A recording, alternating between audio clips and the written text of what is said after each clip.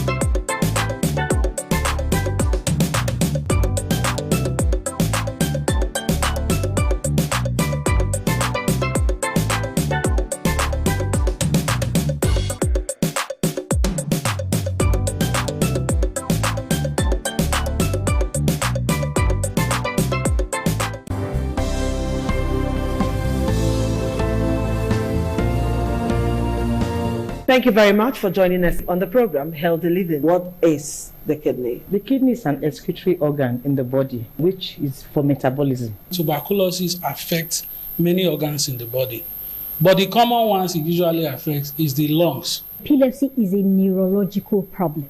Okay. It is an injury in the brain which causes someone to begin to convulse, to go into fits. It is curable, but the cure is a long-term thing. If you eat well and avoid those risk factors that will make your immunity to be down, then the risk of contracting tuberculosis will be reduced. If you're healthy, then you're wealthy.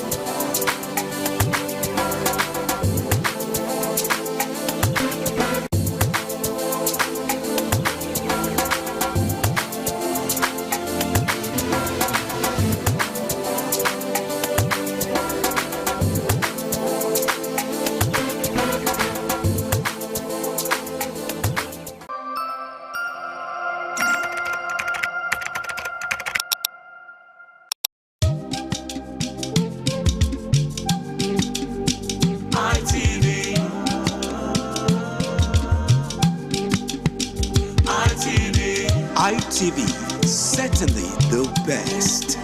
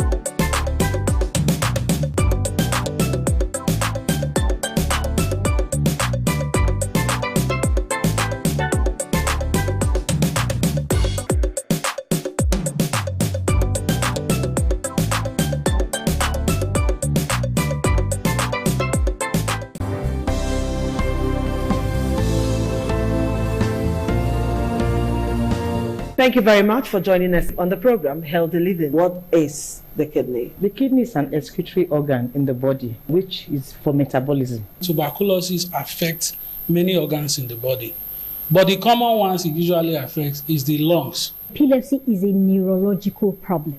Okay. It is an injury in the brain which causes someone to begin to convulse, to go into fits. It is curable, but the cure is a long-term thing. If you eat well and avoid those risk factors that will make your immunity to be down, then the risk of contracting tuberculosis will be reduced. If you're healthy, then you're wealthy.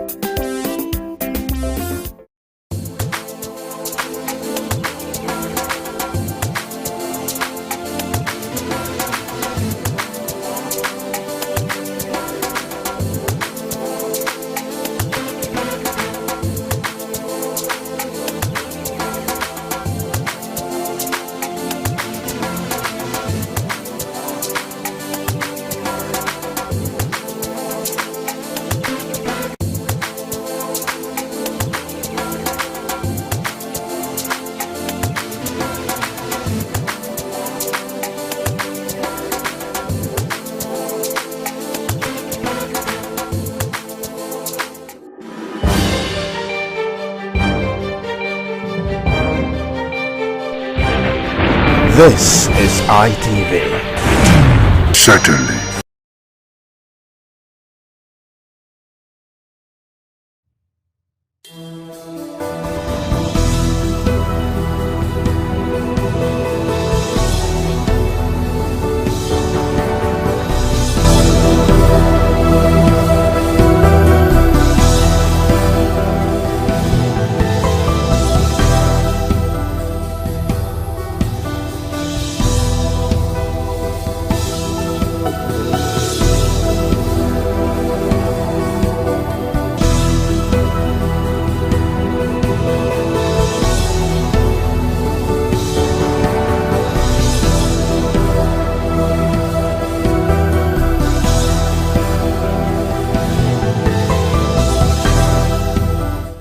It's definitely a wonderful day. Thanks so much for joining us on this week's edition of the program Business 360. So without much ado, we're just going to dive right into it, and we're starting with updates in the Nigerian stock market, and we're giving you updates of the week that ended 14th November 2025, and it ended in a very negative territory, losing about 2,511.22 points to finish at 147,113.59, despite strong gains on stocks like NCR Nigeria and ASO Savings and Loans. By the way, my name is Daisy Leo Asikidi, and welcome. So we continue from there.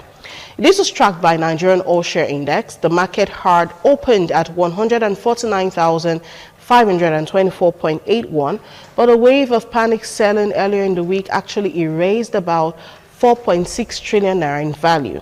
Now, the downturn lingered despite strong rebound the next day when the market gained about 2.6 trillion naira following assurances from the Minister of Finance, Mr. Wale Edun. His intervention likely eased concerns around capital gain tax and even helped soften the weekly decline, though the market still ended in the red. Activity, however, remained strong. Investors traded 7.32 billion shares worth 156.42 billion naira across 134 383 deals, and that's compared to the 3.57 billion shares, at least, that was valued at 107.01 billion naira the previous week. This reflects the overall sentiment. Market capitalization fell to 93.501 trillion naira from 94.99 trillion naira in the week earlier. Well, market breadth showed some improvement for the 8 equities appreciated, and that's up from the 20 that were reported the previous week, and 45 equities declined. A notable drop from 75 previously, but 53 equities closed unchanged. Okay, so overall, the market ended the week under pressure, but showed resilience beneath the volatility. And now for the market overview. The Nigerian All-Share Index opened the week in the red, losing 0.46%. However, the bearish momentum intensified on Tuesday following a panic sell-off, dragging the index down by over 7,500 points to 141,327.3. A rebound began on Wednesday, likely driven by the finance minister's reassurance on capital gains tax. The index rose 2.88%. It continued to gain through the remaining 2 trading days, and eventually it closed on Friday at 147,115.6. This is the key highlight. The NGX Premium Index fell 2.74%, weighed down by a 10% drop in Dangote Cement, 2.06% in Fexed Old Coal, 1.83% in Seplat, and 0.42% in MTN. NGX 30 Index shed 1.73%, while the NGX Main Board Index declined by 1%. And this is the sectoral performance. I'll break it down. The Industrial Goods Index was the worst hit, dropping 6.97%, following a 10% decline in Dangote Cement and a 6.67% fall in Boa Cement. Mid-caps also weakened, with Austin Lars down 18.62%, Triple G falling 9.98%, and Better Glass sliding 6.02%. The next sector will be the NGX Oil and Gas Index. It slipped 0.85% as Seplat fell 1.83%. On the positive side, the NGX Insurance Index gained 2.42%, supported by over 9% increases in Cornerstone Insurance, Guinea Insurance, and International Energy Insurance. The NGX Banking Index also closed higher, up 1.26%, while the Consumer Goods Index posted a modest 0.46% gain. Here are the top gainers. Leading the pack was NCR Nigeria PLC. It soared 32.30% week to date, marking a standard performance and closing at 25 naira 60 kobo, followed by ASO Savings Loans PLC with a 14.44% gain. It ended the week at 1 naira. There were other major gainers like Champion Breweries PLC that went up 11.54% to 14 naira 50 kobo, International Energy Insurance PLC up 11.48% to 2 naira 72 kobo, Secure Electronic Technology PLC up 10.67% to 83 kobo, Cornerstone Insurance PLC up 10.51% to 6 naira 10 kobo, Japol Gold and Venture PLC also went up 9.57% to 2 naira 29 kobo. Guinea Insurance PLC up 9.57% to 1 naira 26 kobo. FTN Cocoa Processors PLC up 9.38% to 5 naira 25 kobo. Legend Internet PLC up 9.13% to 5 naira 74 kobo. But on the flip side, Union Decorn Salt PLC led the laggards, shedding 18.71% week to date to close at 6 naira 30 kobo. Austin Lars and Company PLC followed with an 18.62% decline, finishing the week at 2 naira 36 kobo. There were other notable decliners like Multiverse Mining and Exploration PLC that went down 14.43% to 10 naira. Dangote Cement PLC also went down 10% to 594 naira. Academy Press PLC down 10% to 6 naira 75 kobo. Transco Power PLC down 10% to to 307 naira 80 kobo. Triple G Company PLC down 9.98% to 4 naira 42 kobo. Associated Bus Company PLC down 9.91% to 3 naira 82 kobo. There's also Red Star Express PLC down 9.80% to 9 naira 20 kobo. Abbey Mortgage Bank PLC also went down 9.72% to 6 naira 50 kobo. For the corporate actions that ended in the week under review, the week under review featured several notable corporate disclosures and sector-wide developments. PZ Custom proposed 98 million naira in directors' remuneration ahead of its AGM. Zenith Bank staff Provident Fund purchased 2.3 billion naira worth of bank shares. Presco opened 236.67 billion naira rights issue to fund expansion and acquisitions. Mofi listed its 1 trillion naira Series 2 MREIF on the NGX. Fidelity Bank released its first half 2025 results, reporting 180.5 billion naira in pre-tax profits. Corn Oil declared a 3 naira 50 kobo final dividend for shareholders. FCMB announced plans to raise its capital ceiling to 370 billion naira ahead of a crucial EGM. Although the market closed in the red for the week ended 14th November, the all-share index appeared to be positioning for a recovery towards the 150,000 mark, from which it previously slipped. A full return to bullish momentum in large cap stocks, which came under pressure the previous week, could likely drive the index higher in the sessions ahead. Although the market closed in the red for the week ended 14th November, the all-share index appears to be positioning for a recovery towards the 150,000 mark, from which it previously slipped. So a full return of bullish momentum in large cap stocks, which came under pressure the previous week, could likely drive the index higher in the sessions ahead. So we're going to go on a break on that note, and when we return, we'll talk some more. This one, we're focusing on professionals who want to leave Nigeria and they're eyeing the Europe job market. We'll be back.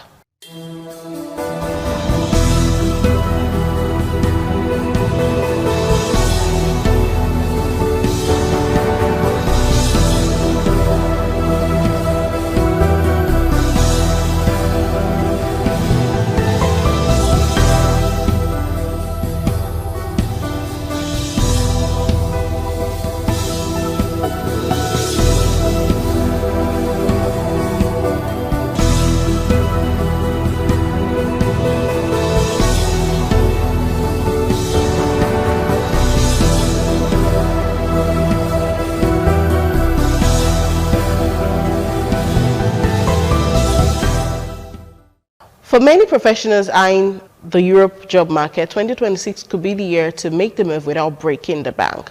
While several European countries have recently increased visa application fee, a few European Union nations still offer affordable pathways that will make it easier for skilled workers, remote professionals, and digital nomads to live and work legally across the continent. So according to a 2023 Gallup survey, 51% of Nigerians want to migrate, placing the country among the top 10 globally for migration intent. Migration to Europe and the United States has grown steadily over the past decade. With Europe's rising demand for skilled labor and lower-cost visa programs, the European Union is becoming an increasingly attractive destination. Currently, more than 260,000 Nigerians live in the EU. So here is a breakdown of Europe's cheapest work visas for 2026, including details on fees and the validity period. I know you thank me for it. I'll be back. On number 9 is Finland, with visa fee €490 and validity of 1 to 2 years. Finland's specialist permit caters to experts in software, data science, and research. While it comes with a higher fee, the fast processing time and innovative work culture makes it attractive for high-skill applicants.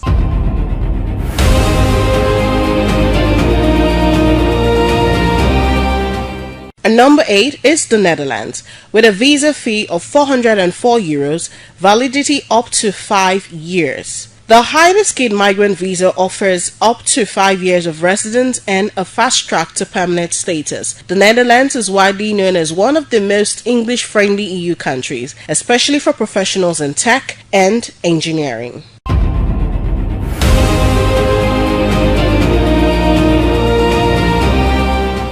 Our number 7 is France. France's talent passport allows long-term residence of up to 4 years. Though the cost is high, it's a strategic option for experts in tech, finance, and creative industries who want to build a base in Western Europe. Visa fee is €324.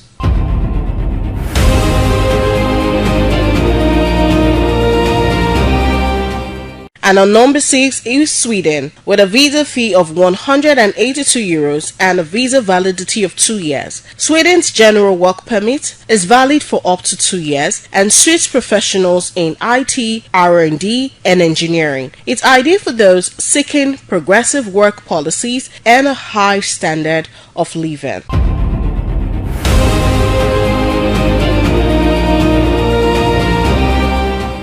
On number 5 is Austria. Austria's visa fee is €160 and a validity of 24 months.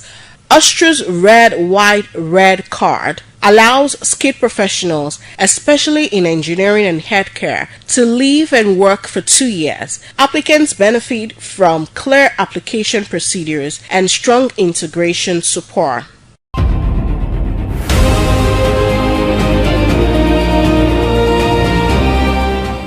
On number 4 is Poland. Poland's D-type visa offers an easy entry route for job seekers in agriculture, tourism, and IT. It's regarded as a low-cost option for first-time migrants aiming to gain EU work experience. The visa fee is €135 and the validity is for 1 year.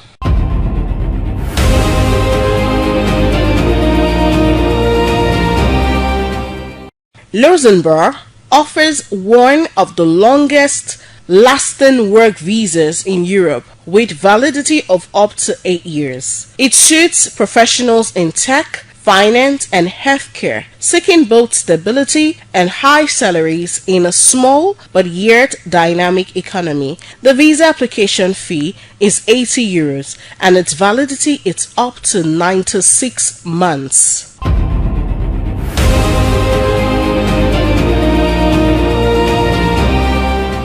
On number 2 is Spain. Spain's visa fee is $80 and the validity of the permit is 1 year. The Spain's digital nomad visa is tailored for remote workers and tech professionals. It grants legal residence and work rights for just 1 year, offering the chance to experience Spain's Mediterranean lifestyle at a low visa cost.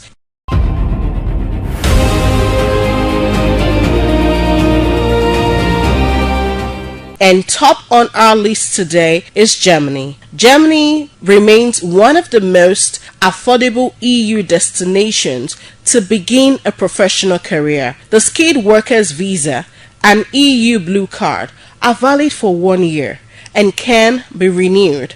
There is currently a high demand for engineers, healthcare workers, and IT specialists across Germany. The visa application fee is €75 and its validity is 1 year, although it's extendable. And that's how we're going to conclude Business 360 today. I'm sure you had a swell time with us. Next week is another time. Till then, keep watching ITV. I'm Daisy Leo Sikidi. Bye for now.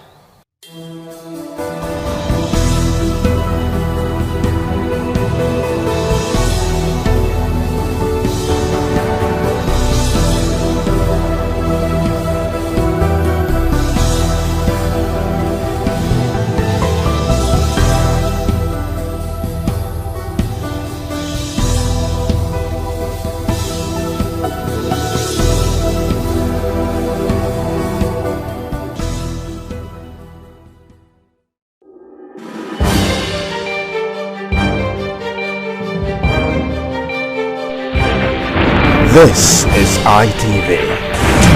Certainly the best.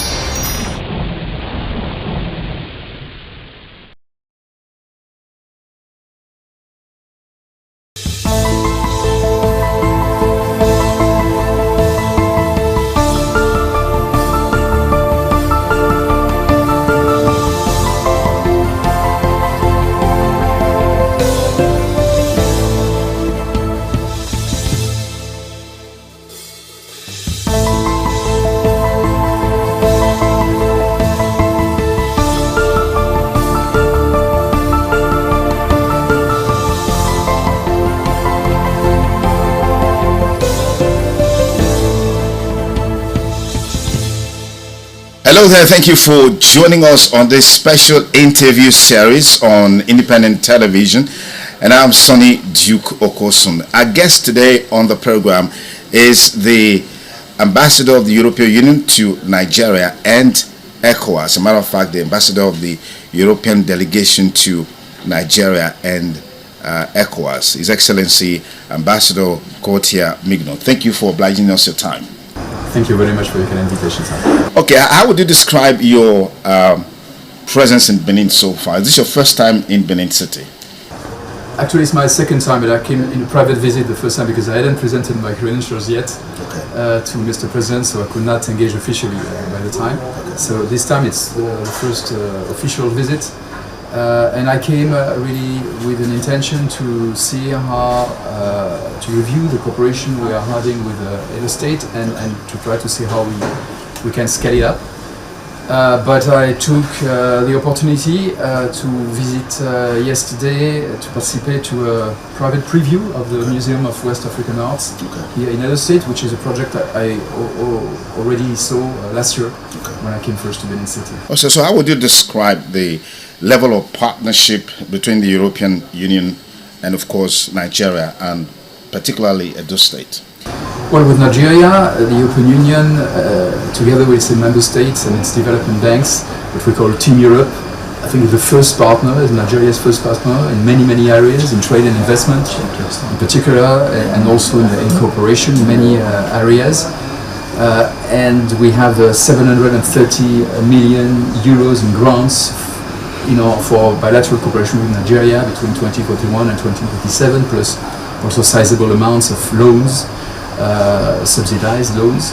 And with Edo State, we've had good cooperation in several areas. I'm thinking in particular of support to migration governance and support to stranded migrants returning to Nigeria, and many of them are from Edo State. And in the last few years, we supported more than 23,000 people to come back and reintegrate into their communities nationally, and many of them in Edo State, just to name an example.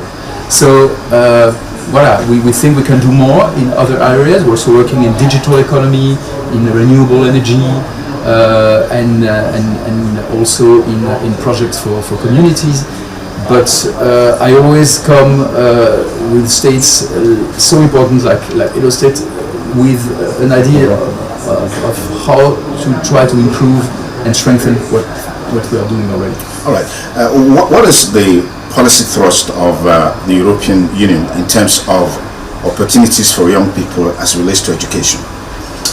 Well, for us, education is key, and young people are a cross-cutting priority in a country like Nigeria. So in all our projects, we integrate a dimension for young people and also for women. And in particular, as far as young people are concerned, we are funding a big national project called Nigeria Jubilee Fellowship Program. It's about helping young graduates to integrate into labor markets by funding a 12-month scholarship for having internships in medium and small size enterprises or public service to get a first professional experience. And this is something that we are now scaling up with the federal government. And we are also offering possibilities of studies in Europe, particularly through the Erasmus program. We have more than 100 Nigerians going every year to Europe to study a master in the framework of the Erasmus program. All right. What is the policy thrust of the European Union in terms of opportunities for young people as it relates to education? Well, for us, education is key, and young people are a cross-cutting priority in a country like Nigeria. So in all our projects, we integrate a dimension for young people and also for women. And in particular, as far as young people are concerned, we are funding a big national project called Nigeria Jubilee Fellowship Program. It's about helping young graduates to integrate into labor markets by funding a 12-month scholarship for having internships in medium and small size enterprises or public service to get a first professional experience. And this is something that we are now scaling up with the federal government. And we are also offering possibilities of studies in Europe, in particular through the Erasmus program. We have more than 100 Nigerians going every year to Europe to study a master in the framework of the Erasmus program in particular.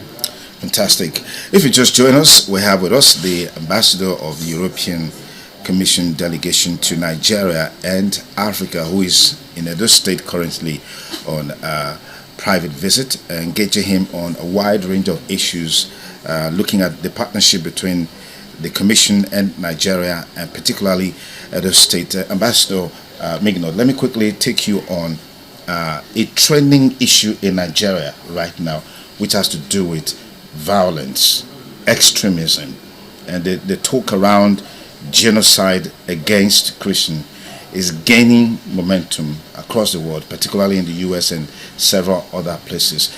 What's the Commission's perspectives on this issue, and what is the intention in terms of helping Nigeria to deal with banditry, Boko Haram, and all other extremism that we're seeing playing up in the country right now? I think it's important not to exaggerate or oversimplify situations which are very complex in Nigeria in terms of violence and insecurity. Of course, it's a big concern for everybody, including for us. We are very much committed with freedom of religion and belief in particular, and of course, any attack against communities or individuals because of their religion must be condemned, unacceptable. But at the same time, we stand in solidarity with Nigeria, with the victims of the attacks, of course, and with the overwhelming majority of Nigerians who are willing to coexist peacefully beyond ethnic or religious differences. And so we stand in solidarity with Nigeria to fight the many drivers of violence and insecurity, and religion is only one of them. And we've been supporting Nigeria for many years through many projects of peace building, of de-radicalization, demobilization of former members of non-state armed groups, for instance. And we are ready to do more. The European Union some 12 years ago received the Nobel Prize for Peace. And so we always feel the necessity to be up to this great distinction that we received, to work on peace building, to work also and strengthen our relationship on security and defense with Nigeria, but in a spirit of partnership and of respect for Nigeria's sovereignty. Fantastic. You're here specifically because of the Museum of West African Arts, MOA, which of course was launched just a few days ago. But what's your take on the current issues surrounding the Museum of West African Arts, particularly against the background of some of the things that happened there, during the inauguration of the center? You were there. I was there. It was not an inauguration of the museum, actually. Okay. It was just a private preview. Okay. Because the organizer, I think, very wisely decided, as there were some criticisms, to postpone the formal inauguration of the museum. They announced this already a few days ago. And so yesterday was just a private preview for partners, friends, diplomats like myself and other European ambassadors. The EU has no direct involvement in this project. We are not funding this project. We might do it in the future because we want to partner more with museums and cultural institutions in West Africa and Nigeria, but we have no direct involvement so far. So I came here really to see the advancement of this very wonderful project I discovered last year when I came first, which is a great opportunity for Edo State, for Nigeria, and for West Africa. It's a West African museum. It's not about only Benin or Edo State or Nigeria even. It's West African. And I must say that the experience that we had yesterday was quite unpleasant and deplorable, because this private event on a private property was disrupted by so-called protesters who came in, allowed by the police, because there was security all around, but they left them in. And they disrupted the whole event. So it's exactly how you scale off. You scale off investors and development partners coming in good faith, to partner with your community. And Germany, for instance, has invested 8.5 million euros in this project. If now they see that this project cannot operate normally, I mean, the conclusions will be quite clear, not only for Germany but for all European stakeholders. Fantastic. Let's look at a general issue that relates to the involvement of the Western world in Africa in terms of development, in terms of partnership, in terms of insecurity. Talking about partnership, we're seeing the European Union, for example, always disposed to giving loans to African countries, Nigeria inclusive. The perspective of these loans being a trap for developing countries, underdeveloped countries. What are your thoughts? What's the Commission perspectives on this? Well, this is a trap where we felt collectively, the lenders and our African partners 30 years ago, and we had at the time to pardon part of this debt, to do a whole work to get out of this situation. So now, through, in particular, our new cooperation strategy, which is called the Global Gateway Strategy, we are very attentive not to fall again into this trap. So we limit the level of indebtedness of partner countries. We give subsidized loans. We don't want to fall again into this trap. And what we are seeing with concern is that African countries, some of them, are falling again into this situation with other lenders, not the European Union, because we've learned from our first experience. So this is why now we work very much with financial instruments, blending loans with grants, for instance, subsidized loans which create revenues for the country, so making sure that they can be reimbursed. So it's really a point we are very attentive to. On a global scale, we've seen the disappearance of peace, so to speak, at the global level. I mean, the Hamas-Israeli crisis there's a ceasefire, there's some sort of agreement, but we're still seeing some measure of violence. We saw recently the RSF activities in Sudan, particularly in Al-Fasher. That crisis is still going on.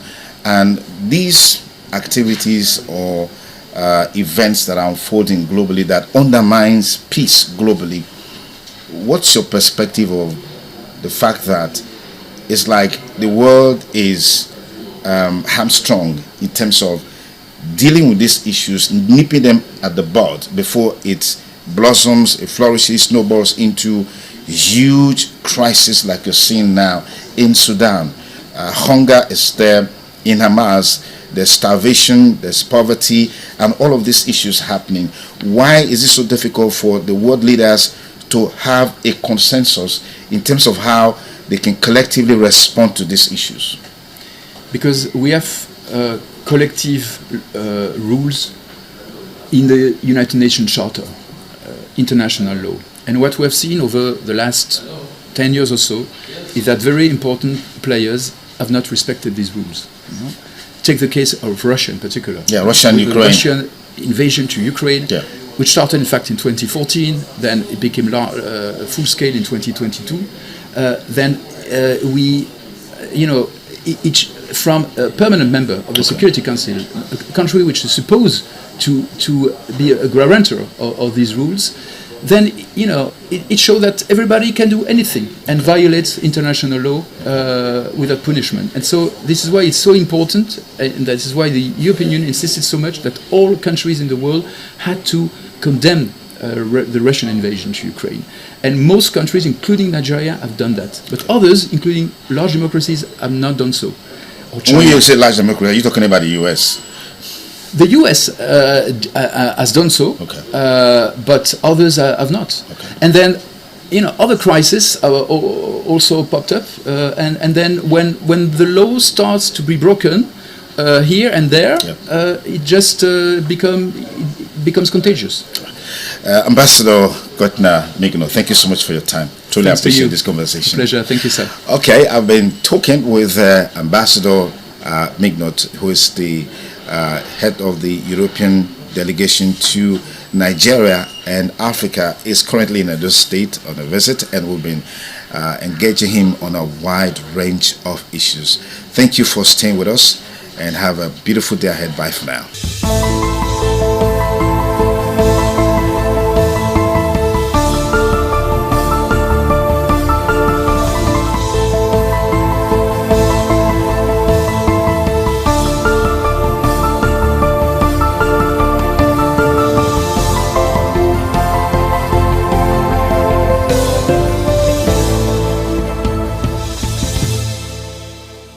Certainly the best.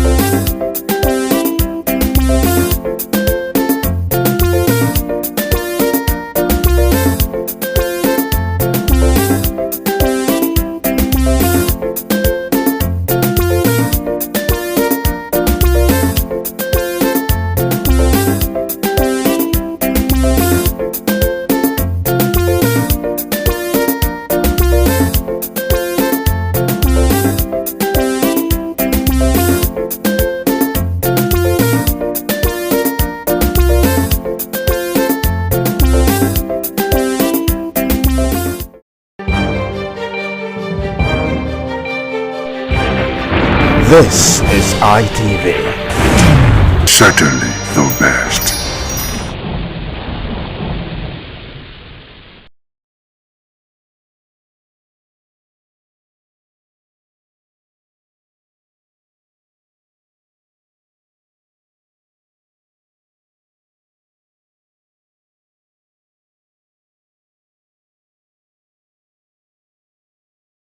A very beautiful morning to you, and thank you for joining us on your ultimate breakfast current affairs program this morning on ITV. We're broadcasting live from Benin Network Center on the program this morning. I am Lawrence Osifo. I'm not alone here in Benin. It's a full house. When I say full house, it's indeed a full house, and I have my colleagues joining me here in Benin before we transit you to Abuja and Lagos. I have Sonny Duke Okosun live in the studio with me. Good morning, Sonny. Good to have you.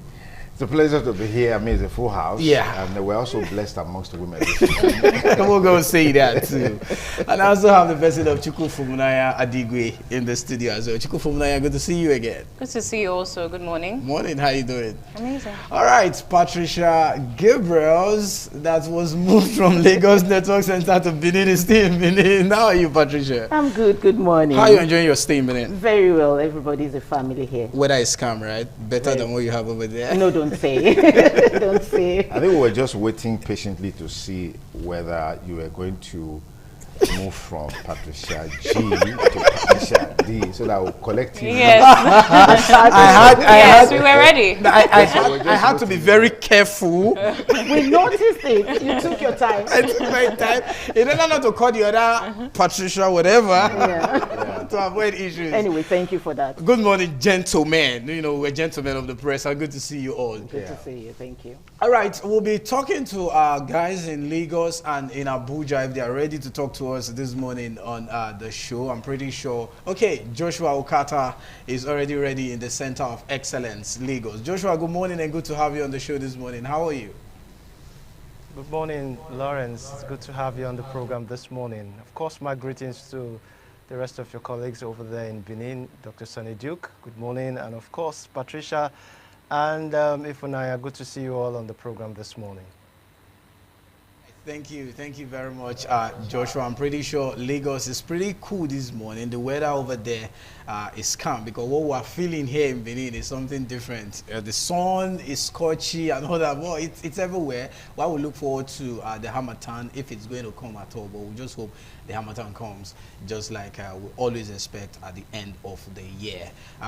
Charity Tanko in Abuja is ready to also talk to us. Okay, Charity isn't there yet, but here in Benin, we have so much we'll be talking about. The insecurity that has bedeviled the country in the past few weeks, the kidnapping from Kebbi to Niger to Kwara and all that. We'll be looking at the call for state police. The president has already written to the National Assembly, let's establish state police, which has also been the crux. People have been talking about it even before now, that state police will also help in mitigating some of these crimes that we're saying, the kidnapping, the banditry, the terrorism, whatever name you want to call them. That will be our cause of discussion here in Benin this morning. And also we'll be talking about polio eradication, and someone who is also an expert in that field also talk to us about polio eradication, one of the menace that have been trailing little children especially, and we'll be looking at that as well. And we'll also have a one-on-one discussion with someone in the Edo State government who have many things he have done for his people, who will also be talking to us on the show in Benin this morning. I'm pretty sure you have your lineup there, Joshua. Let's get to here before I come back to my colleagues here in Benin. Of course, talking about insecurity, it's a conversation that has refused to leave the front burner of national discourse in the course of, say, 2-3 weeks now, given pockets of crime and, of course, attacks in the northeastern region. And unfortunately, as it were, like a cancer disease is gradually spreading down south, which has also, you know, precipitated reactions from the southern governors who met recently and vowed to, you know, look into the issues in terms of tackling the menace. So from our Lagos Network studios, we will be looking categorically on escalating insecurities, particularly the agendas that were looked into by the governors, you know, and of course we'll be analyzing those critical issues that were brought up in the course of the conversation, you know, in the meeting that they had. And some of those issues would be security challenges, economic cooperation, state policing, and of course forest surveillance. So these are some of the critical issues that will form the basis of our conversation from our Lagos Network studio this morning. Thank you very much, Joshua. Amazing one. I saw the Southwestern Governors Forum, and after their first meeting, before they also held another one called the Southern Governors Forum that was held in Oyo State, chaired by the Oyo State governor and some of the other governors, talking about how they can secure their terrain and their people. Let me come to my colleagues here in Benin. Sonny Duke, I'm pretty sure you are abreast with that meeting that was held in Ibadan, a way to secure.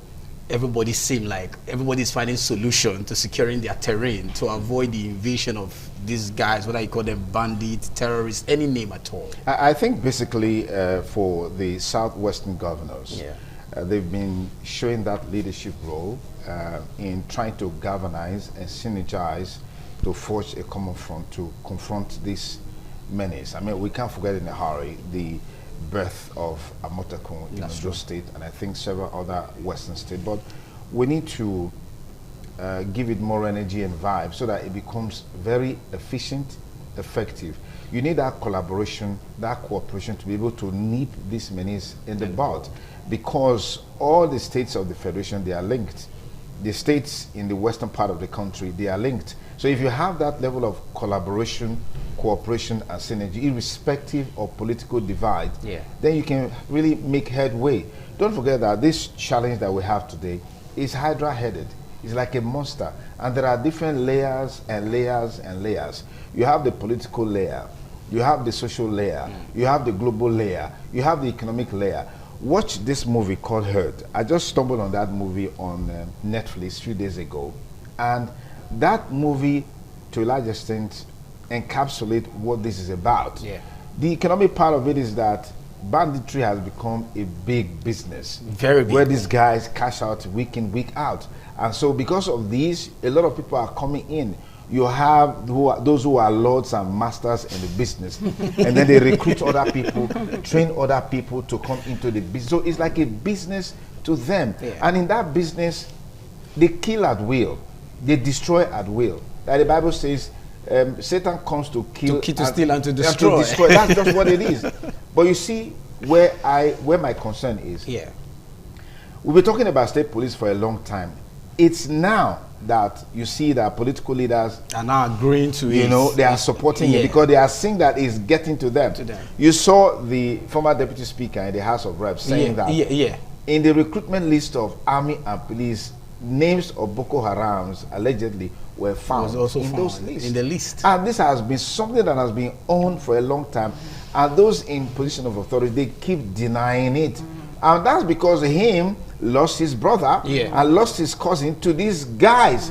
And if we are saying that these people, they are strangers, they are aliens to us. So what stops us from empowering our community to confront them, to defend, you know, these places? So it's high time we get into this and empower our community to be able to start. I mean, you saw a video recently or some time ago where the director of SSS came out to talk about his community, how he was able to mobilize them, galvanize them to engage these people. And there's also a story trending online, I don't know how true that is, in Rivers, how the people were able to resist them. That is what, because the Bible says, resist the devil and he will flee. Not even run, he will flee. He will flee. It's as simple as that. Yeah, that's true, Sonny Duke. Let me get your thought on that as well, Patricia. Okay, so the South-South governors coming together is a fantastic one. Okay, Ametoku, like you said, has been doing a great job. Yeah. But it's very important they come together so that these borders, you know, to each state could be actually guided. These people live in the community. These guys lives in the community. Let me call them guys, the bandits, whatever they are. They live in the communities, and it is very important that communities are guided. That is why the Amateku has been doing so well right there. And so now that the president is saying he's backing the governors for state policing, it's a fantastic and a welcome idea because it is getting and spreading to everyone. It is not just in the north anymore. It used to be in the north. It started from the north. But it's coming down to every other state in the country. So it's a thing that we should attack right now, or else it becomes a very big problem because we see them on social media. These bandits coming out on social media. I keep asking myself, how do they get into social media? They come into social media. They're even social media is everybody's thing. Anybody can be on social media. So, but where are they? Why can't we identify them? So this is where those in authority, they need to be more brutal in dealing with these guys, because security has gone beyond the barrel and the bullet. The barrel and the bullet. It's technologically driven. If you look at the Israel-Hamas war, you look at Russia-Ukraine war, you see a lot of AI-driven technology at play in gathering intelligence, in gathering information, so that you use those information to engage these guys. Maybe Fifi wants to say something. Yeah, definitely. Yes, I've always, just the other day on Monday, we're talking and I was telling you, Dr. Sonny Duke, how it's just very appalling that these insurgents, they come online, they post their evil deeds, and how is it that they are not being tracked? Exactly. We talk about not having the technological willpower, but I don't believe that that's an excuse, because if a common person, someone who has not killed, someone who has not you write something about the government. If someone if that person comes and speaks ill of the government, that person will be tracked down and would face the full wrath of the law. So why is it that these insurgents are not brought to book? And talking about the creation of state police is something that it's actually needed, and it's good to see that now the government, the presidency, is also coming on board with this. We've seen the Southwest governors in the past, just like Dr. Sonny Duke has said, come to pull their weight behind the call for state police. And now seeing the presidency also want to do that is really laudable. And also the presidency also coming to say from 20,000 recruits we are going to 50,000. It's good to see them actually come out to now want to nip this very, very crazy situation in the bud. Okay. Well, talking about recruitment, before we take a break to bring you the papers, I don't actually think recruitment is not really the problem, Dr. Sonny Duke. Yes, it is, because... You think so? Yeah, it's a huge problem. I listened to... But there are personnel there. It's not about personnel, they're enough. Okay. Nigeria is about over 250 million people. Okay, what is the strength of the Nigerian police? What is the strength of the Nigerian army? Yeah. Once something happens here, you mobilize people there. I will have a lot of ungoverned spaces in this country that these guys take advantage of. Oh, yeah. So that's what the problem. So we need to boost our security forces. Dr. We need to empower men of I want to ask you, yes. if we recruit them, Yes. do we have enough arms for them? Exactly. You see, is the question. You know, when we talk about the political will, it's a holistic thing. Okay. If you are recruiting people, you have to put the structures in place to empower them, increase their capacity to function and deliver on what is expected of them. You're training them, you know you've got to buy arms, right? Yeah. Now, I talked about the fact that there's also a global dimension to all of this. Yeah. Many of these places where you have some of these flashpoints, there are a lot of mineral resources that are being mined. You have gold, you have uranium, you have lithium, and all of. For example, Sambisa Forest is not to be the hotbed of Boko Haram. Yeah. I saw a video recently, a map showing the structure of the enclave of Boko Haram, Yeah. the layers of protections that they have, and this is not rocket science. This information is there, and that's why we talk about political will for a government. And when former President Goodluck Jonathan was on board, we had some alliances. And what was the alliance? Some mercenaries who were coming to help the Nigerian army. And that's what's happening globally. Even in the Russian-Ukraine war, you see mercenaries coming in. But by the time President Buhari came, they dropped those people away. While those people were on the ground, they were winning the war against Boko Haram. Gradually. Because what were they doing? They put gadgets on the ground, survey where they are, and then just 2-3 guys goes there and smoke these guys out. And that was going on consistently. But you see that once that political will was eroded, the whole thing changed. And that's why we're back to where we are today. You saw the general who was killed recently. Look at the circumstances surrounding it. In military circle, in security circles, you must have an encrypted, dedicated channel of communication, which nobody can access. And for that guy, he probably would have been alive if that was the case in terms of the information that was gathered. But what happened? His location was easily located, identified. Even the charts that they had, I saw the chart as by the insurgent, and they picked him up and then executed him. My question, Sonny Duke, is how did the charts got out to the public space? Is the military, do we have moles in the military? There's moles everywhere. No, I mean, when we say, former President Goodluck Jonathan said there were Boko Haram in his government. I mean, Dr. Sonny Duke was just even talking about the video that's out there of the deputy speaker coming out to say those Boko that were Haram, pulled into the military are Boko Haram, ex-Boko Haram. Then there's a major problem. There's a major problem. About the fact that you have layers and layers and layers, but once you have a leadership that is ready to make a change, that is ready to make that bold move and defy the response and reactions that follows it, we'll make headway, because all we need to do is empower the community and they will be there. All right, empower the community and we'll be there. We hope the government will be able to empower the communities and for us to put a stop and nip this whole insecurity in the board, because it's spreading everywhere. It's spreading so viral than we ever think it is. We'll go on a break now to bring you what the papers are saying on TMI this morning. Stay with us. Welcome back. It's the TMI on ITV. We're going to be looking at the newspaper headlines this morning. So let's start with leadership. And the major headline there says President Tinubu declares nationwide security emergency. You can find out on the newspaper. All right, our New Telegraph is also leading with the same headline. Tinubu declares security emergency, orders more recruitment into the armed forces. You can find that in page 3 of the New Telegraph newspaper. Moving on to our next point of call, we have This Day newspaper. A major headline there is on insecurity. 17 southern governors agreed to create zonal security fund. On Daily Independent, we can also see the same headline. Tinubu talks tough, declares national security emergency. And below that, we can see Senate probes withdrawal of troops before Kebbi abduction. Senate probes withdrawal of troops before Kebbi abduction. And then on Punch newspaper this morning, adoption crisis, Tinubu declares emergency as NAS rejects bandits negotiation. All right, moving on to our next paper, which we'll be looking at, The Guardian. A major headline there says, Tinubu declares emergency on security, backs governors on state police. Still, the nation is still saying almost the same thing, emergency on security. Tinubu okays a state police, which will be our talking point on TMI this morning in our Benin Network Center. Okay, on Tribune, Nigeria Tribune this morning, says Senate in intense debate over rising insecurity. Moving on from the Nigerian Tribune, we'll go to Daily Trust.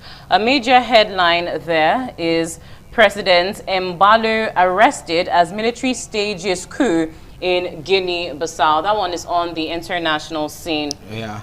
All right, the last paper we have here is going to be the Vanguard. Above the masthead there says 2 killed as vigilante force bandit attack on Kogi School.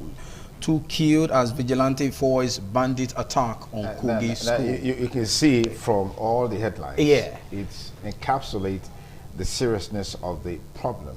And this sort of comments and commentary that we're seeing reflects the mood of the nation. But we should go beyond headlines and the rhetorics and match words with action to deal decisively with this issue. Now, there's something that struck me in one of the headlines. It says Senate is going to probe the withdrawal. Troops withdrawal. Yeah, before the attack. So you see the conspiracy, the complicity.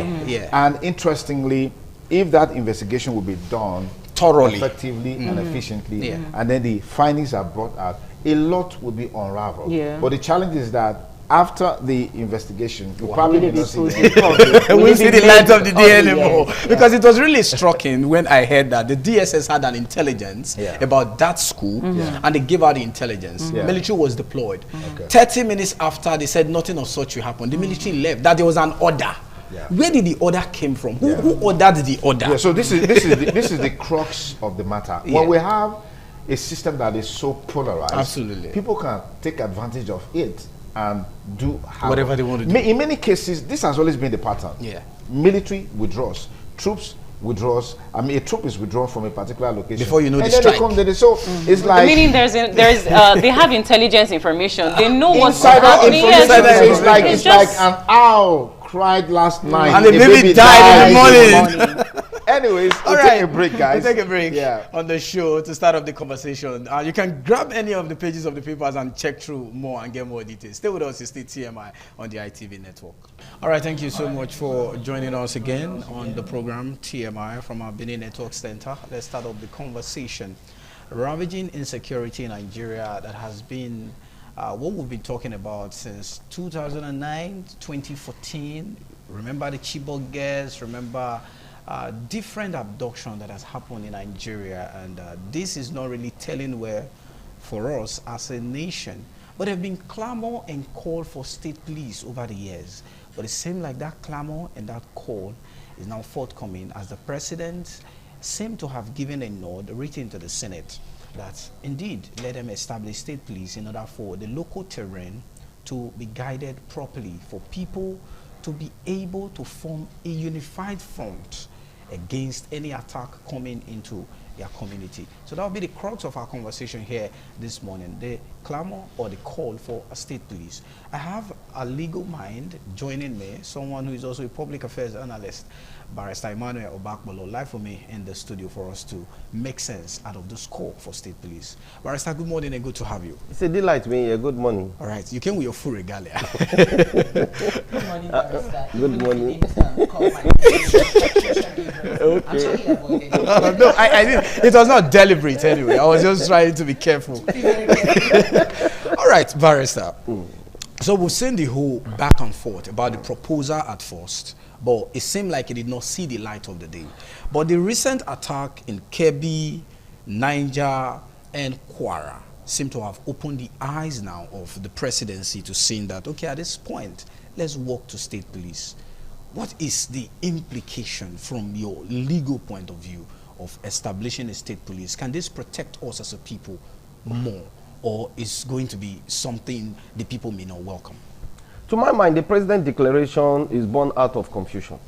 Why would you say that? Yes, when the reason for that opinion is when you look at the provisions of the Constitution, just now, particularly Section 14, sub 1, say Nigeria shall be a democracy based on the principles of democracy and social justice. The ultimate question to be asked is are we practicing democracy, and is there social justice to all and sundry? That is one part of it.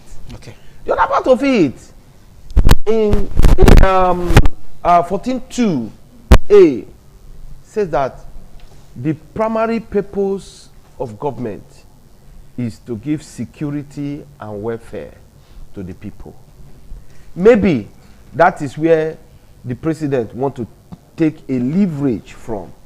But I must tell you that before the emergence of this president, once upon a time, he did criticize the administration of President Goodluck Jonathan on security matters, particularly the Chibok girls that you mentioned, and the Dapchi girls later on we heard again. Now, the president was a magnetic critic to that administration, and the president made us to understand that he knows the nitty-gritty of strategy. security. And you know, some persons have tagged him. They give him the toga of the strategist. But I must tell you that this man is a pathological failure. With respect to in my opinion. Okay. Yes, my opinion. Okay. Now the president has just made the declaration. Even before the declaration of the president of state police by the president, we saw the president made a declaration that the police that are with the VIPs should be withdrawn. Few minutes later, there was a U-turn.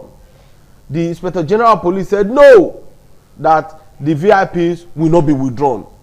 You cannot see that the president is speaking from both sides of his mouth. The Inspector General of Police is speaking from both sides of his mouth. The security chiefs are speaking from both sides of their mouths. So where are we going to?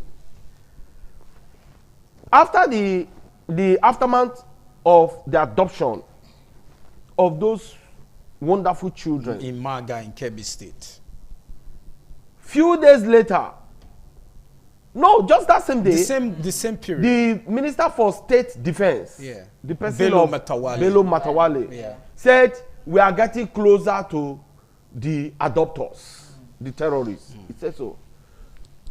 Few hours later, we were made to understand that the children have been rescued. And a top army general came out to say that there was no need to arrest the terrorists. There was no need to kill any of the terrorists. The IGP also said that. The IGP. And that goes to tell that there was a negotiation. But they said there was no negotiation. If there was no negotiation, how did they get the children from the hands of It's those also terrorists? possible they condoned off the environment and they were able to rescue. No. It could be possible. No. Okay. There was a negotiation that led to ransom. Okay. There is no how. Yeah, we're not sure about exactly. Whether you are sure or you are not sure, me, I am double sure. Okay. And that led to the release of those children. One thing that this president is concerned about is 2027. He's looking for how to give himself a plus. Yes, he has succeeded in getting 80% of the governors to his side. Now, what next? Is it all about winning the election, either by crook or by hook? Is that what he's concerned of? What about the flagrant violation of the Constitution and the breach of international laws and conventions? The president has not been able to guarantee the safety of lives and property in Nigeria. And that is the ultimate task of every reasonable government. So obviously, you are indicting the presidency as a stand, right? Yes! And now, a man that could say, oh, I withdraw every police from every VIP. Few minutes later, his own Inspector General of Police contradicted him. Later on, he said, I have declared emergency or national security. But the IGP has the power to speak for the people working under him. Without recourse to the president? Who is the commander-in-chief? Is it the IGP? No. It's the president. The president is the commander-in-chief. Okay. So if there is any security breach, no person will be held responsible but the president. Okay. And that's why I see even the governors will tell you, oh, we don't have authority over the commissioners of police. That they take orders from Abuja. Good and fine. Okay. But now, where are we? I want to ask you a quick question, pertaining to what you're saying, because you have not answered his question. Saying that the state policing thing would not work, or it is not needed for the president to have declared that he's backing up the governors on the state policing issue. Declaration of state police is not within the purview of the mouth of the president. It must go through a legislative process. Okay. As the National Assembly, the president needs to send a proposal like to the National Assembly. Bill that will become an act later. So the National Assembly will now look at so that it can become a law. So a mere declaration will not work. That is what I'm saying. But you and I know that whatever goes to the National Assembly under the 10th National Assembly, where we are seeing everything that happens, we always go there and get ignored from the legislators, the 160. Don't you see? Because a lot of persons have tagged the administration of Akpabio as a president. I don't want to use the word on my head right now. Supersonic rubber stamp. No, you said that. I didn't say. Supersonic rubber stamp. So National Assembly. Don't you foresee that when that proposal actually gets there, even within 1 week, that will be done? Within split of seconds, it can be done. Okay. Already they've been invited to a sumptuous meal. Yeah, he said that yesterday. Tomorrow, at the villa. Yeah, and you see the excitement on the face of the Senate president. Our mother. It's going to be for discussion. While they are discussing, they will be eating. Okay. With a woman who has a mere appellage of first lady. But she was there before. She was a member before. Okay, now is it the president that is the commander-in-chief? Oh, the president has now shared his the toga of the commander-in-chief with the wife. Is that what we are having now? The office of the first lady. She's being concerned. And that is why no, they want to go and eat the porridge of confusion and loyalty. They're interested in eating that's your opinion. The porridge of confusion and loyalty. You saw the excitement. Our mother has invited us. Yeah. And in a situation that we find ourselves today, and somebody is excited to go and eat porridge. But it's not porridge. They didn't specify the meal. Oh, what are they going to eat there? Hold on. It could be that they are going there. I tell you, it's the porridge of confusion and loyalty. Barrister Emmanuel, Barrister Bakpolo. Yeah, it's your opinion. It's your opinion. But they did not stipulate the meal they are going to the villa to eat tomorrow, because tomorrow is the D-Day for that invitation. Let's speculate. Listen, the wife of the president is deemed to be a pastor. She is not deemed. She is a pastor. You say so, for me, it's deemed to be a pastor. Why is she not fasting and praying? But she declared fasting and prayer once upon a time for people. People should come and pray. People should come and fast. The same. But she wouldn't tell you if she's doing that in her closets. Okay, that's why she want to summarize the fasting and prayer with a porridge of confusion and loyalty. That tells you that Nigeria is going nowhere. Okay, let's now go back to the state policing. The will of the governors, because like you said, the governors will tell you they don't have power over whether the commissioner of police, the brigade commanders in the state, it is the presidency who give order. You see, so it's like the hands of the governors are tied.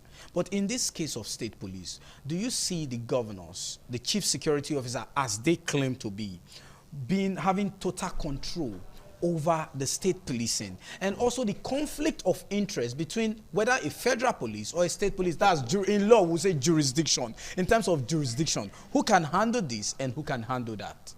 Do you foresee a conflict of interest? Akula naki his cases. The eagle does not catch fly.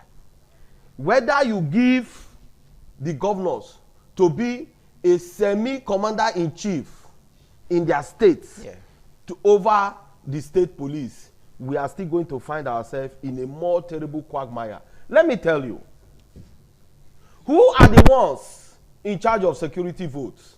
The governors. But the same people will tell you that their hands are tied, but they are busy collecting security votes every month, and they're busy, they lavish it the way they like. You see them living a very rainbow-like life at the expense of the security part of what, of the people. It's part of what goes with the officers. Just the Amotekun we have in the West. We see what the governors are doing with it. Yeah, even the meeting they had. The ones we have, they call Ebube Agu in the East. We are seeing how the governors are doing with it. The one we have here in Edo State, who have now aligned themselves, they are now tied to the apron of the Nigerian police, and they are now experts in collecting money on the road instead of giving the people security. We see what they are doing. Allegedly collecting money on it is not an I've met them. It's an experience. Allegedly. I've had you are a lawyer, so you know when I say allegedly, you know what I mean. Several altercations with them. Why are they interested in collecting money from people? Okay. Is that the reason for them being groomed? Okay. Waste public funds to bring them up? Let's go back to state policing. Yes. That is the major topic of today. Yeah. State policing. Now the presidency has backed the governors, and you are complaining, by the legal aspect and every other aspect. But don't you think it is very needed right now, seeing what is going on in the country? Yeah. And then the governors, of course, knows that it is getting closer to them. It's getting closer to everybody, especially them, because we see these bandits on social media even saying, I saw one of the videos allegedly saying, one of the bandits saying their target is Mr. President. Okay, so it is getting very close to them. Don't you think they'll be more serious and focused with the state police now? Their target is the president and the governors. Don't you also think that is the reason for this declaration? That is the reason for the declaration. Okay. And I tell you, if let's assume that state police came through, who is going to fund it? Is it the same state governors who are impotent in paying 70%? Okay. 70,000 minimum wage. Now, what is the recruitment process? All right. Of the people that want to be a part of the state police. In the state police. Barrister, let's take a break. We'll continue with that conversation. We'll go on a short break on the show. Please stay with us. All right, thank you very much. It's still TMI on the ITV network. We're still looking at a call for state police from our Benin Network Center. Barrister Obakpolo was actually talking to us before we went on that break. You were talking about the recruitment process. Now, we know how this recruitment has done even into the federal police, as the case may be, because now we'll have to now start, if it's scaled through, we'll have to now set our default setting to federal police and state police. I don't know if you understand. We know how the processes are, recruitment process. Do you foresee the recruitment process into the state police as a process that will be, seamless, that will be fair, unlike what we've been having over time? No. Why do you even think in the process of recruitment of federal police is not fair. It has never been fair. Okay. We see money change hand. One part. We see ethnicity. Allegedly. We see religion. Allegedly. No, I've seen it. I saw it. Okay. And I challenged some of them. And if today the state police bill goes through the National Assembly successfully, which I know if the president intends for it to happen, with split of seconds, this man will pass it. This supersonic rubber stamp National Assembly. Yeah. Now, two, it is going to be party affair. Do you belong to the All Progressive Congress? Who and which politician do you know? You begin to hear, bring letter to whom it may concern. From the traditional. And at the end of the day, the purpose of that state police will be defeated.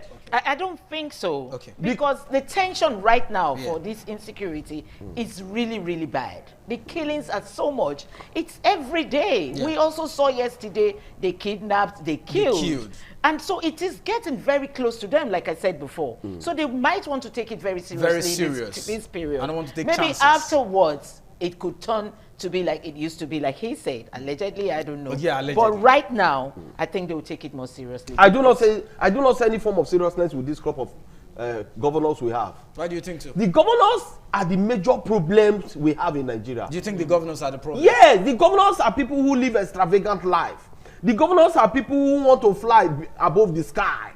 The governors are people who don't see anything about their people. All they are after is themselves. 3-point agenda. Me, myself, and I. Me, my wife, and children.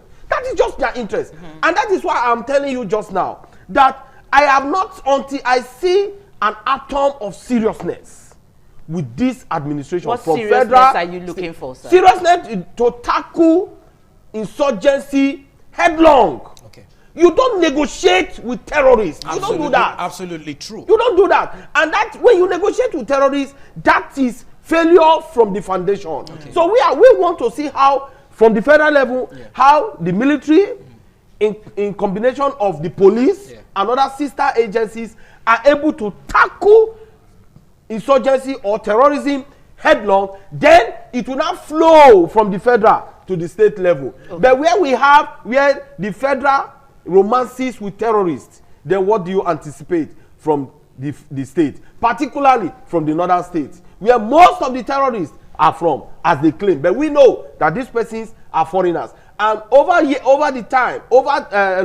a long time now, we'll be shouting, look, some persons have invaded this country, but the federal government, the military seem not to understand the plight of Nigerians. Okay. So I'm now using this platform to call on them, that for them to prove to Nigerians that they're ready to tackle insurgency, insecurity, terrorism, kidnapping and other crimes, is to face it headlong. Okay, before we wrap up, I think you have a question before we call it a wrap. Yes, we're going to be calling it a wrap, but like you said, you needed to be sure that this government wants to tackle insecurity.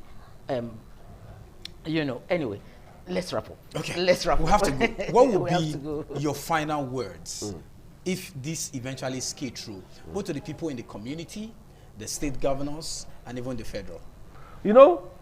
Final words. We thought when the president came with the idea of forest guards that was going to skate through, but it never skate through. So I do not see any magic with the state police. But however, we admonish them that it is the responsibility of government to protect lives and properties in Nigeria. All right. Thank you very much, Barrister Emmanuel Bakbelo, for joining us. We'll take a break on the show. TMI continues shortly. Stay with us. The ITV Network. From our Benin Network Center, let's dive into the next conversation we'll be having this morning. Polio eradication, a Rotary's effort in ending polio. I have joining me live in the studio the District Governor of 9141, Rotarian Anthony Wogire, and also have Rotarian Kelechi Ekeze, the District Secretary of Rotary 9141, live with me in the studio this morning. Good morning, gentlemen and lady. Good to have you both. Good morning. All right. Yeah. Okay. Talking about polio, growing up, we see those who talk about polio, how it affects children and even deform them at a point. What is the Rotary Club really doing to help with this menace of polio? Okay, good question. So polio has been in the world. I need to start from the background so that you understand where we took it from. Okay.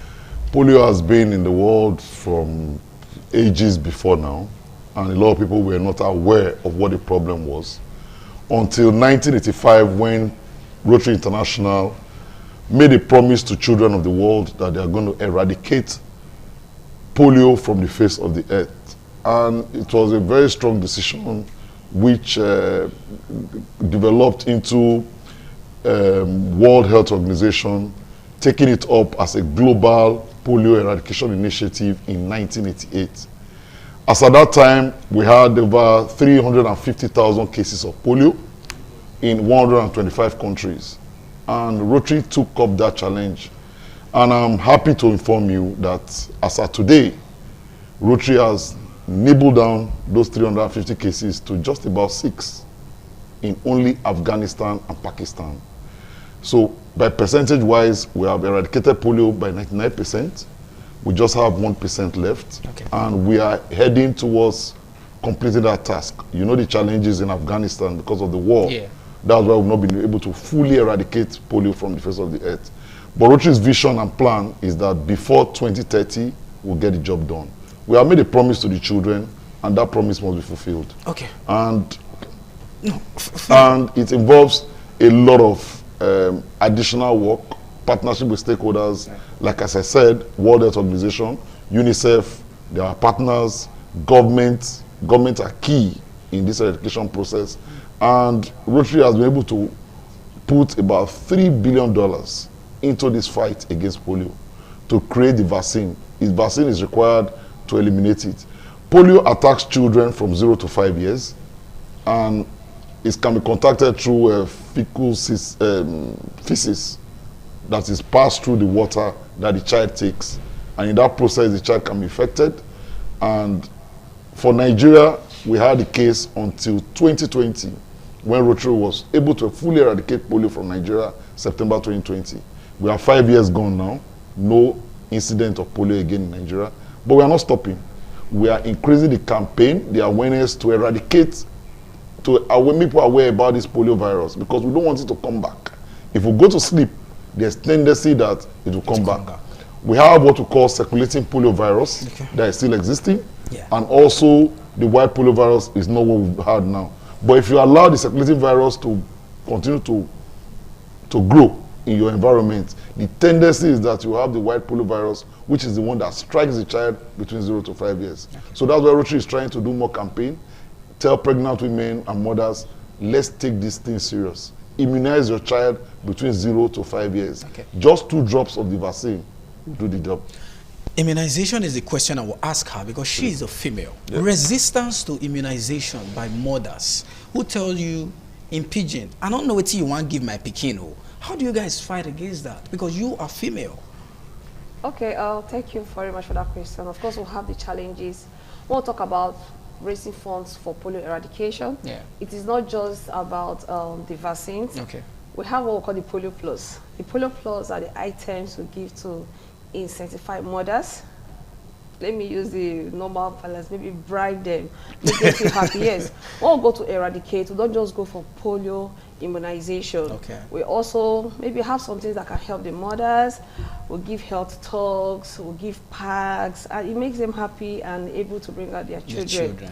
In far north, we'll go as far as providing food items for families just to eradicate one child, to immunize one child. The vaccine costs about $26.5, something around that. For one of the vaccine? Yes, for a drop. Okay, a drop. Yes, but for us to carry out the IFO, we could spend thousands of naira for a child to be immunized, because we know the effect, we know what we want to achieve. So we'll go as far as we can give mothers wrappers, we can give food items. To that extent? Yes. Yes. Wow. There are some communities that they give scholarships to children, so their parents will bring them out for immunization. Okay, let's talk about the awareness, because like she said, because when you are not aware of something, there's this saying, I'm trying to remember the word, abuse is inevitable or something. There's a statement of such. Now, if the people are not aware of these things, how would they really bring out their children or allow their children to be immunized, or for them to get the vaccines? Because like she mentioned, a core nut, and it seems like this is where the basic crux of this thing really is dominant or domicile, probably because of their level of education, their level of awareness. How do you guys tackle that as well, making people to know that this thing is a deadly disease? Don't allow it to stay in the lives of your children, because we're seeing a lot of them, matured man is crippled, using a wheelchair and all that. It could also be the cause. Awareness. How do you work about that? So Rotary has invested a lot in awareness. That's part of what we are doing right now. That's why we are here. From this conversation, those listening to us can help cascade the message. So we try as much as possible to go to the markets. We go to the immunization centers, health centers. Is where every Rotary club is most likely assigned to an health center to try and cascade the message to mothers, because that's the point where we can get them. It's easier this way because the mothers come out. We try to tell them the impact. We show them films. We spend money on flyers. We spend money on... Every year, Rotary has dedicated a day, October 24th, for World Polio Day. That day, we carry out, apart from immunization, we carry out polio walks around all the cities in the country. So those are the areas we are trying to see how we can help. We try to reach out to the government, and government is very supportive. I need to thank the state government, respect the state governments in Nigeria. They are supporting Rotary in this fight, because it's not easy to nibble down to the interlands. There are some places you cannot get access to because of logistics, but we try as much as possible to navigate our way there. Up north has been the greatest challenge for Nigeria, and that's why we even lasted up to 2020, because the northerners, they have their respective rules. You cannot access the internal areas of their homes. Especially Sharia laws and all that. So Rotary has to start to develop different tactics by getting women Because of the war in the north, a lot of women don't want to work as volunteers in our organization. We have to encourage them to go. They are the ones that help us break that barriers by going to the homes to help immunize the children. Because without immunization, there's absolutely nothing you can do. A child is at risk of polio. So we try as much as possible to go to all the nooks and crannies of the cities and cascade this message. Today, by the grace of God, we are going to launch 2 billboards, thanks to the clubs in Edo State. I'm actually in Edo State as part of my visit as a governor to visit one of my states. And they've done 2 fantastic billboards, one at Airport Road and one in Ring Road. The essence is for people when they are passing, look at it, you see how I'm immunizing a child, a live picture. So that should stir up more awareness. What is this about? People should ask questions. And from those questions, lead to answers. Because when I was growing up, I saw children with deformed limbs. Yeah. I had a mindset that, oh, their mothers were very wicked. That would they allow a child to have a deformed limb? But when I joined Rotary, was when I understood better what the challenges were, that those children were not immunized between 0 to 5 years. So the key message is that when women are pregnant, they need to be aware that this vaccine is very key for their child. Just 2 drops and your child is saved of all this form of deformed limbs. But if people are not aware, people are still running away. I was in this last October 24th. This year, every year, Rotary in Nigeria decide a particular district that hosts the World Polio Day. Yeah. This year, it was hosted by the Shina 127 in Abuja. I was in Kuje district. And somebody told me that they don't understand why I must give vaccine to their children. I have to go into the local language, communicate to them. They not say, as exposed as Kuje is. I'm telling you. That was shocking to me. Yeah. But I had to go into the local language. Painful part, I couldn't speak Hausa. If I was able to speak Hausa, I would have done more justice. But I went to Pidgin. I left English and I went into Pidgin. And I told them the basics. These are the implications of not giving this vaccine. They said they didn't know. That they thought the vaccine will have a counter effect on their child. I said, absolutely nothing. The first guy that invented this oral vaccine was Jonas Salk in 1953. He tried it on himself and his family. Yeah. And the next year, they tried it over 1.3 people in Finland, USA, and other country, and nothing happened. So from there, that's where Rotary certified that vaccine is fit for purpose. Until date, we've not had any incident of anybody that took the vaccine that had a reaction of any form. So the vaccine is very safe. Mothers should feel very free to give their children. Immediately they are born till they are 5 years, because the risk of that deformed limbs from polio virus is between 0 to 5 years. Okay, let me come to you. Still talking the mothers and how they show it, because all of these things boils down to first the acceptance of the mother of the child. Yeah. Because if a parent, a mother especially, does not allow you to administer, I don't think you can force beyond the will of the mother. Yeah. So at that point when there is resistance by some mothers, probably because they are not aware or they are not educated, they've not been enlightened, what do you guys now do in that situation? And also, a case where a child is already a victim of the polio, what do you people also do in that situation? Okay, I think we all know that every mother wants the best for the child. Every mother, yes. I don't think there's any mother that will see something that will benefit her child and she would want to do it. Of course, we'll have education barrier, we'll have religious barrier, language we'll have barrier, also, we'll have that fear of, what are they giving to my child? So apart from us trying to put in our personal effort, we also employ the services of people they look up to, especially their religious leaders. Okay. Once a pastor tells a mother do this, the mother would likely do it. Absolutely. Once a superior, a husband, somebody they respect, somebody they look up to, tells them to do that. Once their medical consultant tells them to do something. Yeah. So what we also do is that we ensure that mothers attend antenatal before having their children. During the process of antenatal, they are taught about the vaccines, the routine drugs for their babies, and all of that. So our major challenge is actually getting mothers to attend antenatal before having their babies. Like in my club in Rivers State, we'll have some programs where we'll offer free antenatal for mothers. In that way, we'll have solved the issue of, oh, I cannot afford antenatal because it is expensive.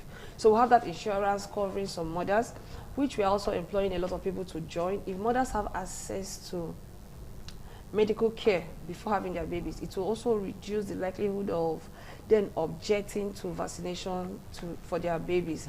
So mothers are actually the primary caregivers of babies. Exactly. They're the ones that bring the... Yeah, that's why I'm always channeling the mother question to you. They're the ones that take the children to the hospitals. Yes. So we're doing a lot of that, and we're happy that they're catching up. But we spend money getting, what do they call them, influencers. When they see somebody, they're an idol, a TV star, somebody they look up to, telling them, oh, immunize, they'll definitely throw that way. So a lot of efforts. Roche spent a whole lot of money in the campaigns. Because we will spend, no matter the millions, but as long as we have a child immunized, it is beneficial for all of us. Yeah. At the end of the day, your aim has been met. We talk to churches, we go to the mosques, traditionalists, whoever will tell them, please, this is the reason, this is the need, this is the importance of having a child immunized. And they help us pass these messages across. And we'll see the mothers accepting to have their babies. Well, in addition to the things I told you about. Okay, you can't take away that part. You can't take away that it works like magic. Wow. So that odd part also works like magic. Yes, it works a whole lot. When you give a mother wrapper, she'll be excited. She'll be very excited to present her baby for vaccine. All right. So while I was in Kuje, just to add to that, while I was in Kuje, I tried to explain to them too that I was when there was COVID, I was pushing back on taking the COVID vaccine. I was one of those that didn't believe in taking the vaccine. I said, I'm not convinced. I thought it's a propaganda. But when COVID struck me, I was down for 3 weeks. When I recovered... COVID struck you? Yes. In person? In person. Okay. So I used myself as an example to them. That when I got healed, nobody told me to go and take the vaccine. I drove myself to the hospital or to the center. Because I knew the impact of what I went through. Yeah. So you don't wait until it strikes, because the bad part about polio is that when it strikes you, there are two things that will happen to you. Either you are deformed or you die. The impact of the severity of the disease can lead to death. So the worst that happens is those that you see that have deformed limbs were able to survive the attack. Some die. So why will you wait for it to strike you when with just 2 drops you are done? Okay, talking about how you guys get, support and aid outside the international support you get, and probably this maybe from some of the state government, as the case may be. Do you also get aid from other organizations, maybe bigger, organizations in Nigeria who are also part of your campaign to end polio? No, that's the side that we are calling for help within Nigeria. We need more support. Most of the vaccines you see and funds you get... So more like Oliver Twist, asking for more. Are raised by Rotarians, really. Yeah. Rotarians, friends of Rotary, government organizations, and we have international partners like Bill Gates. It used to be Bill and Melinda Gates until they had their divorce issue. Yeah. Bill Gates Foundation supports us twice with whatever we contribute to the polio fund. Twice? Wow, so, that's great. So if we raise like $100,000, Bill Gates Foundation will match it with another $200,000 to make it $300,000. So the onus is on us now to raise those funds. There are people outside, they are ready to match with us to ensure that we move. But we need help locally. If other bodies can partner with Rotary in this organization, in this fight against polio, will be highly appreciated. Okay. Because the race is not for somebody like me. I've exited. I can tell you that I have nothing to lose fighting for polio. But we have to fight for every child to be alive. You don't know which child will be saved. Just to put on the table why we need to do the support quickly. There was a particular guy in Sri Lanka. I will share this story. He was met by a Rotary Club. He was not a Rotarian, met by a Rotary Club to help with an incubator that helps preterm babies. And the guy said, the way I would place it in Nigeria so that people can understand the dimensions, it was like in Yola part of Sri Lanka. The club was in Connaught. The club was in Osogbo. So no relationship. So there's a distance. There's no relationship in terms of dimension. So they reached out to him and they said they need an incubator that is worth $500,000. The man said, why not? He gave them the check. Is it not for humanitarian work? He approved the money and paid. And they bought the incubator and kept it in Osogbo. His daughter now married a guy from Osogbo and they were living in Lagos. When the daughter was 7 months pregnant, she now said, oh, I want to go and greet your mother in Osogbo before I give birth. So that when the time I come to Lagos, your mother can come. As the girl traveled from Lagos to Osogbo, she fell into labor and had a child. And the child had a hole in heart and needed an incubator. The incubator is designed for those with a hole in heart. Yeah. that incubator in Oshobo was used to save the man's grandchild. Wow. So when the man came for the naming ceremony, they now told him that that incubator you bought was what was used to save your grandchild. Wow. So that is the impact of humanitarian work. Yeah. You don't know who you're going to save. Who you are going to save with the money you are contributing. That's true. So when Rotarians come to meet you to support them in all these campaigns, I will appreciate people who understand the dynamics that the child you might save might be your own down the line. Absolutely. Okay, well, press for time before we go. Let's wrap up with this. How are you guys dealing with, in every organization, there are bad eggs. Let's tell ourselves the truth. How do you guys deal with possibly some bad eggs in the Rotary organization? Well, like you said, if at all there is. Yes, okay, that is if there are and of course, I will not say there are no bad eggs. There are bad eggs everywhere in our churches, in our mosques. Every organization has bad eggs. But what do? We really do not focus so much on the bad eggs. In Rotary, we have a mission. That is to do good in the world.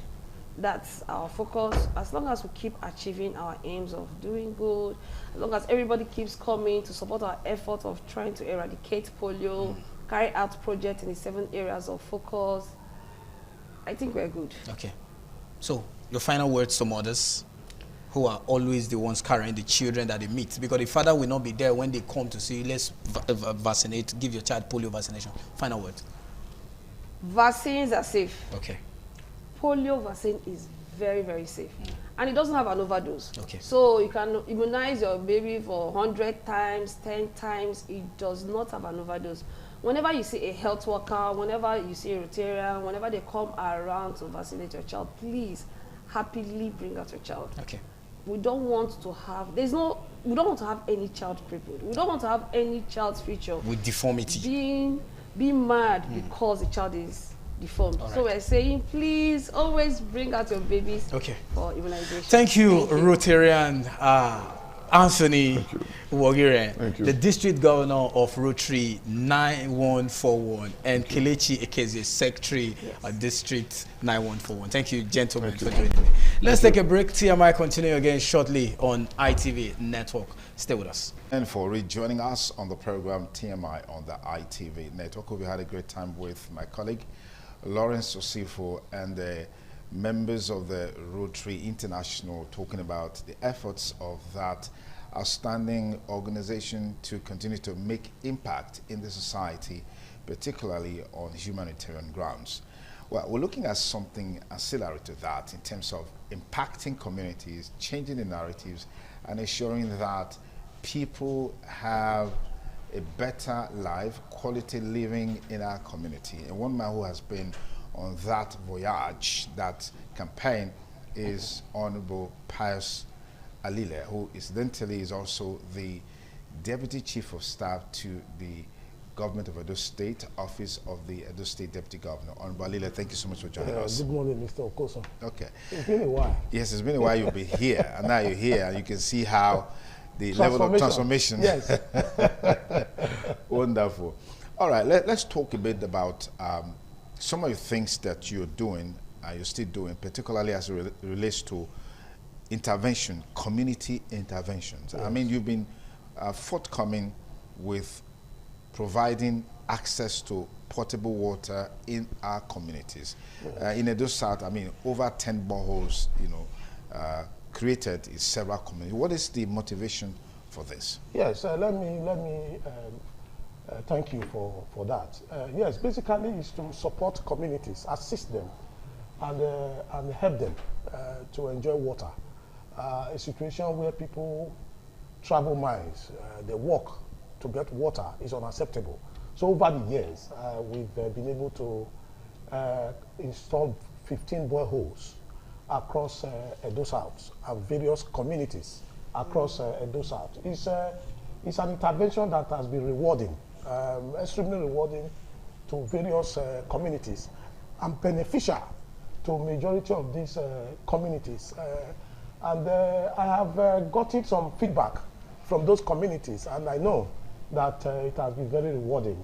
And I want to say that it's something that I've been so elated watching people queuing to fetch water for free across various communities. And I think that it's something that individuals, well-meaning individuals, should get involved in, because we cannot allow our people to live in the cities, to live in the rural areas without water.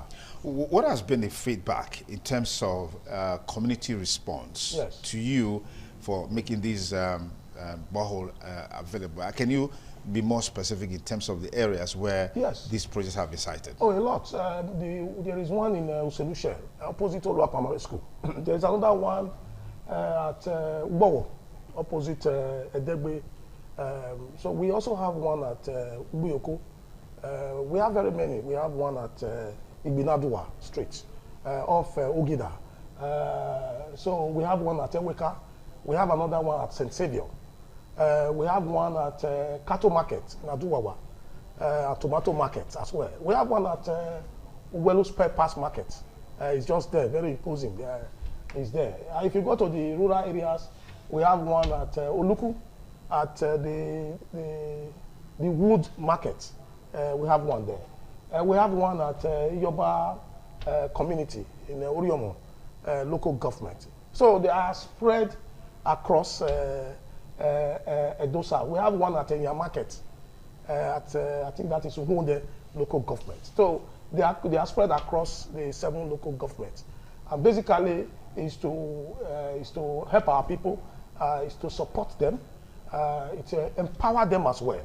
And just as I said, my people have gone around to get feedback. Initially, the plan was that these people should own the project, the community should own the project. But we also situate it in such a way that somebody will be responsible for managing this particular project. And, but is holding it in trust for the community. So the community will use it free of charge, and they will also own the process of repairing it and ensuring that it requires a lot of maintenance. And so it is the community that should be doing that. Is that a challenge? Is that a challenge? We went around because when we installed these boreholes, what we did was to also get generators to help some of these communities, not all of them.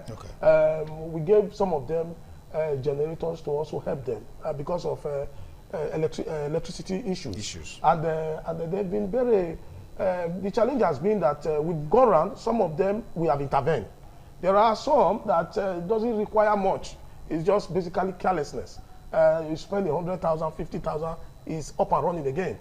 So we just intervene, like the one in Igbobazuwa. I remember intervening. I paid a visit to Igbobazuwa, and the Ojonwoye was telling me that they are trying to donate money to effect repair. So I just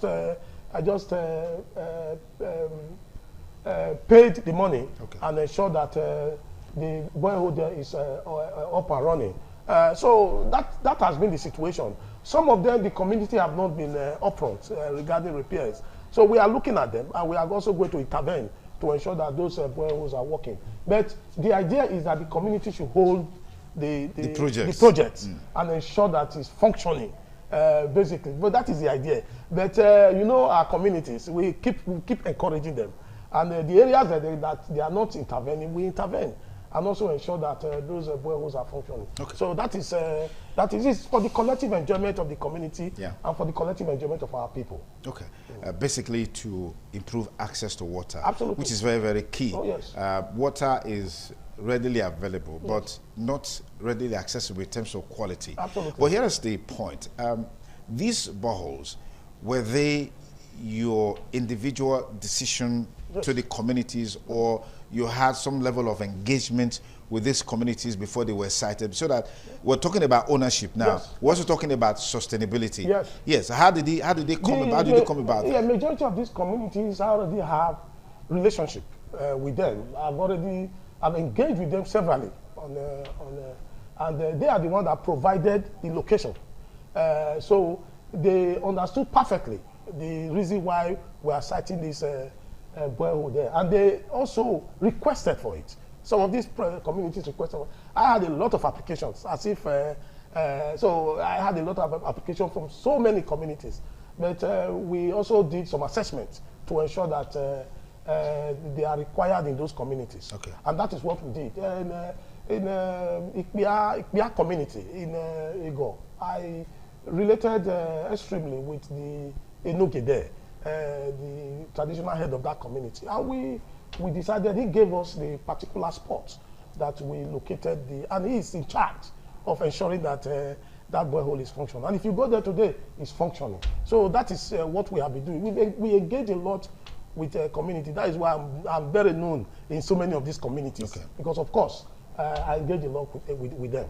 So the interaction continues and the engagement continues. And we are hoping that when funds become available, we'll continue. It's a self-funding project. And so some of these projects, we took us some years to complete. It took us some months to complete, depending on the availability of funds. Yeah. We don't solicit for funds. We use our personal funds to do that. And honestly speaking, over the years, we've been doing that over the last 10 years in terms of siting boreholes. And it's been so rewarding, honestly. And sometimes when I'm driving, I see people queuing to fetch the water we put there 2-3 years ago, 4 years ago. I feel fulfilled. And honestly speaking, I am very proud that we are able to accomplish that. All right, so something you talked about being the sole sponsor of these projects. Yes. Can you expatiate on that? Because people see you today, you are in government, you are the Deputy Chief of Staff to the state government, the Office of the Deputy Governor, so that would mean... Coincidentally, yes. Yeah, coincidentally I'm a politician. Okay. I've been a politician since the age of 23. I became a councillor at the age of 25. So I've been a politician. And I don't regret, I don't apologize for that. I am a politician with a difference. I play my politics along with my philanthropy. Just as I keep saying, my philanthropy is very important to me. But some people say, oh, it's because of politics. Whatever you say is not my business. What is my business is that people are benefiting. They are fetching the water. They are happy. The word politics is not written there. Anybody goes there and fetch water. And that is the most important thing. And our people need to begin to interrogate politicians as well. You need to interrogate. People must have history. People must have antecedent of what they have done in their various community. It's not a question of saying, I want to occupy office, public office. You need to be interrogated heavily. We need to vote for the right people. And we also need to ensure that people have history with us. It is very important that you know who you are voting for. Okay. And it is also important that you are able to attach specific things with these particular people that are coming out, or these particular persons that are coming out for positions. Community service have a very direct relationship with politics. Politics is about community. It is about the people. Any politics that is diverse from the people is not politics, it's fraud. And that is why they are interrelated in a way, because they are all about empowering people and making sure that the dividends of democracy and the dividends of what you have in your mind to do. That is why a wicked person cannot be a good politician. I keep saying it. If you are a wicked man or you are a fraudulent person, you cannot be a good politician at all. Because politics is about selflessness, and it's about giving to the people, and it's about giving back to the community. Anything outside that is not politics, it's fraud.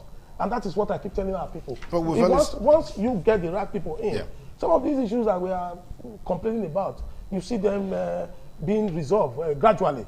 It is all about having the empathy and the compassion for the people. That is what matters. Okay.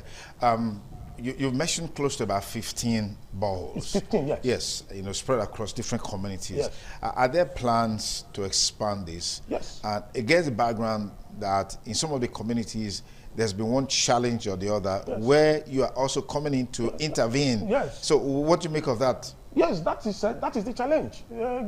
Development is about challenge and taking up the challenges. In terms of development, is development and advancement. They are all full of challenges. But you keep advancing and you keep doing what you are doing. For me, I still want to expand on what I'm doing. I still want to break barriers. I still want to make sure that our people have access to water. And I will continue to do what I'm doing now. but that would depend on available funds. So it's all about funding. And I remember going to one community. I told them it took me 3 years to complete this particular project. Yeah, 3 years on borehole. Yes, on borehole. Yes, yes. It took me. I was not having the money. Was it because it wasn't because of the nature of the terrain? No, it's the money. Funds. I finished the money, and I left it and abandoned it. That was no Biokpia. And you can call him. It took me 3 years. And when I eventually finished it, he was asking me why it took me so long. I told him I was not having the money. And that is a fact. It's not that I have so much money, but I have the drive, I have the passion. I can start one project and finish it in 2 years' time. It depends on when I have the funds. And when I have the funds, because it's at the back of my mind, when the funds become available, I go back to it. So I don't forget at all. And I believe I'm going to expand on it because I have a lot of communities that have applied. And I'm looking at them. And by the grace of God, I will commence very soon and give them the water. So it's an ongoing plan. All right, let's just quickly cap it up this way. There's always the challenge of quality leadership. Yes. In Nigeria, in terms of meeting the yearnings and expectations of the people. Yes.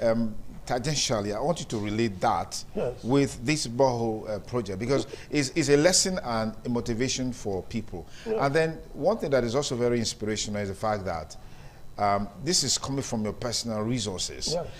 And for some people to impact on community and on people, there's always this feeling that you must have all the resources. Maybe you are a billionaire, you are a millionaire, as the case may be. Yeah. Yes. Unfortunately, I'm not a billionaire.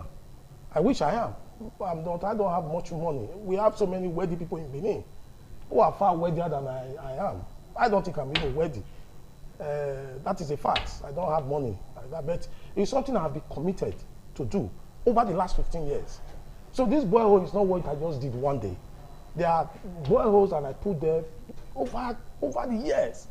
You see? Now you imagine if you intend to do 50 boreholes in 5-10 years and you are committed to it. You do it. It's all about, and that is what leadership is about. Leadership is about having a goal. And so this is my goals, and you go after, you ensure that those goals are accomplished. The challenge of leadership in our country, we have short and long-term challenges in leadership. People must ensure that when they set goals, they accomplish the goals. Okay. If you say you are in leadership to do one A, B, or Z, you have to do it. Okay. Be committed to it. And it requires a lot of selflessness. It requires a lot of sacrifice. It requires a lot of determination and requires a lot of commitment. And that is why your private life matters. How have you managed that? So when you are talking about public office, how have you managed your private life? Have you been able to manage it very well? How have you contributed to your community? How have you contributed to the society? It is important. Okay. We know that. And that assessment should be done. And that is why I'm saying that our people must learn how to interrogate politicians when they come for vote. And it is very important. Otherwise, you get it wrong. And when you get it wrong and you are complaining, who are you complaining to? You voted for them. Okay. So you must ensure that you get it right. To get quality leadership, we must begin to interrogate. All right. Very important. Thank you very much, Honorable Pastor. It's a delight to have you join us on the program. God bless you. It's still TMI on the ITV network. We'll take a break. More will come, this time from the Lagos Network studio. Stay with us on the show. For staying with us, and of course, welcome if you're just joining, and it's the continuation of your ultimate news and current affairs program, TMI, live from our Lagos Network Center on the ITV network. I am Joshua Okata. Of course, insecurity first country right about now is one conversation amongst many that are seized not to leave the front burner of national discourse in recent and incessant attacks from one region to the other. The most recent escalated attack, which has called for the meeting of Southern governors to have a discussion and, of course, the bid to tackle this menace headlong. And, of course, some of the issues that would make up our conversation this morning are some of the agendas that were looked into in talking about security challenges, economic cooperation, state police, and forest surveillance. These and many more issues we'll be looking at in the course of our conversation this morning. And I've got Mr. Shola Adesonwo, who is a public affairs analyst, and of course, Comrade Oshodin, social commentator, who are here to give us more and insightful analysis, and of course, dissecting this issue to be able to create more understanding for our audience. And you're welcome to the... Thank you so very much. God bless you. All right, let me start with you, Mr. Shola. Talking about security challenges, what's your take as regards the current security threat facing the southern region, and how can the governors collectively address these issues? Well, once again, I'd like to say that the state of insecurity we have in the southern part of the country, the country at large now, is alarming. It is in that I would say that we have been sleeping too long, and it's time we wake up and begin to take action. The build-up of the insurgents and people that are agents of this destruction that are causing this insecurity, their build-up had been so gradual and steady, in the sense that before now, long before now, the governors, the meeting they were held just recently, would have taken place a long time before now. We are not very serious about insecurity in the country, and it is dragging back the nation and the southern part of the country in particular. And I think that the other part of your question was that... yeah, how can they collectively address this issue? I think the thing now is that they had this meeting the other day, get all the details of that meeting, but I believe they must have think of how to begin to use digital activity to begin to network and be on the front burner so that this issue can be put in the guys behind this insecurity. They are not sleeping. I want to tell you that as far as I'm concerned, they are far ahead of the government. So what the government can do now to bridge the gap is up the issue of digital interconnectivity, and also the fact that they need to set up with immediate effect. I know that they have asked for state policing. The federal government need to begin to grant that as fast as possible, because the number of soldiers and policemen we have in Nigeria today cannot address this issue. It's very shortfall. And for the government to come out and say they want to large number within this short time, very late. And that is why all this should have allowed state to take up their security on it, because the rate at which the nation and part of this country is regressing in terms of economy, security, and otherwise is indeed alarming and not good and not into right to me. All right. Now let me come back to you. I'm very, sure you heard, the comment of me talking about the advancement of these guys. It seems as if though they are ahead of the government when it comes to sophistication. Now, what's your take as regards the calling of this meeting? Is it coming at a time that's too late, or what do you think about the timing? Secondly, what would be your take as regards how these governors can come together to strengthen, these regions, talking about the security challenges in terms of cooperation and intelligence gap? Thanks, Joshua. I must have to tell you sincerely, I'm glad to be here. Say well done to every one of you here, the officials, and also my viewers. It's a good day to all of you. Sir, let me start from where he stopped, or one of the points he pointed. Or let me start this way. It's sick, this nation. It's so alarming. That is true. Even the blind man know that, because the way it is.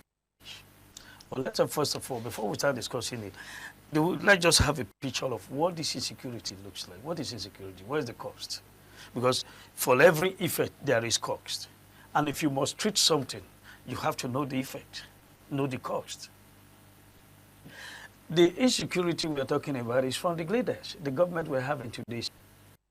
How do you mean? Yes, I will tell you, naturally, they cause this artificial poverty. I call it artificial. Nigeria is well blessed with mineral resources that would be able to sustain every Nigerian. But the leaders we have take it to be their personal wedge instead of the weight of the nation. And by so doing, they have caused artificial poverty everywhere. And when people are hungry, you don't stop them. You can't stop them not to go out. So if you must treat this insecurity, well, this is insecurity. We shall look at insecurity from hungry angle. So are you kind of in the line of Sheikh Gumi, who recently said that it is not something that will just go head on to destroy or strike these guys. We need to negotiate with them. And in the course of negotiating with them, we need to try to understand what their plight are. Do these guys actually have a shared goal in terms of what they want to achieve? Do they have concern as regards what they want? Sure. Well, in negotiating with insurgents, that is a wrong step to take. Who are these people to negotiate? I'm from a different angle, not from that angle. Okay. What I'm after security is because I said by poverty, hungry. Because what would have been the weight of the entire nation for a few people? Good. And body struggling to live. Remember our great father, late Pal Awolowo, long ago said, people are living at the expense of the common man. He said, brothers are bound to brothers. You understand? In the other hand, the people, a few people, the other hungry ones, they are bound to live on their life. So if we must treat this insecurity, look at what my brother said. He said it's too late. Not even too late is the question. What was their outcome? Holding the meeting to reform something from the treasury in order to fix infrastructure on ground. So there was a time in this Lagos West when you are coming from the village, like from the East Edo, they would for pocket pickers. That was the highest thief we have. Why? Because there was infrastructure, there were jobs. Cabri was working, Ness was there, Dollop was there. Then in Ibadan, we have a lorry assemble. We have a company that built what they call glass, battery motor, where they were producing. People were engaged. Those things stylishly died off from these politicians. So if they want to fight insecurity, let them put things on ground that we give the common. Sir, now you are in the office, will you think of robbing somebody? No, because you have a job. So I've addressed the issue, which is poverty at the very soul end of it. Now, how can these governors, having realized that poverty has been weaponized against it, as you said, now how collectively strengthen the network intelligence sharing? Well, he measured something electronically, all right, like this border interconnecting and CCTV, whatever. That is part of it, good, all right. But if they let them together and think on how to revive infrastructures, the Volkswagen plant in Ojo, I think they have not shared it as a landed property because we'll go there. The lorry plant in Ibadan, what is happening to it? Let them revive those things. Since I was coming in every bus stop, you see youth doing nothing, only smoking and looking at drugs. What do you expect to get from those people? All right. Now, let me come back to you, Mr. Shola. How can government ensure the safety, especially in rural areas? You know, they are very vulnerable, especially. Indeed, yeah. Actually, like you said, these agents of that are going about creating insecurity actually starts from the remote villages, because they know that that's where we have less number of in terms of policing and military this thing. So that is why it is important that we restore these guards. These hunters should need to be enhanced. Our hunters need to be enhanced. They need to be supported, because these people are naturally bold on their own. They go into every forest. They know the crannies of the forest. Therefore, they need to be enhanced, encouraged. Then, recently I learned that there will be forest guards. Government should roll out these things as soon as possible. So if we're able to tackle the insecurity from the and the villages, then that is when those of us in the urban centers, that is when we can sleep with our two closed, in the sense that if we're able to put them far on their toes, put them on the run in the villages, then we know that they won't be able to come into the cities. But the way we are today, it's unfortunate. We pray that one day we'll not be sleeping and these guys will from nowhere. Recently, I saw a video somewhere also in the south here with hundreds of motorbikes of another part of the country in large number. They were driving in the daylight, more than almost 200. And somebody who was recording was saying that we don't know where this came from. And look at them all over in the city. Look at the way they are driving their bike. And one of those guys jumped from his bike and that phone with which that person was recording. So that this we are thinking actually the villages, they are actually closer to in the urban center. So the government really need to wake up, just like he said, things should be mounted. No amount of money is too small to secure the people. If there is insecurity, the truth is that we cannot make any advancement in terms of social and any otherwise. So there may be a need to put CCTV at strategic places. Thank God these days you don't really need to have electricity to have CCTV powered. There are solar. You can employ solar. There is sun. God bless Africa and this part of the world with sunlight every almost 12 to 15 hours a day, bright sunlight. So therefore, we can employ CCTV in junctions and areas where we know that are routes where we have this, and also enhance the police, enhance the hunters, enhance the security forest guards. Then that way we'll be able to see we are doing something ready for them in the city. I think Lagos State, it's at some point in time did exceedingly well when they started banning these bikes, especially on highways, because of the high rate of crime. And now people are now struggling to live. And I told you that Awolowo was said, when men are living at the expense of the common man, brothers will eat brothers. You say you good. You employ me, with me as a state policeman, when government are not able to pay a minimum 30,000, and a bag of rice is close to 100 naira, 100,000. How do I feed my children of 6 or 4, even 2? Are you saying? So what I'm saying in the actual traditional rulers are all complicit? Yes, they are not ready to tell us the truth. So far they are.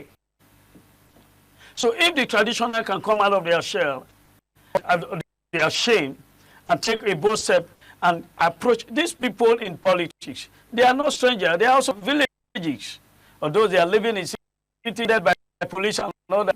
So they are not afraid of the security. So let me ask you. All right, come back to you, Mr. Shola. Sometimes it can be a very big challenge, especially given the fact that when a political affiliation, we might not be able to have, a shared goal towards a particular agenda. Now, looking at economic advantage, just as he said, there are certain institutions way back that could make the life of the way balanced. But now the case, you might not, find any of those institutions. Now, my question to you is, how can the South leverage their economic strength, especially what they have that seems to give them some level of edge over others, in order to be able to improve the regional trade and investment, such that the rate of poverty, which he said earlier, which is at the bedrock of all of this, could be drastically reduced? Yes, like you said, one, they need, of course, all this coming together behind camera, smiling, snap photographs, those are not. Now, if we want to move together as certain states of this nation, come together and actually bring things on ground. Like you said, no matter the level of the little advantage, the southern part of Nigeria still has a little advantage over the northern part. Like you said, there are more industries. You know, in geography, they told us that states and cities that are by the coastline are usually have more opportunities greater than the distance. So they need to leverage on that. Like he said, now we know that all the states of the federation get large chunk of money from the federal government. It shouldn't be difficult to bring out a large chunk of money to protect the people that they are governing. Without the ordinary people being governed, there is no government. Who in the state's house are just joking, are just playing and deceiving themselves. So therefore, what is bring out this money, get what they should do. It should be easy to be able to foster unity among the southern governors. We have seen them behind the cameras smiling and all this thing. Now, what are the concrete things that did they come out with there? What we'll do is let us agree on how to go about this thing. Now that it looks like the government, federal government is looking toward the state police, they should move ahead. Get youth, like he is saying. There are too many youths on the streets. Every year we turn out graduates. The ones that came out last year, they don't have anywhere going. Another set are coming in, and more and more and more. And that's why, because there is no opportunities, they are all over. They are running over to countries where they won't get good opportunities. There's no way you go to anywhere in the world you can get the best of opportunities, because such opportunities are reserved for the citizens of those nations. So the state government, the southern part of Nigeria, will come out and give us concrete signs that they really want to secure this thing, provide digital support, get command centers where this thing will be monitored, share information, share intelligence, so that these people can be pursued and get. And I would suggest that it is better as get these people on the act, them exterminate. No need bringing them before any judge, wasting resources, putting them in.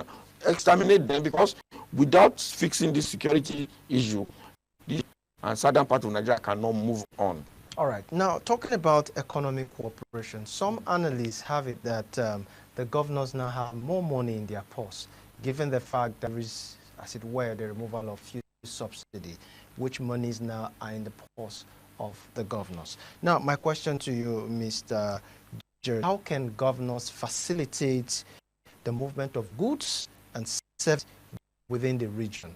What infrastructures needs to be in place to be able to make this done? Talking about economic cooperation among the southern governors. All right. When the going gets tough, when the road you are on is no longer favorable, you trick where you're coming from. You with me, sir? If you have no idea of what to do to create job opportunity, to create an infrastructure, they should trace back to history and think on revive those companies that were in function before and are not dead. You understand? I know there was something like Vitafoam. There was something like Calvin Brisky. Guinness were there. Dollops. What chased them out of Nigeria here? We should be able to trace it. One, poor electricity, high rate of tax. I drove that country like Ghana. So if we can work, let them bring their head together. At the same time, this road network issues, they also have to. How would they do that? They have enough money in their pouch. As they're coming together in the meeting, like what my brother we said, smiling at the camera, I don't believe that meeting they are creating more poverty, because that allowance will be taken from the expense of the cities where we're crying there is no much money. They will have life on and all those things for that few minutes meeting. Then for that, they're creating more arms. So what did they come back and see how to recover the money they seek from the treasury of this, and what will they put it when they recover by? Let them trace back to history. If they can revive that cell battery or something of that Ibadan then, you know how many they play from there? The glass that produce windscreen for vehicle, you know how many workers? The lorry plant. Now, talking about the road that have become a death trap, especially for people, people can barely travel within those roads, especially when it comes to the people and goods. So what do you think they can do proactively to be able to restore those road conditions? There is a lot they can do. Number one, those days we were having what we call PWD. They were in charge of finance. Today, what we see, if Nigeria comes to construct any road or rehabilitate any road, is the end of it all, until that road being destroyed again without a kind of rehabilitation. Let them wake up. I told you, when your road is no longer easy for you, you trace it back. Let them trace back. Let's have those things back, like the PWD and Co. and others, creating job opportunity for people. Then you see people at least monitoring, know where there is error, know where there is traps, bumped and others. Then before you know what is happening, they fix it up. But now, like that is not there anymore. Then you see a pothole. Until that pothole becomes a debt trap, nobody cares about it. So these are things, let us trace back to history and bring these things into functions and then create opportunity. These people need to go and work. All right. Now, let me come back to you, Mr. Shola. Talking about state policing, of course, you have extensively talked about the issue of community policing and all of that. But now we're looking at state policing for the southern states. Now, if this is to come into fusion, what would you talk about when it comes to the funding and, of course, the allocation of resources? Because some persons are of the opinion that this might be abused someday if we all for the establishment of policing. Because, as they say, he who pays the part dictates the tune. So are we likely to see state police coming into fusion? One. Two, who is responsible for the funding and allocation of resources? And what framework could be put in place to curtail abuse? Good question. Now, what I will say is that with the issue of insecurity now, we must accept that it's an emergency. So now we need to set up this state policing, get the youth who are ready to do that job, bring them in, have more fun these days, let them bring this, let them train this youth, get them ready, equip them to be able to face this battle that is. When you say equip them, I'm talking state this time. We have agreed that all states now have more fund, fund that is coming in from VAT, and this petroleum, this money that had the subsidy that was removed, the fund that came in from there. Then all the states before now, their own IGR, they have their own internally generated. Like he said, if they can cut back on those things that they pack for themselves, then come and release more to the society, then we can be. It shouldn't be difficult for the state to pay the youth. And what I mean is that each state will know their capacity and employ the number of youth to that effect. Now, you also said something about, is it training, how do they train them or something like that? Now, if they get this, you train them and deploy them. You said about, okay, now you talked about how do you abuse. Now, to tackle the abuse, if we get this youth and we engage them, train them, then the state assembly, what are they doing? They should now bring in legislation that will cage the governor, that will make sure that the governor cannot just deploy the people. Though, of course, we know that it's possible that most of the legislators are likely to come from the same party with the governor. That's true.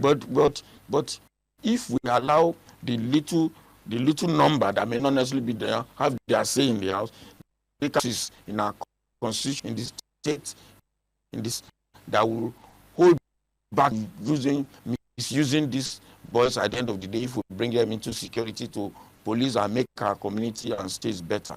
All right. Do you see any challenge in this when it comes to state very policing? much. In a country where corruption is the order of the day. You understand? Then, are you aware now that I just doubled into it, I don't know how to do it, that the military, the police, the army want to allow you to showing up? Really? Yeah, I've had it. I've seen it on. That's why I said I don't know how true is it. That's what that said it.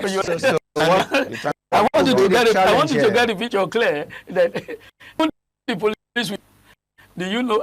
Will you agree with me? And this morning, as I was coming here, almost every junction we have police with guns, as if Nigeria is at war. What are they doing? Collecting money from motorists. Are you with me, sir? Why? Because of this insecurity, hunger insecurity. Their salary cannot carry them. The one we have, we can't even equip them. We are talking of adding more. So now this is what we are talking. Let me when we're talking of having the state police, are we trying to invite spirit? Why these hunger people into the system? Now army them with gun. Sir, it may be so dangerous. It's not fixed before we're talking of this issue. Okay, so what do you think needs to be looked into first before you arm them? Before you arm this thing, these people should go back to drawing board and bring Nigeria back. They should save the soul of this nation. They should revive the economies of this nation. They should stop stealing our funds. That is where the insecurity is coming from. Election is coming again now. Then they will gather the same youth we are talking about now that they want to recruit. Just to run away with it, to snatch it, and come into power. At the end of the day, you are telling me that the bandits we are hearing today, the insurgents, are they hiding their face anymore? All right, now before we leave the conversation, it's quite funny and very ridiculous. Indeed. Based on what he's saying, that we have, a deficit when it comes to the number of security forces that we should have in the police, and of course other military, sections. But the unfortunate thing is that no one is turning up. In other civilized climes, people are ready to fight for their country. So why is this the case, and what could be done? In just 1 minute, because we're pressed for time.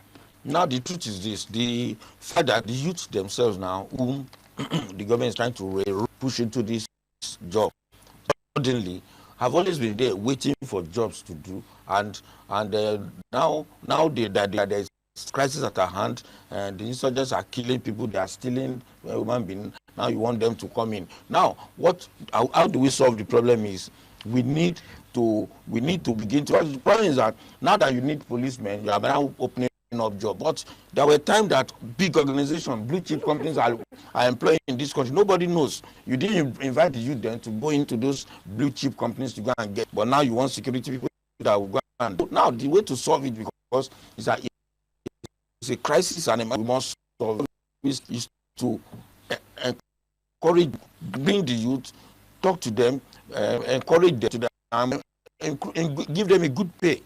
Now, under this circumstance, you must give them good pay to go and take up this job, because agency that need to be solved. Wow. Thank you so much, gentlemen, for giving us your 2 cents on this issue. My appreciation goes to you, Mr. Shola Adeshonwo, public affairs analyst, and of course, Comrade Jeritin Ushudin, social commentator. We appreciate your time. Thank you very much. All right, that's the much we'll be having from our Lagos studios. Of course, we'll be now transiting to our Abuja network, where Charity Tanko is waiting on hand to take up the rest of the program today.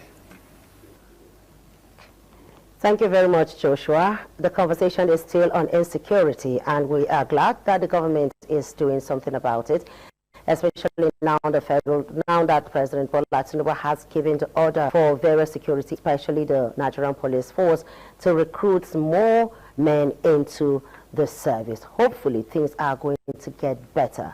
The discussion from the Abuja Nexus Center is going to be centered on the use of technology to combat terrorism. This is a conversation that has been going on for a long time. Various stakeholders over the years have been calling on the government to focus on upgrading its technological gadgets to tackle insecurity, other than recruiting more men. The argument there is that instead of having more men working, you have more sophisticated technological gadgets that can trace, intercept information, trace criminals, and all of that. We are going to be taking a look at this particular topic with my guests who will be just via the phone. I am talking about Barrister Babajide, who is legal. We are going to be taking up this together. and I will be calling where we'll be discussing this matter to see how Nigeria can be moved forward. If you are in Nigeria and you have been in Nigeria, you will also know that over the past 2 weeks, it has not been easy for various people in this country. With the kidnapping of students in Kebbi State, worshippers in Kwara State, students in Niger State, we can see, thank God, that the ones that were kidnapped at Kebbi State have been released. But still, questions have been asked as to the... Hello, good morning, sir. Good morning. Good morning, sir. Good to have you on the program once again. Thank you very much, madam. So we are looking at the use of technology to tackle terrorism, and the fact that the president has also ordered that more men should be recruited into the Nigerian police force and other security agencies. Now the question is, should we be talking about more sophisticated technological gadgets or more men? Well, you will need to talk about everything, but on top of that, you will need to talk about political will. For the first time, yes, the president, the office of the president has made a declaration declaring state of emergency in security. That is very recommendable. I mean, that commendable. And on top of that is the fact that, hey, we all know what's going on now.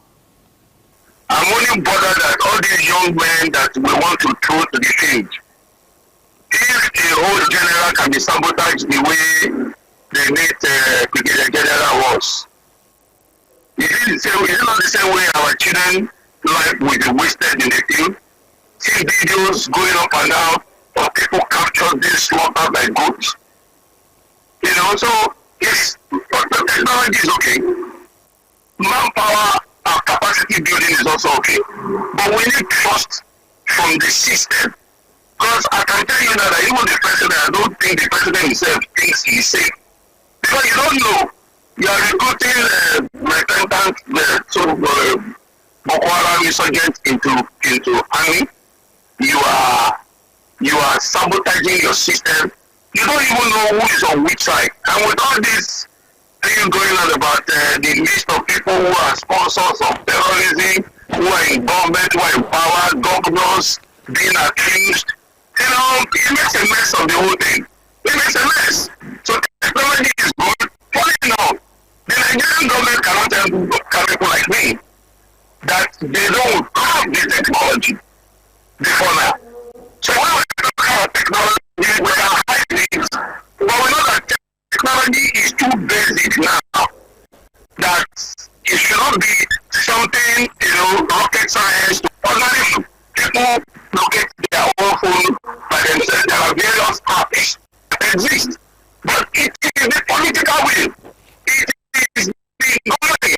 I mean, you hear reports that some guys are being fired for fight at Boko Haram and all those kind of things. So the question is the integrity of the structure of our security apparatus. The integrity should be placed on top of technology and even recruiting. Don't go and waste the life of our children. If kinetic will be the solution, let us continue to negotiate until maybe Trump come one day and help us clear everybody out. I don't know. As much as I don't believe in another country coming in to come and invade us in the name of rescuing us. But it has come to the point where you begin to ask, what is going on? What is going on? So technology is there. It's available.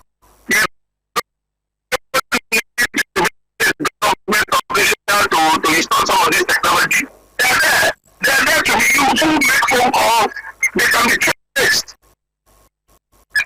IT has trail. You can trail and trace everything that has to do with digital.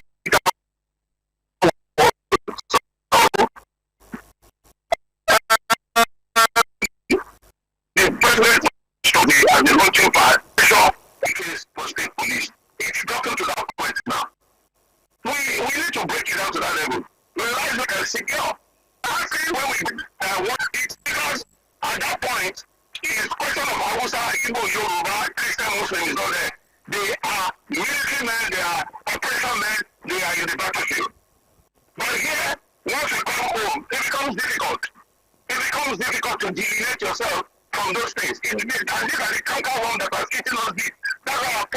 doesn't have direction. I mean, when you have direction, the direction is that it goes round, which is in the direction. It goes round. You know, and we cannot compare our democracy with any other democracy in the world because it is highly tainted along religious lines, along racial differences, along the various sentiments that just binds us. Some are old politicians, some are new politicians, some are old politicians' children, you know, some are wannabes and they ask, who's your father? In politics, who's your father? Instead of asking the father man, who is his father? Ask him who was his own father. He doesn't even have. You know, so it's a step that we have to understand this so that we can manage that better. That's why I look at people when they begin to talk about compare America. What is America? The citizen of America is the citizen of America.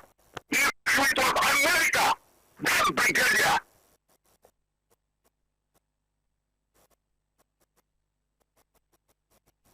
I know how many Marines would have top deck on camera and everything looks calm. It's scary. It's scary. Talking about the state policing, it's there. President Broadcast declared state of emergency on security.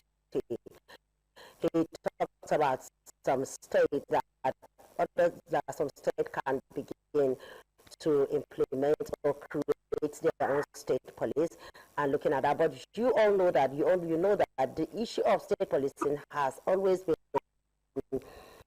a topic that has people in it. Some people is the right it is to do all that for policing. And the argument is that governors are going to take advantage of the state policing. What are your thoughts on that? In a society with sense of equity, state police is the right.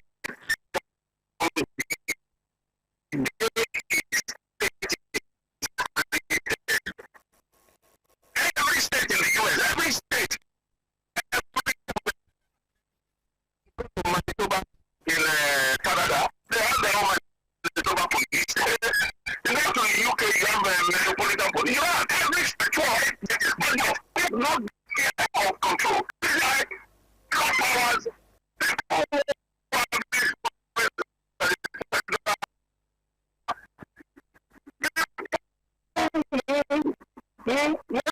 Cannot tolerate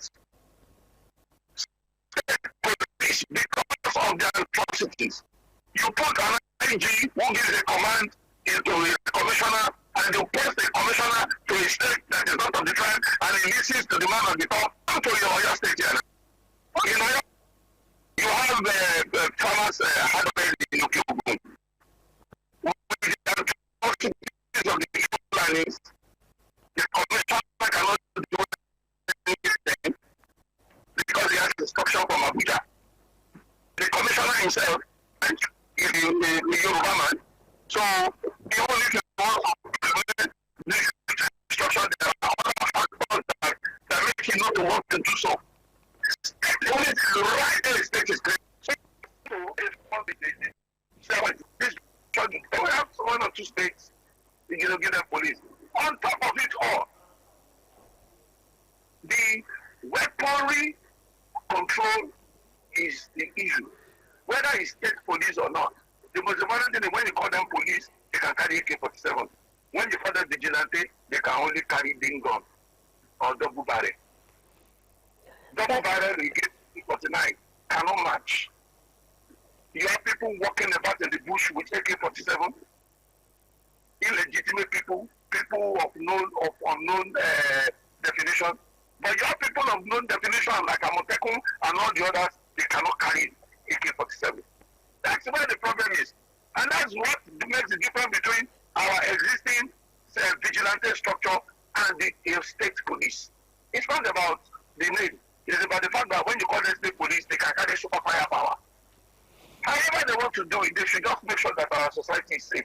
I think without asking me, really, when I read the president's statement yesterday, I felt a sense of excitement that yes, the president is All right. I may have to go through your thoughts. Thank you very much.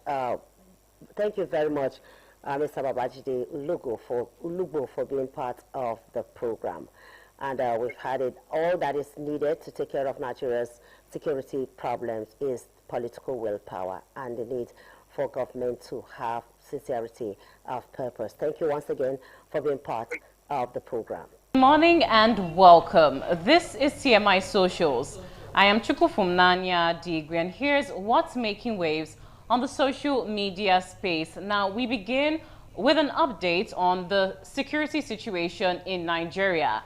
On November 26, 2025, President Bola Ahmed Tinubu declared a nationwide security emergency, authorizing the Nigeria Police Force to recruit an additional 20,000 officers, bringing total intake to 50,000, and directing the military to expand its personnel. In a historic policy shift, he also called on the National Assembly to review its laws to allow states to require and establish state police, signaling a move toward decentralizing policing and empowering states to respond more effectively to local security challenges. Now, this is the update. The president has come out to give out a State House press release. Now, let's get to see the comments as regards this one. The first comment says, 20,000 to 50,000 new officers. From where exactly?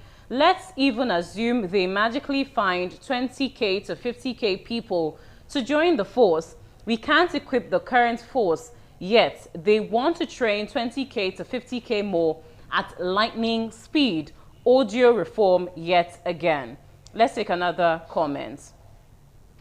This next reaction says, you can't just declare a national emergency without telling the country how you intend to execute it. It becomes another political speech instead of a security blueprint. Well, another comment now. This commenter says, you want to recruit more people to underpay them, treat them like trash, and push them to war front to perish while the top rank guys are chilling playing chess. You think people will even look at this application? Treat your soldiers well and watch people flood in. Let's take the final comment on this one. It says, with all due respect, this declaration is coming long after Nigerians have been living in a de facto security emergency for years. More recruitment sounds good on paper, but without real accountability, better welfare. Well, those are the comments as regards the State House press release on Nigeria security challenges. The president coming out to declare a state of emergency on the security architecture. Now for our second story on TMI Socials this morning. Adams Oshiomhole, representing Edo North, raised concerns over Nigeria's worsening insecurity, including kidnappings and banditry, during Wednesday's Senate debate. He contrasted the recent sentencing of a terrorism suspect to 20 years in prison with the case of Sunday Jackson, a farmer from Adamawa State, whose March 2025 death sentence was upheld by the Supreme Court after he killed an intruder in self-defense, while the Senate has approved amendments to the Terrorism Prevention Act to classify kidnapping and banditry as capital offenses. Oshiomhole urged stricter judicial enforcement, highlighting the urgency in light of recent deadly attacks across the country. Let's get to see a snippet video of this, and then we'll take the reactions that follow. How can an offense that carry death penalty, a judge reduce it to 20 years in prison? That is not acceptable. But he has violated the laws passed by the parliament. Number three, sir, and this will be the last. Has that happened in Nigeria already? It has. Somebody convicted of terrorism was sentenced to 20 years in prison. When the law says act of terrorism, if convicted, shall attract death penalty, no judge has a right to pronounce less than that. It's only when you have implemented the law, interpret the law, not the sentiment of a judge, the will of the people as conveyed in a law, then the president can decide if there are reasons for him to do so, whether to commute or to reduce. Death penalty or terrorism. This parliament is on record as having done that. Mr. President, I am troubled when, after all the efforts that security agencies and the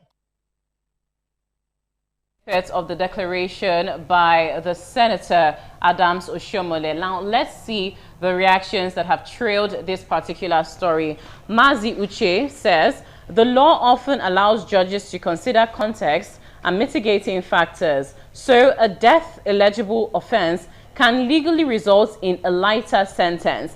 It is not a flaw, but the system giving room for reasoned decisions within the rules. Let's see another comment.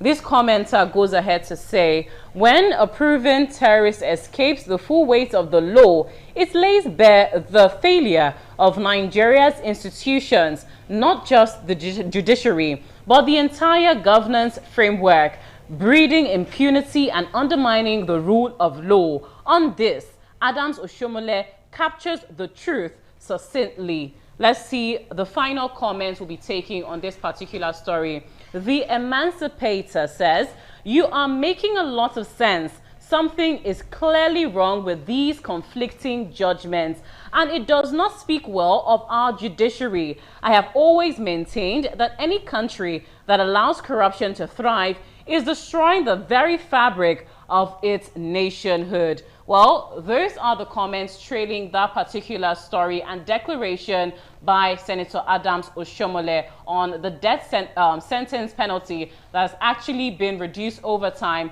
by certain judges. Now, let's get to see the final story that has trailed the social media space on TMI socials today. This one is from the international scene. On Wednesday, November 27, 2025, military officers in Guinea-Bissau announced they had taken full control of the country, deposing President Umaru Sissoco Embalo and suspending the presidential election process following the November 23 polls. Now, the move came after both Embalo and challenger Fernando Diaz claimed victory amid gunfire near government sites. Now, let's get to see the snippet video of the military's declaration in Guinea-Bissau on this coup, and then we'll take the reactions that follow. Da Casa Militar do Presidente da República, o Alto Comando Militar para a Restauração de Segurança Nacional e Ordem Pública, comunicado. Instaurado pela alta chefia de diferentes ramos das Forças Armadas, o Alto Comando Militar para a Restauração de Segurança Nacional e Ordem Pública acaba de assumir plenitude dos poderes do Estado da República da Guiné-Bissau.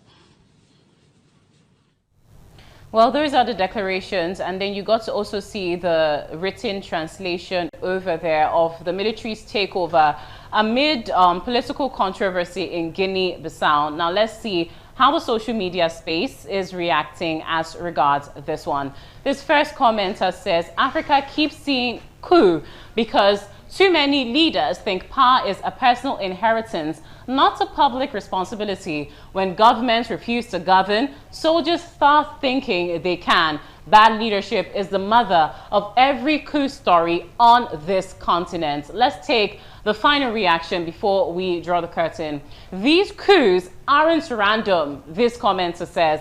They expose deep fractures, corruption, weak institutions, contested power, and unaddressed public anger. Guinea-Bissau isn't just trending, it's signaling problems no one has fixed. Well, those are the comments that follow the recent military coup that's now going on in Guinea-Bissau. This is ITV. Certainly the best.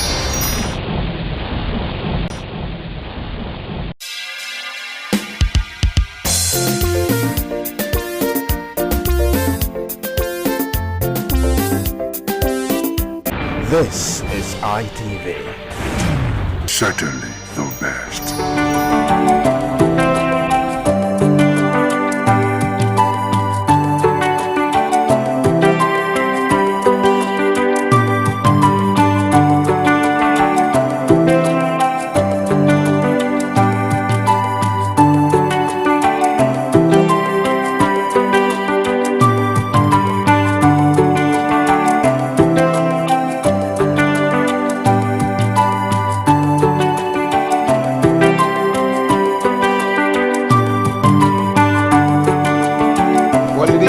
Delight to have you join me on yet another lovely episode of your #1 show on television, and that's none other than Flipside on Independence Television, reaching you live from the city of Benin. Yes, that city where the king is truly king. Now, I know there are some persons that are just joining us for the first time. Flipside is a unique show that tends to put a balance to issues by taking a look at them from different perspectives. You know, they say that it gets boring sometimes when you look at issues just from one perspective. Variety is the spice of life. So the essence of Flipside is to take up a topical issue and examine it inside out. That way we'll be able to strike a balance between different schools of thought, between different views and different opinions. My name is Harry Aigboje, and it's my pleasure to have you join me on this episode of the show. Today we are taking a look at a timely discussion, something that has to do with what the nation is facing at the moment, especially the church.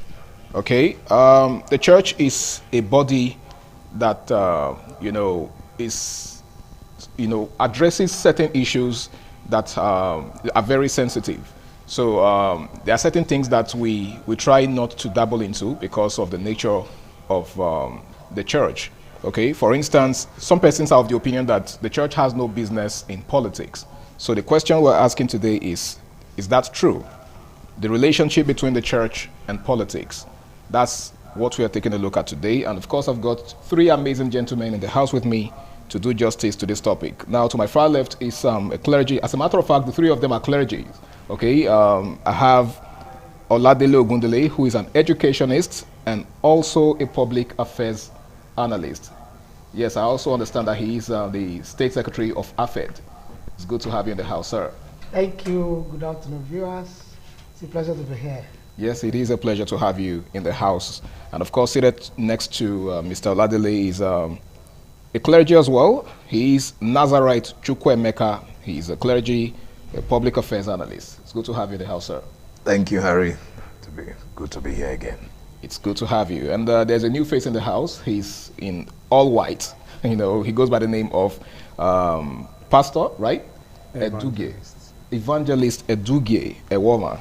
He's also a clergy. Thank you very much. Welcome on board. Good afternoon, Dean. Thank you very much. Good afternoon, sir. All right, so let's set the ball rolling. A very interesting topic we have before us, ladies and gentlemen. We're discussing the relationship between the church and politics. First off, should the church actively participate in politics or maintain strict neutrality? I don't know who would like to take the first shot. Now, maybe I should start with you, Mr. Oladele. Do you think the church should, should actively participate in politics or maintain strict neutrality? Okay, thank you. Once again, let me appreciate you for bringing profound discussions like this. Thank you, sir. Very interesting topic. The question is, what is politics and what is the church? Politics has to do with governance. Politics has to do with government. And the church is a group of persons that have identified with a particular faith. And if that is the case, these people stay in a community, an environment, under government, under governance. So as such, the church should not stay neutral, but should not be partisan, should not practice partisan politics. The church should concentrate on the moral building of the society. The church should concentrate on the encouraging good social values, virtues, building people, and involving in anything that has to be civic and also be law-abiding. Okay. So that's it. But when it comes to belonging to a party or getting involved in politics in detail, the church shouldn't. I won't say church should stay neutral. Okay. Because like I said, he formed it. You know, in Matthew chapter 4, this is always my point. I said, when the devil came to Jesus Christ to test him, he actually came with two things. He came with politics and religion. He said, if you bow to me, that's religion, worship. I will give you this kingdom. That's politics. Politics, okay. So they go together. Devil is smart. And Jesus Christ knew, I will get the government, but not through this method. So as such, he didn't bow. Okay. He has to use the prescribed, organized, or proposed method that God has ordained. And one day he will take over the government of this world. Okay. So as such, the church should involve in politics when it comes to probably like civic responsibility. Yes, civic responsibility, voter education, building social values, encouraging people on how to do things in the society. The church have a large number that can influence politics, okay. that can influence social and good values. Okay. So the church, but when it comes to public endorsement, public partisan politics, okay, the church should be careful. That would be my piece. The church should be careful. Yes. All right, let's re-examine the question, Nazarite Chukwemeka. The question says, should the church actively participate in politics? And he said that it's okay for the church to participate in politics, but it is totally out of place for it to be partisan. Now, doesn't partisanship have to do with being actively involved? I don't think so. Okay. I don't think so. The church should be active actually in politics, and from me I take it from the angle of being deliberate in discipling people who can also be involved there. Discipleship. Like mentorship? Yes. Mentorship, we use it secularly, but in the church terms, we use discipleship. Discipling people who can run in that light. We read in the book of Isaiah chapter 9, describing Jesus, he said, government shall be upon his shoulder. Yeah. And so the church has to be consciously and actively and deliberately and intentionally involved in discipling people that we get there. That's when you study people like Joseph and study people like Daniel. These were godly people who were involved in politics. In quote. So the church has to be, but not to be partisan. I don't personally believe that to be active means to be partisan.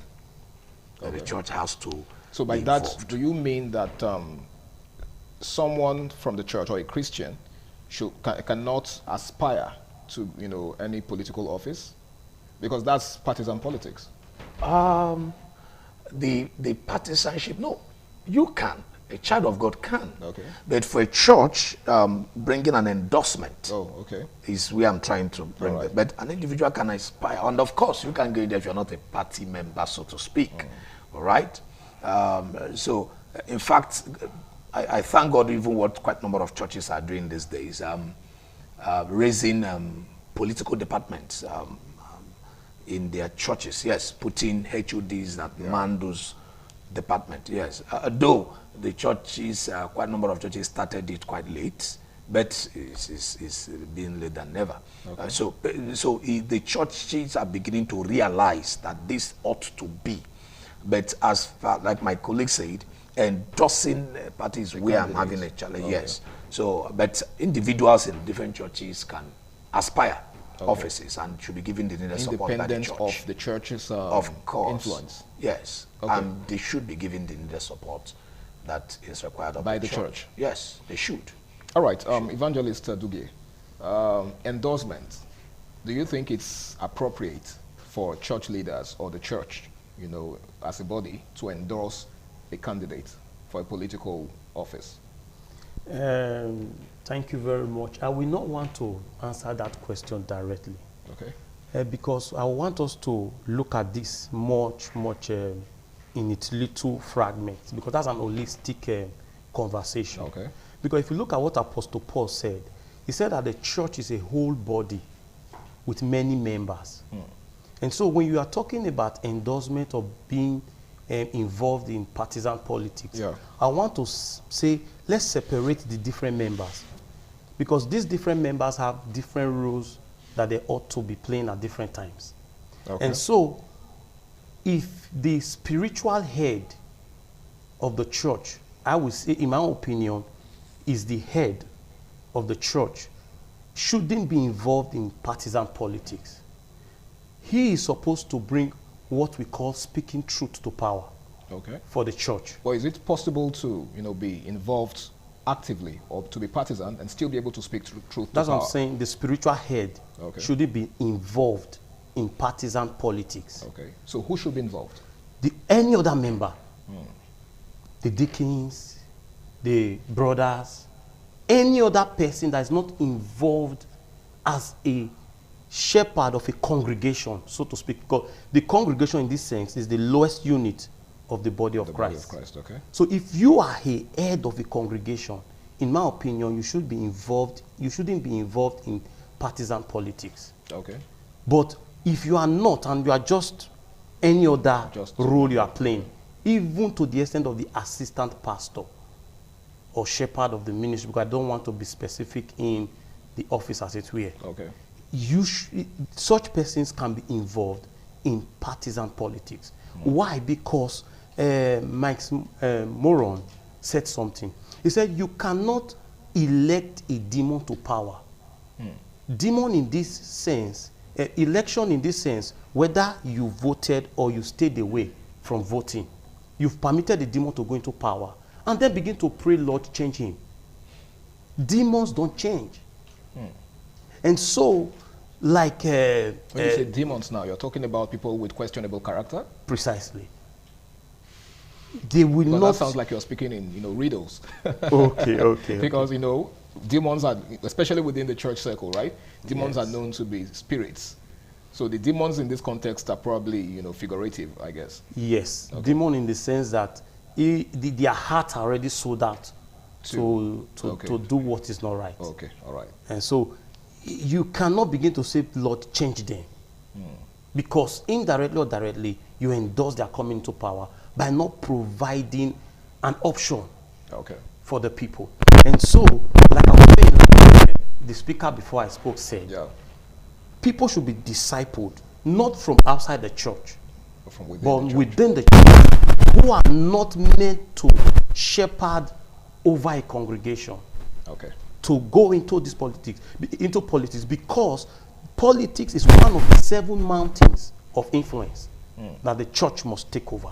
Hopefully you throw more light on that. It's one of the 7 mountains of influence. Hopefully we'll get to know about the other 6 mountains of influence. Well, in case you just joined us, it is Flipside on Independent Television, and we're taking a look at the relationship between the church and politics. We'll be going on this break now, and when we return, it will be time to take it a notch higher. Please stay tuned.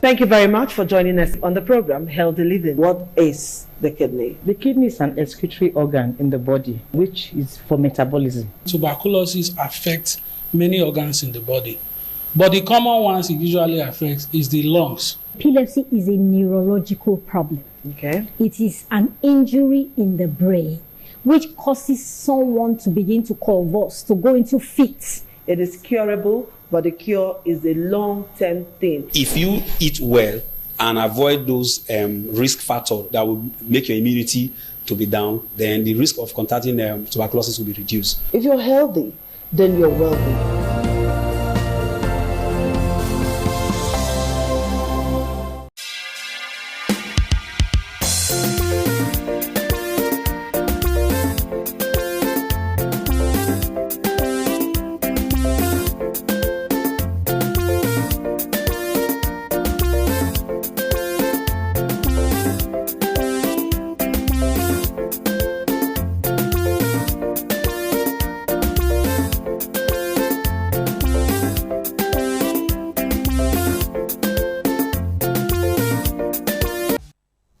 Yes, it's good to have you back, ladies and gentlemen. It's still Flipside on Independent Television, and we're taking a look at the relationship between the church and politics. Now, Mr. Dele, I would like to ask this question. In recent time, there have been hues and cries about certain clergy, certain pastors, certain ministers, certain evangelists being more vocal in criticizing, certain political regimes than others. A certain pastor led a protest during President Jonathan's regime, right, against the rising spate of insecurity at the time. But this same pastor and some other persons, have been accused of silence in this regime, especially considering the fact that the insecurity or the security situation has worsened. Okay, some persons have argued that, well, the man is aging, and if he can't do it anymore, other persons should rise up to the occasion and take the baton from him. Do you share such sentiments? Okay. Well, first, I want to quickly say something. When we say church, the church is a body, vetted by a person of Jesus Christ, bought by himself with his blood. Now, because I just want to throw a point somewhere. When we say the church should develop people for politics, if the church concentrates wholly on the assignment given, and the member chooses to take the path of politics, is different from if the church pick person and developing them for politics. Okay. If you do, you may lose focus of the wholeness of what you're supposed to concentrate on. In the congregation, they can decide to, and when they seek your opinion as a spiritual head, you give your counsel. Okay. Yes, from the moral that there is of the teaching of Christ, the virtues of Christ. If somebody imbibe the virtues of Christ, the truth is, Jesus Christ as a person is somebody, if you learn, he was civic. When it was time for him to pay tax, he paid tax. So a man will just definitely be good for such office. Okay. Having said that, you see, it was a misplaced priority. I'm sorry to say, because I don't have I don't have the ecclesiastical authority to say some certain things. Okay. Yes, even as a clergy. What happened, it was a misplaced priority to become vocal, and that's where we missed it. From 2015 till now, that's where the church missed it when it comes to politics, and we are reaping the effect. Okay, a quick question. Would you consider that partisan politics on the part of the clergy in question? It was, sir. It was. How so? Okay. Like I said before, if you use the pulpit, the authority you have, to sell, whether directly or indirectly, a candidate. Okay, but in this context, he wasn't exactly selling a candidate. Don't you agree? I mean, he was protesting. As at that time, they did. We are all here. As at that time, it was. In fact, there was a time a particular minister, renowned in this nation, was calling Jonathan and say, why are you behaving more lukewarm? Okay. You understand? It was very obvious. Okay. And that sent a signal to all of us, the proselytes. In the church setting. In the church. And now we had a particular perception about that person, and we went this way. Okay. And we are reaping it now. So it's actually, that's what we are saying. Using the pulpit to have a public endorsement, whether directly or indirectly. Okay. It's different from using the pulpit to teach the moral and the virtues of Christ and encourage whosoever that want to go into that to go into it. Okay. So it's quite different. So now, when you not talk about people should take effect now, I think what we should do now is not really that we should go and take another person should take over. Okay. No, we should learn from that mistake and correct it. We should learn from the mistake and no longer get something like that done, where our clergy have a public endorsement, where our clergy take to the streets, protest in particular. Let our clergy speak truth to power, like what he said. Let our clergy speak something that is for the benefit of the general. Let our clergy speak to the generality of the whole. And before you know it, if, for example, there is a particular, for example, you have a particular person who is a member of your church, and the person is maybe is occupying a political office, and in that case, he's doing what is wrong, you point it to him. Okay. Yes. Fear or favor. Yes. When it's also the other person you point it, you are known for that neutrality, so to say. Okay. When I say neutrality, I'm talking about speaking truth the way it should be done, that has to do with advocacy, poverty alleviation, has to do with the welfare of the people. Once you are speaking that, they know you with that. Okay. Not when this one is a member, is the vice president, or is the whatever, or is the governor, but is a member of my, is in my DC, then by that time I won't speak. But when it is the other person, I will not speak. No, that's how we should be. All right. Yeah. Thank you so much, Mr. Dele. Nazareth Chukwuemeka, what's your perspective to that? I saw you smiling while he was speaking. No, I was just trying to, well, I'm not trying to make an amusement out of it, but I'm just trying to say, oh, maybe because the man, just like you said, is aging. So I'm trying to make excuses. Okay. You're trying to play the devil's advocate. Maybe the man is tired. Let me also add that aspect, because I remember that situation that came recently in our group. He knows what I'm talking about. Okay. And a few people I tried to call were like, I beg, I don't tire for that matter, I don't want to talk again. So people can come to such a situation. I've met some people, even this insecurity issue, prayers going on, and we are raising prayer in church, and people are like, nonchalant. I'm don't tired. How long are we going to go to why that nonchalant? Because one would expect that, with the rising insecurity, our enthusiasm. There's more fire. Yes. Seriously. My dear, we need a lot. We are trying to revive the spirit of prayer in the lives of people concerning Nigeria, not prayer in general, because a lot of people, I must tell you the truth, have lost hope. We have completely.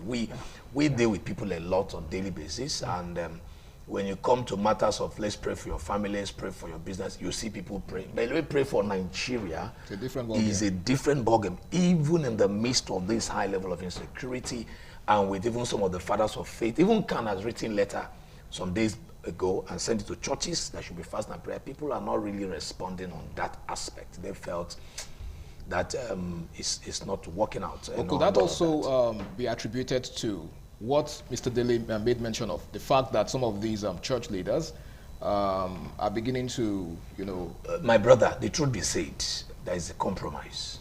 Okay. Yeah. Because I don't think it's right to just put it all on the growing insecurity or the hopelessness of the country, so to speak. You understand? The attitude of these clergy, these people who are supposed to be the representatives of God people, could also be a factor, don't you think? It is. There is a compromise in the church leadership as well. Not being vocal and speaking truths to power where it ought to be. I don't know, but you see, if you put your ears on the ground and you move around, people are beginning to cry for another Idahosa of our time. There is an outcry right now. Where is the Idahosa of our time?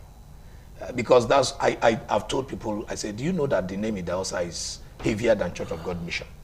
Because he was a man that came out and it was for the kingdom work and kingdom business.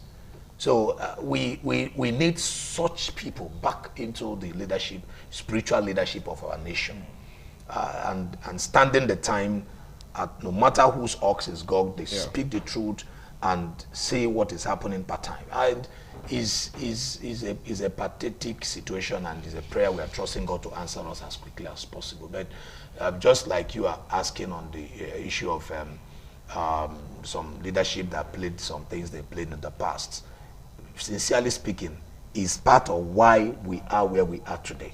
Okay. Some people's hearts have been completely disappointed because they are expecting such people to rise up again. Okay. And even if we are trying to make excuses, they are old, they are tired of the whole situation, one need to start seeing voices speaking vocally and boldly to what is on ground right now. Okay. Especially since Donald Trump turned out from US. Yes, we'll get to that. We'll definitely so get to that. they need to, hopefully, if we have enough time. But Evangelist Tedugie, I'm sure you have a thought or two to share in this regard. Yeah, sure. For me, I want to say that at some point in our church history, in recent history, we actually lost focus of the modus operandi of the scriptures. Okay. And that was the why principles of God's word. Yes. That was why I think they went the way of, in their wisdom, protesting.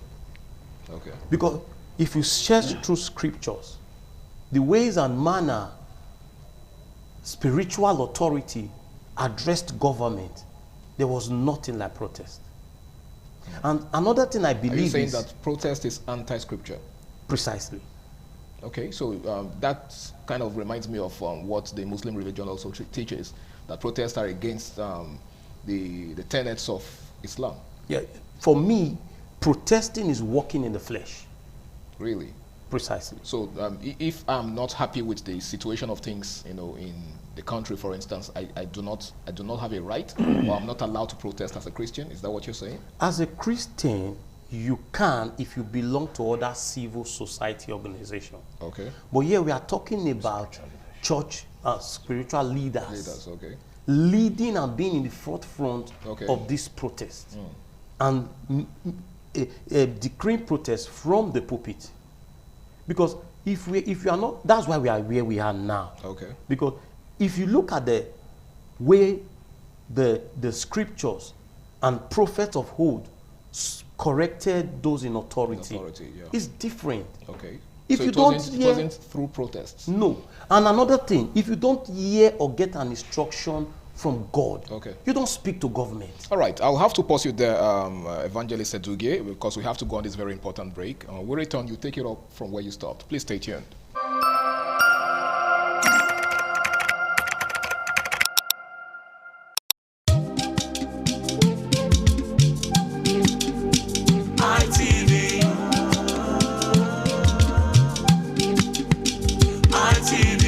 ITV, certainly the best.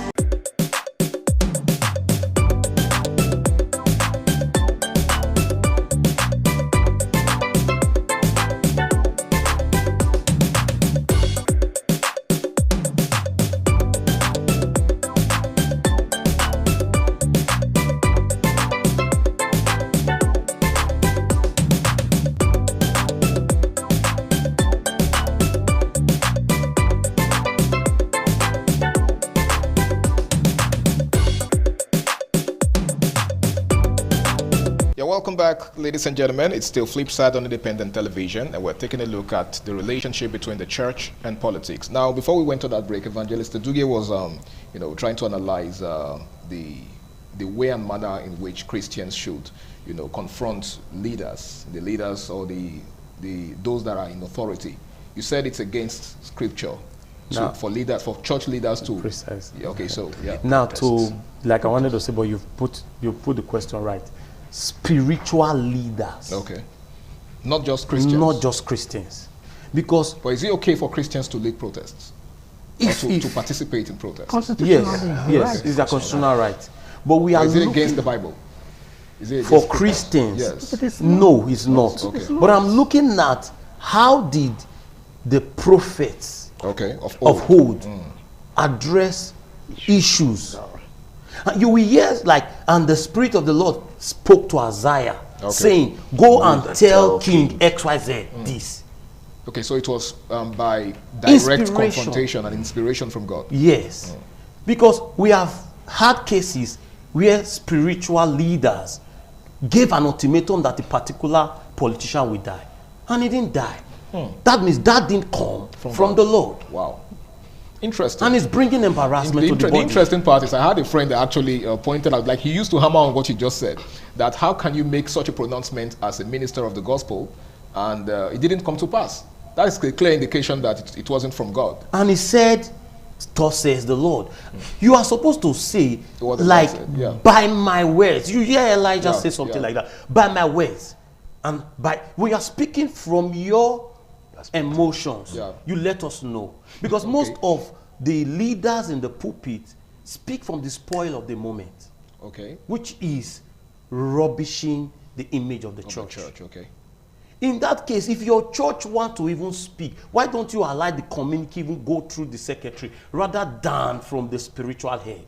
From the pulpit? Directly from the pulpit. Okay. It casts aspersion on the entire body. And so we should be very careful. Let's go back to scriptures. How were these things addressed? Because the scriptures was set for us as a model to follow. Okay. And then we cannot begin to go from there. Because in my opinion, even when the church was persecuted, you will see people like Apostle Peter call for a session of prayers. It was in such a time that the church, even though he was the one in prison, the church followed the step, called for prayers, and an angel went for his rescue. These things are still possible. But you see, we are allowing too many flesh rule the church today. Okay. And so we are now beginning to work at things with human mathematics. Okay. The scripture is still clear. Our ways are not his ways. The way he wants to solve Nigerian problem, if we don't go back to the Lord, we'll continue to miss it. Well, I hope we really don't continue to miss it because, you know, that's the essence of the church. That's what the church stands for. The church is not an independent body. It is a body that is dependent on, you know, the leadership of Christ. So whatever it is we're doing as a body, you know, it has to be by inspiration of Christ. Now, I'd like to ask you, Nazarite Chukwuemeka, there's been this trending issue of recent of Donald Trump, the president of the United States, the statement he made as regards the Christian or an alleged Christian genocide. Of course, a lot of government officials have come out to debunk it, you know, trying to explain that, okay, you say it's not a Christian. Of course, there's a genocide in Nigeria, so to speak, or there is insecurity in Nigeria, but it's not the way Donald Trump is trying to paint it. It's not a Christian genocide. Now, what do you make of that? Do you agree that there is a Christian genocide, or it's something that cuts across all the religions in Nigeria? Well, my brother, the issue of whether it's a Christian genocide or not, being a hot debate going on, for me personally, I don't want to delve into certain issues. In 2015, there was a body called Think Tank, selected from Edo Delta. We had a meeting in Uniben. It was an indoor meeting that we really brainstormed on certain issues on this issue of Christian genocide that was an underground planning, gradually taking place at that period. And quite a number of, some number of people brought into that meeting did not agree to it, because the people that came were giving us like a kind of a forecast that if we don't guide the gates as a church, that before the next 5 years plus, we're going to see a lot of mass killings of Christians, because the plan is a 30 years plan from the other side of religion. So, and just before our eyes, we began to see these things playing out. You know, the recent video clip that happened recently, we saw the pastor that mentioned how he buried over 500 of his members in Plateau. He mentioned that elderly man, you know, is going viral right now. What will you make of that? What will you call it if it's not genocide? What will you call it? It is. I mean, whether it's a genocide or not is not even in question. Okay, it's no news that a lot of people are getting killed in large numbers. You know, especially in the Middle Belt and, you know, some parts of the Northeast, right? But the question is, just like Donald Trump has insinuated, is it truly a Christian genocide, or it's a genocide that cuts across all the religions in Nigeria? Well, personally, I will call it a Christian genocide, personally. Okay. Why would you call it that? I call it that because the major, I have some books, I have some CDs I've been studying recently. In fact, between that time and I've discovered that over 89% of the targets have been on churches, have been on believers, have been on Christian, have been on Christian communities. Okay, so your standpoint is based on the personal research.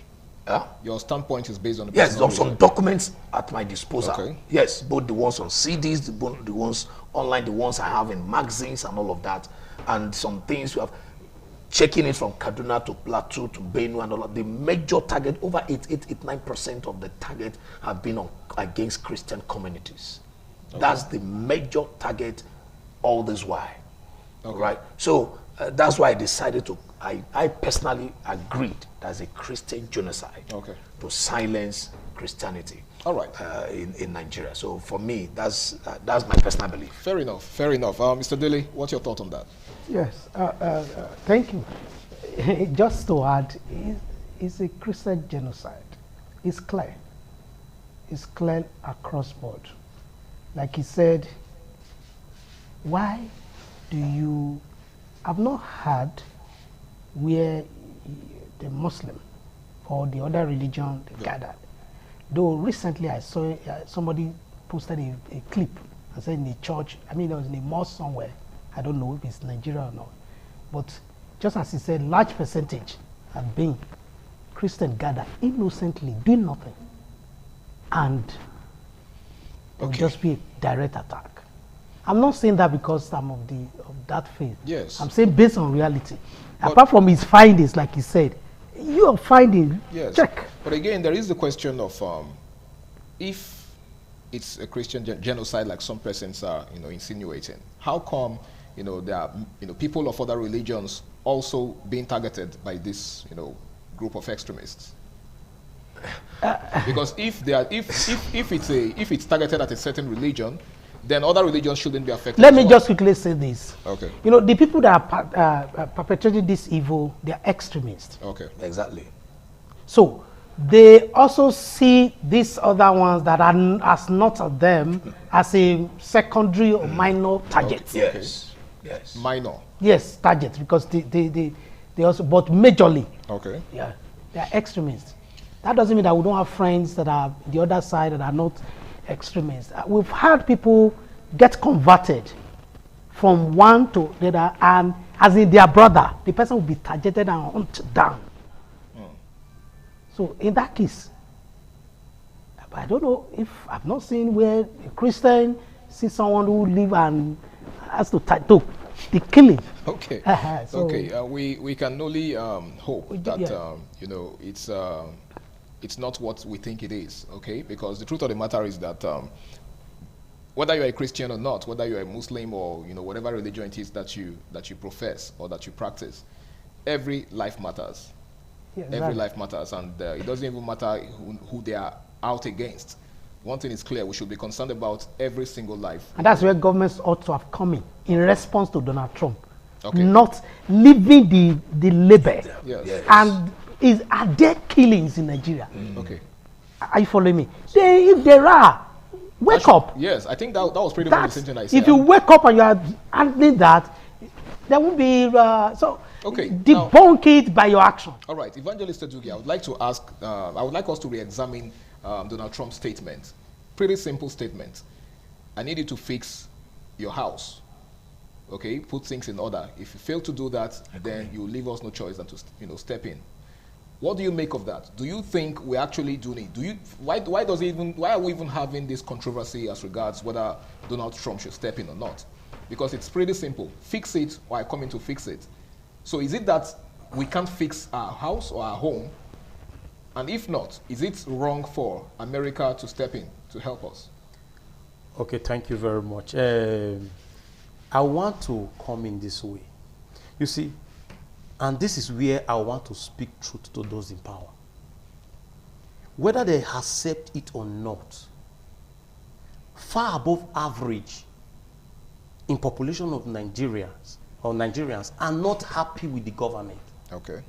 Whether they accept it or not. Anyone that sides with the government of the day to day is either in government or has a relative that is in government. And so they must come to that reality. And that is why, naturally, the statements of the President of America would have been resisted by Nigerians because of the issue of our sovereignty. Yeah. Even if he wanted to come in, there are diplomatic processes to that. Okay. But you see, we are jumping to his offer, his request or offer, at his offer, or his goodwill, as it were, because a drowning man doesn't care. Even if it's his enemy that is bringing safety, is going to jump at it. Yeah. Okay. That's where we are at. All right. Ordinarily, his move is not the right way, in my opinion. We've come to a point where we don't have a choice. We don't have much of a choice anymore. And that's why we are celebrating that statement. Okay. So having said that, the truth is the government of the day must wake up to the realities. Okay. Which is pretty much what the President of America said. Yes. Rise up to the occasion of defending your people, putting an end to the spate of insecurity in the nation. If you fail to do that, then I'll have to step in. Yes. You see, the killings of Nigerians because of next elections saddens my heart. So you think it has to do with the coming election? It's part of it, but not it's not the whole of it. Okay, it's not the core of it. Yes. And then to the question of, is there a Christian genocide in Nigeria? If you have asked this maybe in 2015 or before then, I'll say yes. Okay. You see, by the virtue of my workings, I'm a missionary. Okay. And we you are more or less right in the field. To the field. To the field, okay. And we interact with individuals every now and then. Okay. So it is no longer a Christian genocide. So it has gone beyond. The Nigerian state is under attack. It's under attack. Okay. All right. Quickly, Mr. Chukwuemeka. This question takes us back to the question I raised earlier about what the clergies or the complaints that our clergies or the church leaders are really not pulling their weight in terms of speaking truth to power. Now, this is the point where some of our clergies are supposed to be speaking up. And some persons have been complaining lately, especially on social media, that most of our church leaders are silent. So what's your take on that? Do you think they are truly silent? Or if they are silent, what do you think is the reason? Quickly. I'm not comfortable with this your question. Well, that's basically why you're here. Because I want us to examine it inside out. Because if I voice out the way it has been on my mind. Yes, I understand. There's always a way to, the challenge I've had about our church leadership in our current time, I've indirectly mentioned it when I cited people like Idahosa. Our church leadership, why all these citations going on, has been because we have more of leaders who are building their own kingdom than the kingdom of God. Their own kingdom. Yes, that's just a problem we're having in the current time. I was telling my wife a few days ago, I said, I respect this father in the Lord. I don't want to mention them. I said, he was talking about what's coming in Nigeria, but he now made a statement that just put me off. He said, you see this church, when this church prays, God must answer. And I said to my wife, I said, these are the challenges I have with these our fathers. Why didn't he say, if the church prays? Okay, so not this church prays. To his own yes, individual church. And those statements are statements of indoctrinating members to be part of this denomination. This denominational tendency is a monster. It's a monster. It's a monster. So we need to come to a point where the leadership should look beyond. It's not about your denomination. It's about the survival of this nation. Nigeria, like my brother said, is seriously under serious attack. Because we've had insinuations where a certain ethnic group said that the British handed over Nigeria to them. And they must take it back by fire, by any means possible. And from what we had in 2015, there is a 30-year plan, and they want to unleash on it. So the church leadership has to rise up and leave this issue of denomination, my church, my this, that. You know what I was just thinking? I said, imagine me people like Oyedepo, Adeboye, Tunde Bakare, Aboyeji of us. They just come together and then begin. There are men that when they cover, there are people, whether you take it or leave it, people will listen. Okay. And then people start seeing them coming together and speaking truth and praying and saying some things to the government. The level of influence that they will. They have, I said, and then stop all this issue of denominational issues. I kept imagining how it's going to look like. My brother, I tell you the truth, if this happened and that force is seen for like 2, 3, 4, 5 months sustained, the government of this nation will shake. Well, let's have you forgotten that when they start this their campaign and all of these things, they start running to these people to pray for them. That's because of the power that they because have. They know what those people command. All right. Thank you so much, Chukwuemeka, for your very brilliant analysis. Now we have to go on this very last break, and when we return, it will be time for the final lap of the program. Don't go anywhere.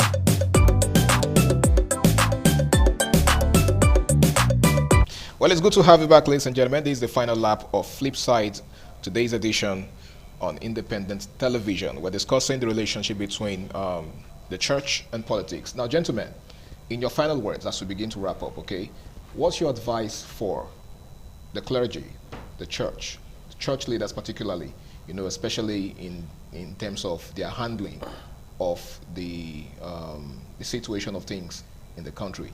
We have, a lot of us, much of what I've been able to gather from what you people have said so far is the fact that they really do not have the willpower to, you know, make the needed impact on governance and in turn, you know, be of benefit to the people. So what advice would you give, you know, to this clergy as regards, you know, their handling of the situation of things in government? Okay, thank you. I think I will first, the church should concentrate on its mandate, which has to do with building life, instilling social virtues, and ensuring that people prepare themselves to live well here and live for the master. Also, I will, you know, our church leaders has influence. The church in Nigeria has great influence that can influence politics and even other administrative offices. And it will be good that people are built without practicing or involving in partisan politics, public endorsement by these church leaders. People are built to function and fit into society, to correct the wrongs. Lastly, our leaders should have the willpower, like you said, to speak truth to power. And they should fellowship more with the man that called them.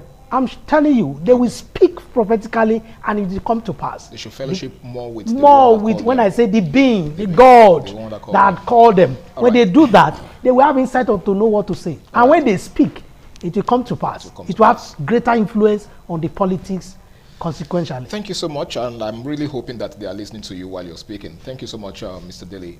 Mr. Chukwuemeka, what's your final thought on this? In less than a minute, if Apostle possible. Peter said, should we rather obey God, obey man rather than God, and all of you? Peter was bold to confront the situation. Okay. People like Paul, they were bold to confront the powers that be. our church leaders, our fathers in faith, our mothers in faith, be bold to speak to the powers that be. Be bold to speak to the bold, powers be courageous, speak that truth, even if you are speaking it in love, but make sure you speak the truth in boldness. Okay. Forget about whatever alerts that you think come into your bank account and whatever you think you are building. I discovered that some of the church leaders, because they have a university, they have an investment here and there, they are scared of saying these things so the government don't come after them. No, please look at the mandate. Thy kingdom come, thy will be done on earth. Thy kingdom come as it is in heaven. Thy will be done on earth as it is in heaven. Thank you so much, Nazarite Chukwuemeka. Evangelist Atuge, in less than a minute, what's your final thought? I will say that the leadership of the church should go back to biblical models in reacting to socio-political issues. Like Ezra, I think it should be Ezra, but I'm not too sure now. Okay. He said, when I was so scared that I couldn't lead the people through the desert to the place where the Lord was sending them, he said, and I was too ashamed to go back to the king to give me a chariot of escort. I proclaimed the fast. Okay. So the leadership of the church, like one of the speakers said, must go back to the place of prayers. Get instructions from the Holy Spirit on how to solve any problem, especially national issues, before they begin to give directives. Before they begin to give directives, well, a word they say is enough for the wise, and I'm hoping and I'm sure that church leaders are listening to, or you've listened so far to what they've said. Well, I'm hoping that the church really rises up to the occasion of speaking truth to power, because who is in the better position to speak truth to power than the church? Well, I really do hope that all that has been discussed so far will yield positive results. A big thank you once again to you gentlemen for taking out time to be with me on the show. Appreciate it, and I hope that the next time I call upon you, you'll oblige me. Thank you so much for having us. All right, so it's been Flipside on Independent Television, and we'll be taking a look at the relationship between the church and politics. My name is Harry Aigboje, and until I come your way again, same time, same station next week, do the right thing, stay out of trouble, and bye for now.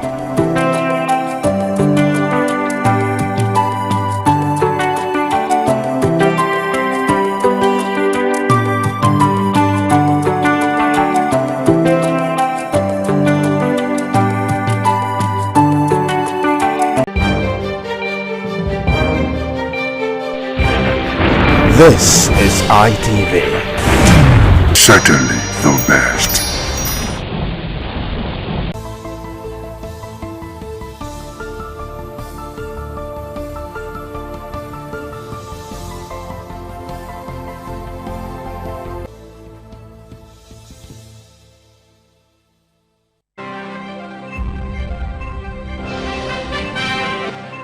The news, President Tinubu approves membership for U.S.-Nigeria Working Group.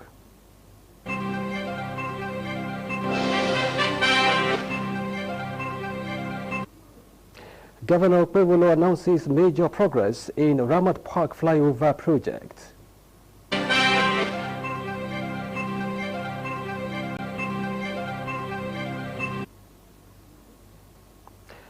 IGP says 11,566 policemen on VIP duties recalled.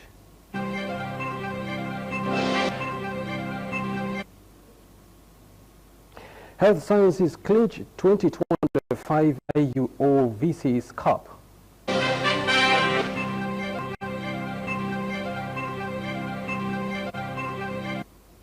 Plus, Lagos Environmental Sanitation Corps dismantles suspected oil bunkering syndicate, arrest 27.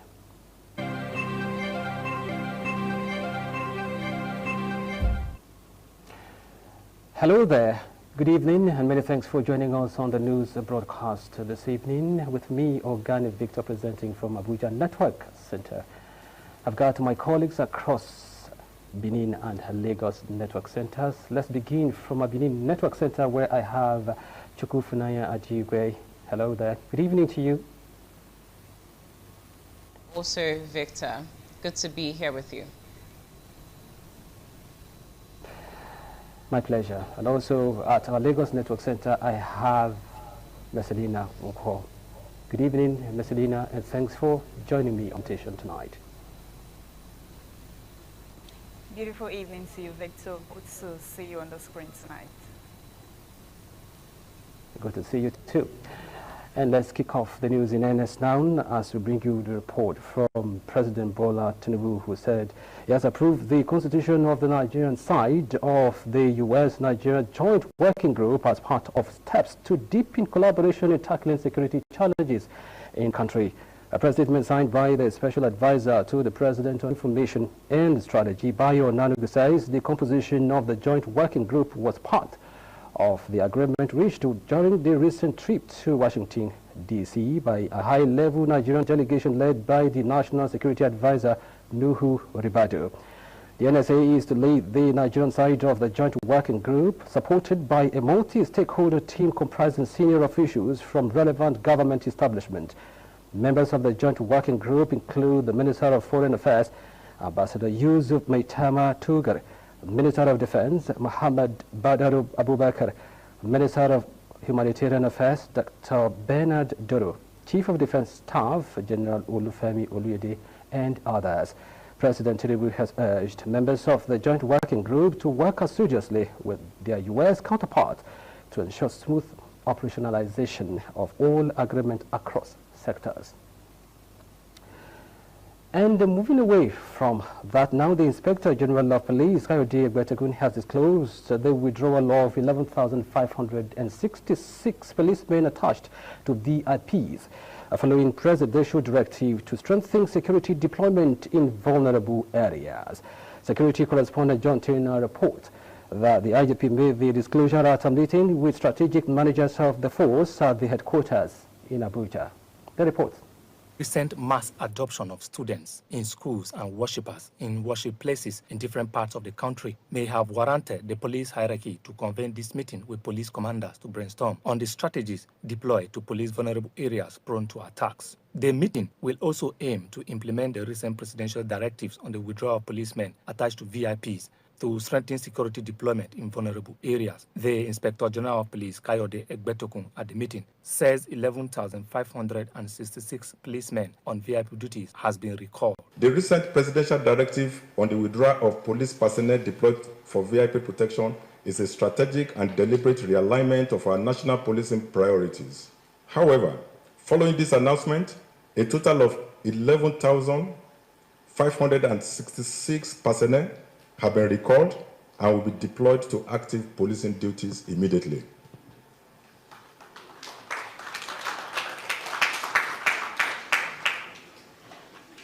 Let me assure you, senior officers, that this is not a retreat from responsibility, but a reclamation of it. The police boss also assured that the police will work to ensure the safe rescue of victims of recent adoption who are still in captivity. We are not going to relent until all our vulnerable communities are protected from the attack by criminal gangs in this country. I also made it clear that one attack on a vulnerable community is bad enough, and we are not going to tolerate it. And that peace maintained at one location but violated at another location is not peace. The IGP also ordered state commands to reinforce deployment and patrol to safeguard highways for safer travels for Nigerians planning to travel for Yuletide. From Abuja, John Tina, ITV News. Echelon National Security member representing Ovia Federal Constituency of Edo State, Honorable Omosede Igunedion, and her counterpart from Orionwo Ohuwande Federal Constituency, Honorable Billy Osawaru, have lent their voices to the ongoing legislative discourse on the rising insecurity across the country. The Edo lawmakers want speedy considerations of security-related motions as well as strengthened architecture by the federal government in tackling security challenges in the country. Yours sincerely was there, and let's now bring you the reports. The rising spate of killings, kidnappings, ambushes and sundry cases of insecurity nationwide have continued to generate reactions from concerned federal lawmakers and Nigerians. During Thursday's special plenary on national security, the Edo State federal lawmakers in the House of Representatives, particularly Honorable Billy Usawaru and Right Honorable Omosade Benedion, highlighted the consequences of the rising wave of insecurity in the country. In a country so richly blessed, it is unacceptable that our women cannot walk free, our children cannot learn in peace, worshippers cannot worship without fear, our farmers cannot safely go to farm, and entire communities live in constant dread. If we in this hallowed chambers cannot protect the most vulnerable amongst us, then what is the value of the power we hold? ISWAP and allied bandit groups continued assault in Northeast, including ambushes of military convoys and clashes that kill soldiers and civilians. Multiple mass kidnapping incidents reported, over 300 students, teachers seized from Catholic schools in Niger State, 25 females abducted and killed, 38 washes in Kwara. All this within 2 weeks. Mr. Speaker, we are in a very trying times. They posited that the time was ripe for the government and the law beyond mere words to strengthening the security architecture as well as speedy considerations of security-related motions. Mr. Speaker, let's come back home to Congress. This is the big elephant in the room. Mr. Speaker, we move motions every day on the floor of the Parliament. I've moved motions on security-related issues on this floor. From 2024 till now, Mr. Speaker, some of the prayers will say 4 weeks. They need to report back to the Parliament. Mr. Speaker, that has not been effectively carried out. Let this not be another speech. Let this be the turning point where words birth action and action brings healing. I urge this House to call for a nationwide strengthening of road security. Let us demand urgent and coordinated action that ensures every Nigerian can move freely.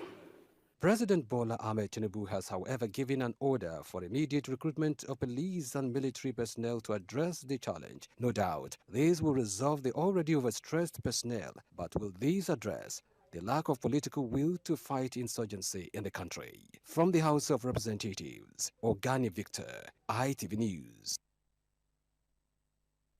Let's now move away from the threat to national security to some education matters, where we hear that the prestigious Ibinidium Education Center, Benin City, has recorded another national milestone as 2 of its students, Master Charles Brian Uzoma, was awarded the overall best candidate in the 2024 Basic Education Certificate Examination, and Awambo Omorie Hawe Claire, the second best candidate nationwide.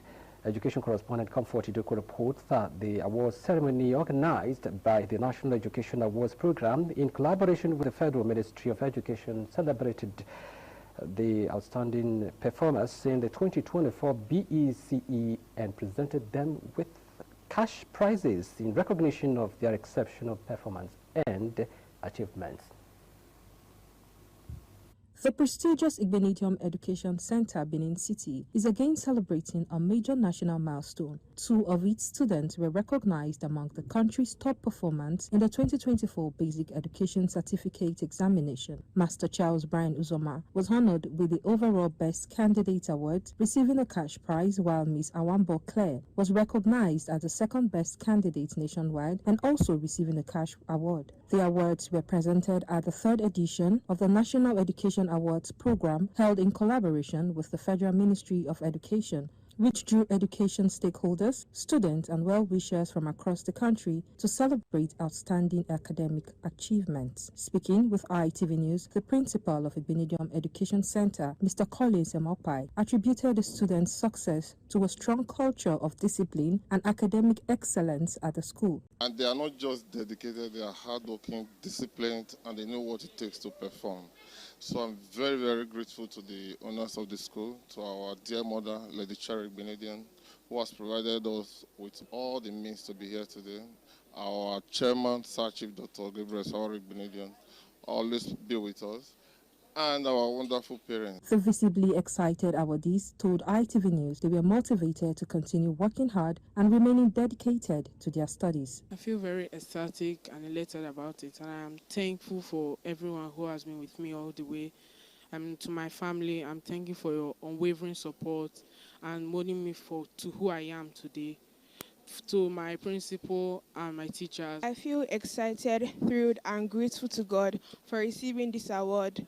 I want to thank my school for guiding me to become the person I am today, both academically and morally. And I want to thank my parents. Parents of the students described the recognition as a proud milestone and commended the school for its role in shaping their children's academic journey. I'm excited, I'm elated, I'm thrilled. And I'm grateful to God that my dream and my prayers today have come true. Being the mother of the National Overall Best Student 2024, I'm overjoyed. I'm filled with happiness. The Executive Secretary, National Institute for Cultural Orientation, and Chairman of the occasion, Mr. Abiodun Ajibola, applauded the students' outstanding performance and encouraged schools nationwide to strengthen efforts that promote integrity and excellence in examinations.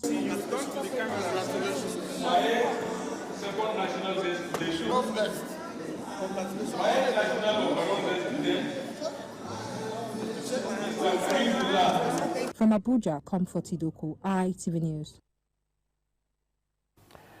Well, we are happy for them too, and I want to say very big congratulations to them. Well, that's just about it from Abuja Network Center, as I hand you over now to our Benin Network Center for the continuation of the news.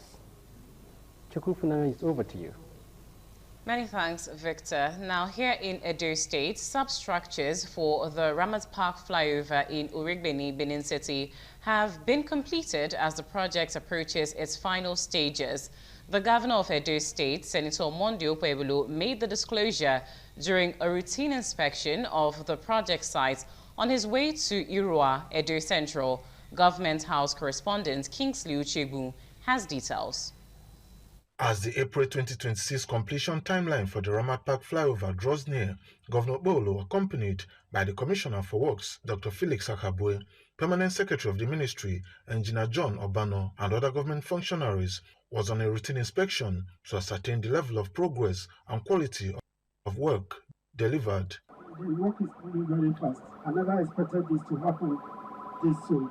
For me, I am very, very happy, and I believe that they will deliver as agreed.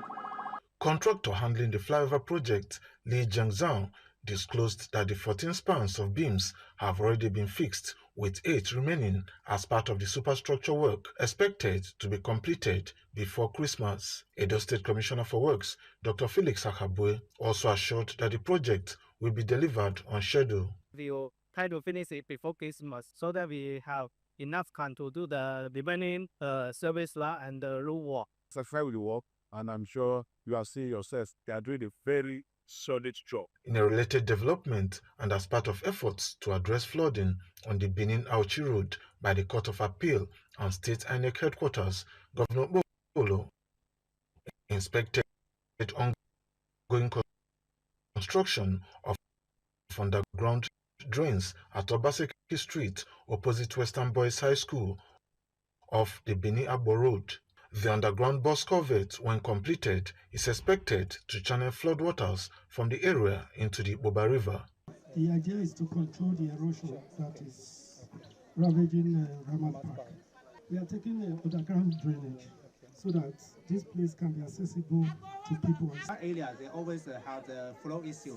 So this one will do the underground bus cover to lean from that side down to the water side here. The twin projects were designed to address traffic congestion and persistent flooding along the Benin-Abo and Benin-Auchi highways.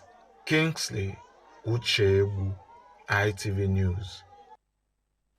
Moving on, the 2025 Vice Chancellor Inter-College Football Competition VC's Cup of Nigeria's Premier Private University, Igbenidion University Okada, has concluded in dramatic fashion as Health Sciences claimed the trophy with a 10-7-6 penalty shootout victory over Law after a goalless 90 minutes. Osemudiame Osaigi reports that two-time governor of Edo State and deputy chancellor of IUO, Chief Lucky Igbenijon, and the vice chancellor of Igbenijon University, Professor Lawrence Ezemonye, were among several dignitaries who graced the final, played at the main football pitch of the university sports complex. The ceremonial kickoff was taken by a member of the university's governing council, Matt Akiombari, signaling the commencement of the final that wrapped up the 14-day tournament. The championship match between health sciences and law attracted an enthusiastic crowd and delivered end-to-end football, with both teams creating several clear chances but failing to convert. With no breakthrough after regulation time, the contest went into penalties. Health sciences held their nerve, converting their 7th point kick to seal a 7-6 victory, sparking jubilant celebrations across the pitch.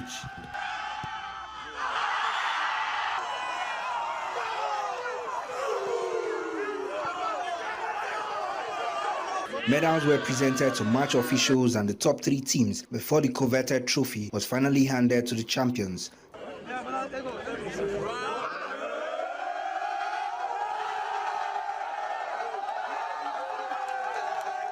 Some of the players described the tournament as highly competitive.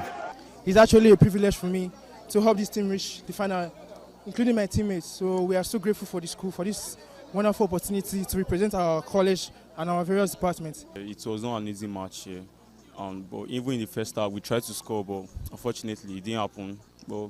And we went to penalty, so the game was fun. We enjoyed it. In a related development, the Vice Chancellor, Professor Lawrence Ezemonye, led members of the university management to a convocation play titled The Lottery Ticket, written by Ahmed Yerima and performed by students of the Theatre Arts Department at the University Arts Theatre, Crown Estate Campus. From Okada, Osemudiame Osaigi, ITV News.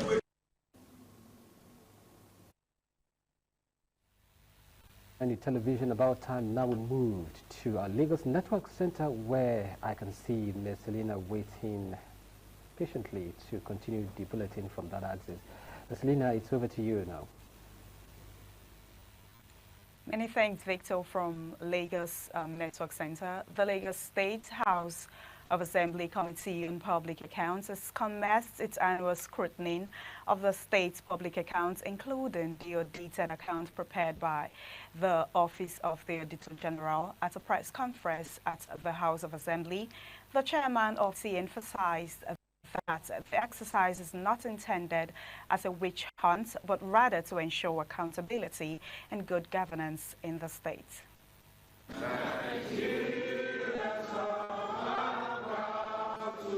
Briefing journalist, chairman of the House of Committee on Public Accounts, Honorable Kehinde Joseph, explained that Section 125, subsection 2 of the 1999 Constitution as amended grants the committee the responsibility to carry out oversight functions on the Office of the Auditor General and the various ministries, departments, and AGA. He stressed that the exercise is not a process of witch hunting, but is aimed at ensuring accountability to the people of the state, preventing mismanagement of public funds, and promoting transparency and good governance. Section 125, subsection 2, and subsection 129, subsection 1, subsection C of the 1999 Constitution, as amended, grants the committee authority to summon any person in Nigeria, produce documents, and examine them as witnesses.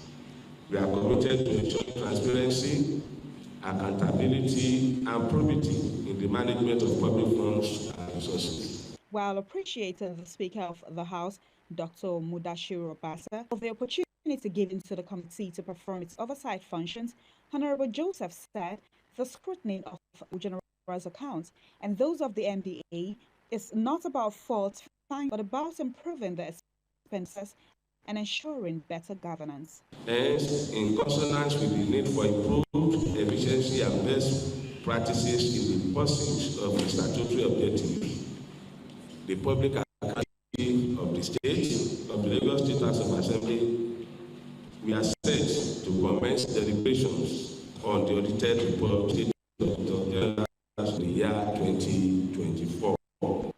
exercise was attended by the State Auditor General, heads of MDA, and various government officials. From Lagos.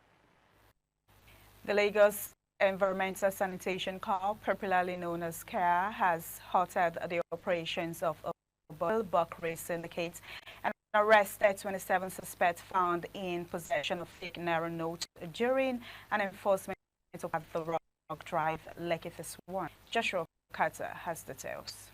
Corps Marshal of Lagos Environmental Sanitation Corps, CAR, Major Olani Olatunbosun Ko, retired, speaking at the agency's headquarters in Bola, said intelligence report revealed that the activities of a suspected depot and oil bunkering enclave had negatively impacted the environment.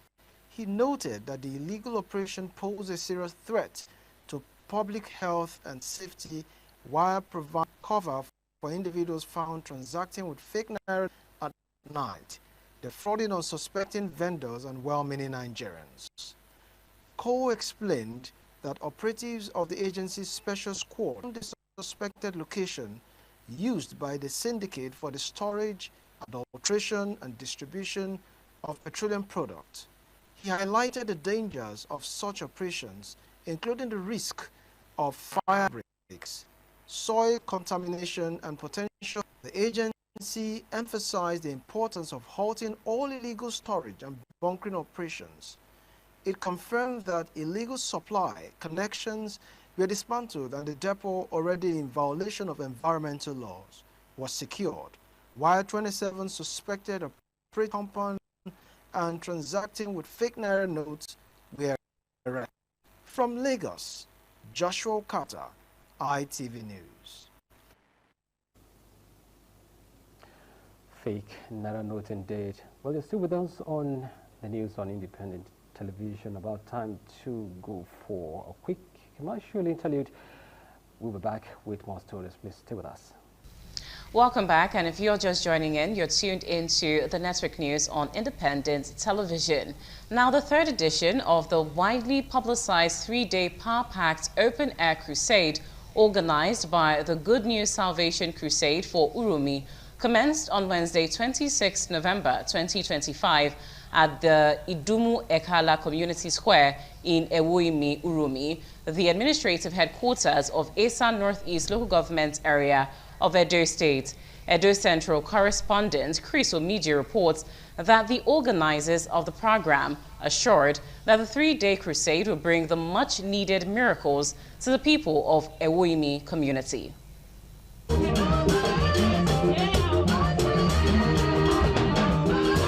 The third edition of the Good News Salvation Crusade for Uromi kicked off on Wednesday with the theme, Jesus is Coming Soon. According to the organizers, the annual three-day crusade will feature several ministers of God who will deliver the word and minister miracles to the people of Ewoyi community. This is a vision that I concerted from God since 2023, and we come back 2024 just to give the salvation back to my people. We want people to receive healing, deliverance, and give their life to God. By the grace of God, from now till the next 3 days, everything has been said, be arranged upon, that there will be signs and wonder here. We are expecting the blind to open their eyes, the lame to walk, the deaf to hear, the possessed to be delivered. It took us about 6 months to arrange for this program, mobilizing them for an interdenominational high-level dimension crusade just as this. Delivering the opening message, the visionary of the program, Reverend Dr. Pascal Oruabo, assured the congregation of God's touch and salvation throughout the three-day event. That God Almighty will transform you and your generation.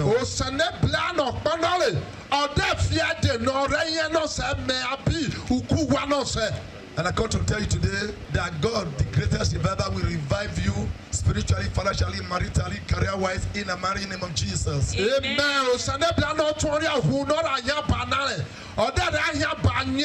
And today, I want to encourage you. Today, God will answer you. If you believe God will answer you, shout the loudest, Amen. Amen. The Good News Salvation Crusade for Uromi is an annual interdenominational program that brings various Christian denominations together for the salvation of mankind. in Uromi. Chris Omije, ITV News. Now, youths of Ikpe community in Ikuba Oka local government area have protested against the sales of their ancestral lands and community property allegedly by their former Okaigili, popularly known as Akube. They accuse him of destabilizing long-standing traditional structures. Egusa Agbonlao has the details.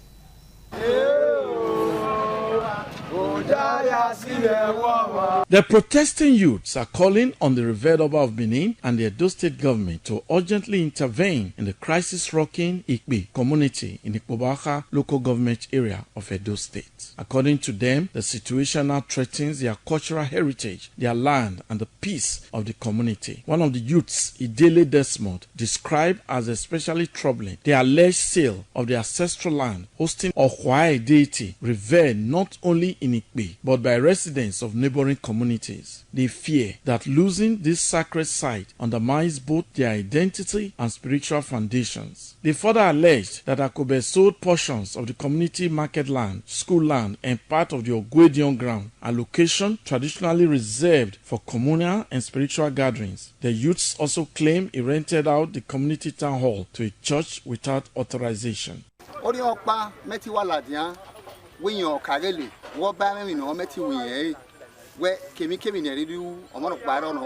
This community where all of us they grow the corn. Now here we they serve our deity. Alele Ales where they call Akube. Can't sell this place. Elders they fear rank, they use Curtis people beaten. All our land, you don't share and give all Curtis people. Nobody gets safe. Where this boy they again. Someone will come and say, may our governor and our Oba, may they beg come help us. This road is a sacred road which no stranger can go in and have been vandalized and be destroyed, and there are blocks on the way. Some of the protesting youths appealed for swift intervention from the state government for peace to be restored to the community. Attempts to get the reaction of Alex Alele, popularly known as Akube, was unsuccessful as his phone was switched off, but Independent Television and Radio intends to get his reaction whenever he's ready. Egusa Agbonlao, ITV News. The Edo State Health Insurance Commission, EDOHIC, has held an interactive session for desk officers as part of efforts to strengthen the implementation of its health insurance schemes and expand access to quality healthcare across the state. The engagement held today in Benin City brought together key stakeholders and desk officers to review existing health plans, assess service delivery gaps, and enhance collaboration for better health outcomes. The report is filed by Ibrahim Adedeji and presented by Donald Amie. The Director General of the Commission, Dr. Mrs. Augusta Alaye, said the section was crucial in addressing complaints related to delays in service delivery. She explained that the new measures such as barcode scanning for faster complaint resolution and improved communication channels have been introduced to enhance response time. She reaffirmed her commitment to ensuring that all enrollees under the scheme receive timely and satisfactory healthcare services. Edo State Health Insurance cannot do it on its own. And that is why we called our partners to, sit with us and have these conversations on their challenges, especially on service delivery. Similarly, the Director of Planning, Research and Statistics, Dr. Amarugbe Stephen, noted that the Commission regularly reviews critical areas including staff capacity, equipment availability, and ICT infrastructure to ensure that health facilities meet required standards. He added that the continuous assessment of strategic sections like this help gather feedback and ultimately improve service delivery. Ensure that the facilities have ICT infrastructure to be able to provide minimum standard of care for enrollees. A participant at the section expressed hope that the new strategies discussed will result in more effective challenges, making service delivery faster and more proactive, especially for clients with limited education who often require quick and clear support. Another participant, a desk officer, said the session has strengthened their collaboration with the Commission. He noted that the scheme is performing well and that they remain committed to delivering their best. When you tell them what the challenges are, they are deliberate about trying to make sure they correct this. As a desk officer, I'm able to ensure that we collaborate with the system.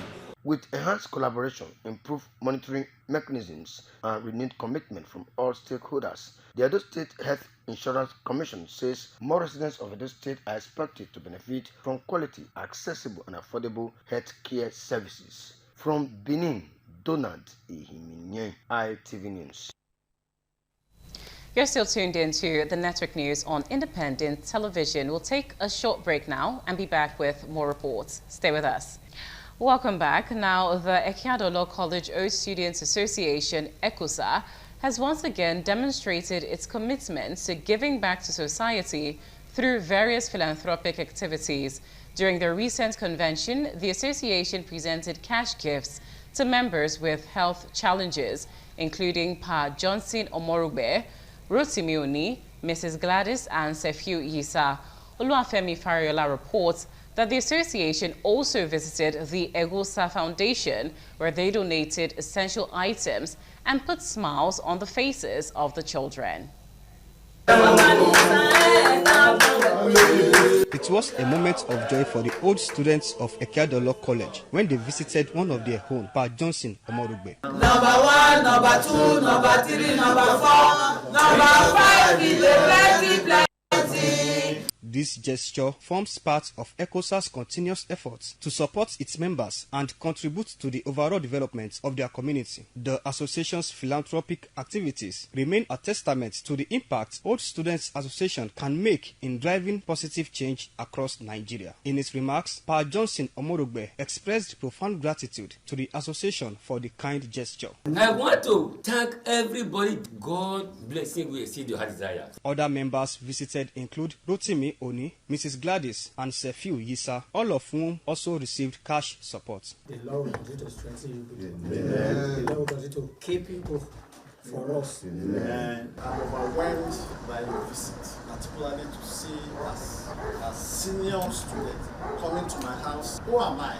To crown the event, the association paid a visit to Eosak Orphanage, where they shared gifts and encouragement with the children. On behalf of ECOSA, we present this to you. May God bless you. The president of the association, Monday Ugiagbe, thanked God for sustaining the group after more than 40 years. It's a convention that is philanthropic in nature, convention where we reunite.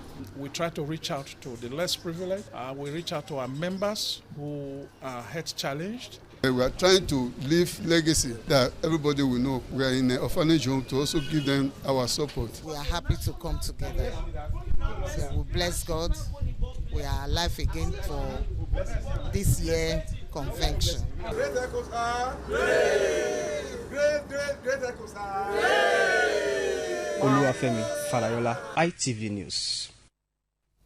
In another report, Civilian Joint Security Task Force of Nigeria says security of lives and property remains the cardinal objective of the organization.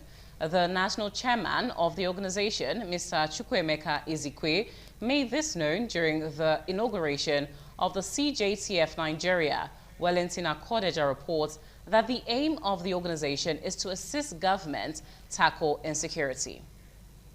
Guard of honor by members of Edo State Chapter of Civilian Joint Task Force of Nigeria. The inauguration of the office was done by the national chairman, CJTF, Mr. Chukwuemeka Ezekwe, called on the recruited members to combat insecurity as the unity and progress of the country remains his cardinal objective. Every civilian of Nigeria needs to wake up to the call of national service. Supporting this such activity is the best interest of every individual, because this also improves the security and peace of our nation. On his part, the state commandant of the agency, Best Akiri Ehiage, assured the people of Edo State that the command has able men and women who are ready to collaborate with all security agencies to tackle the menace of insecurity. As we have launched this office, I'm going to assure the general public and every members of the Civilian Joint Task Force that we are going to work collaboratively with all the security agencies tirelessly to make sure that we flush out kidnappers and other crime committed in Edo State.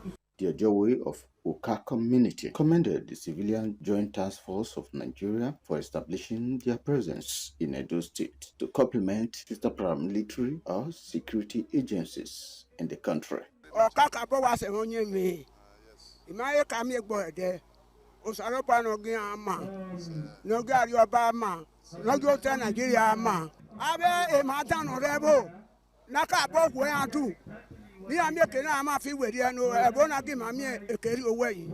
High Point was a guided tour of the office of Edo State CJTF, which is situated at Oka Community on Upper Sakumba Road in Benin City. From Benin, Wellington Akodeja, ITV News.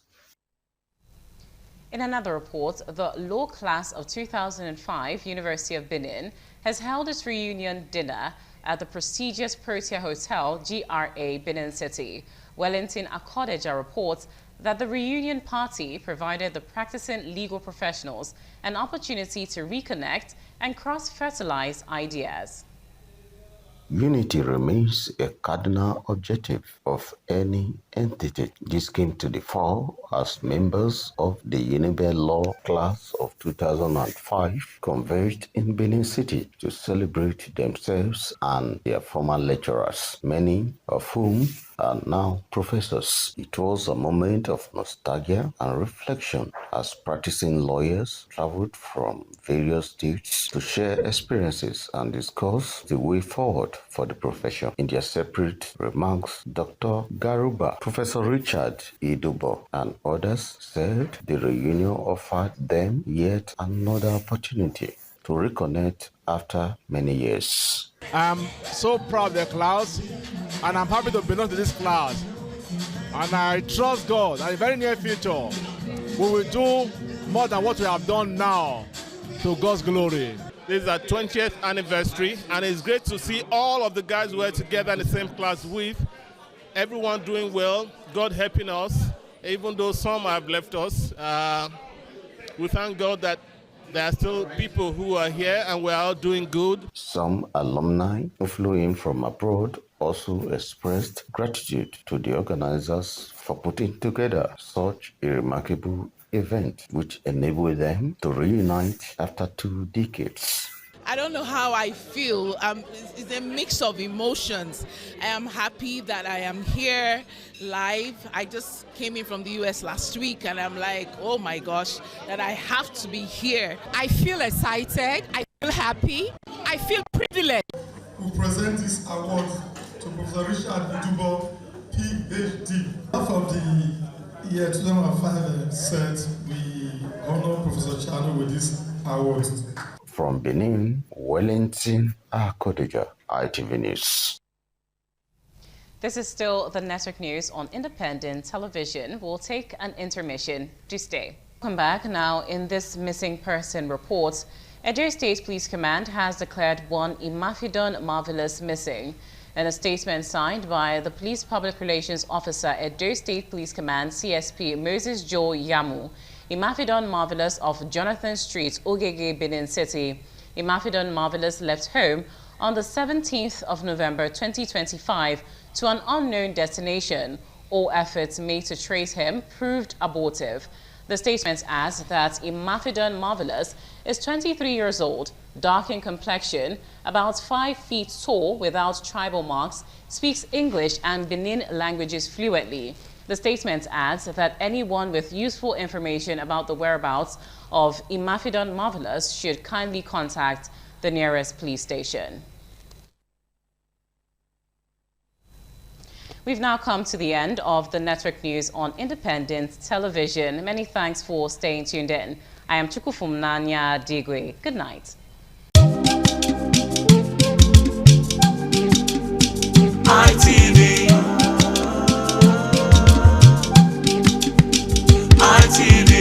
ITV, certainly the best.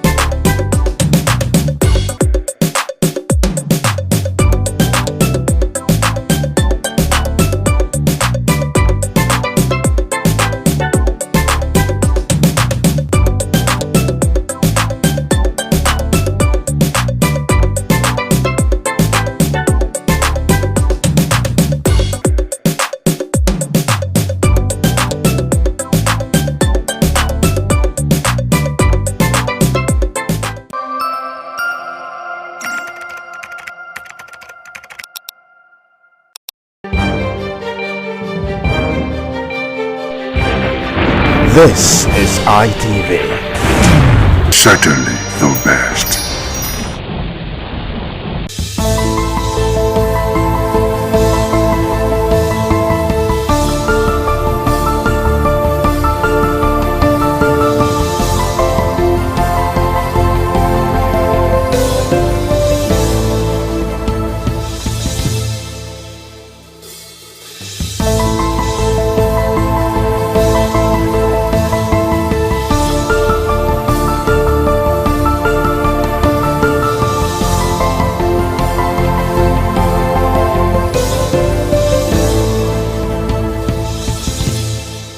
Hello there, thank you for joining us on this special interview series on independent television.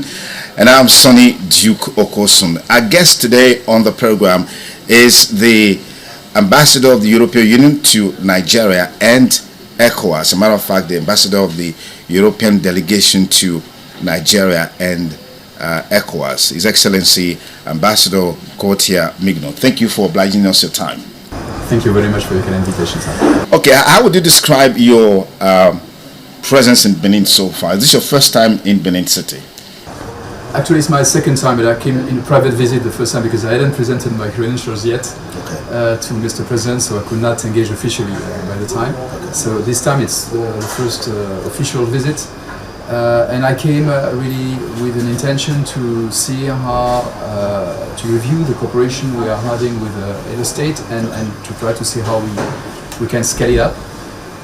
But I took the opportunity to visit yesterday to participate to a private preview of the Museum of West African Arts here in Edo State, which is a project I already saw last year when I came first to Benin City. Also, so how would you describe the level of partnership between the European Union and, of course, Nigeria, and particularly Edo State?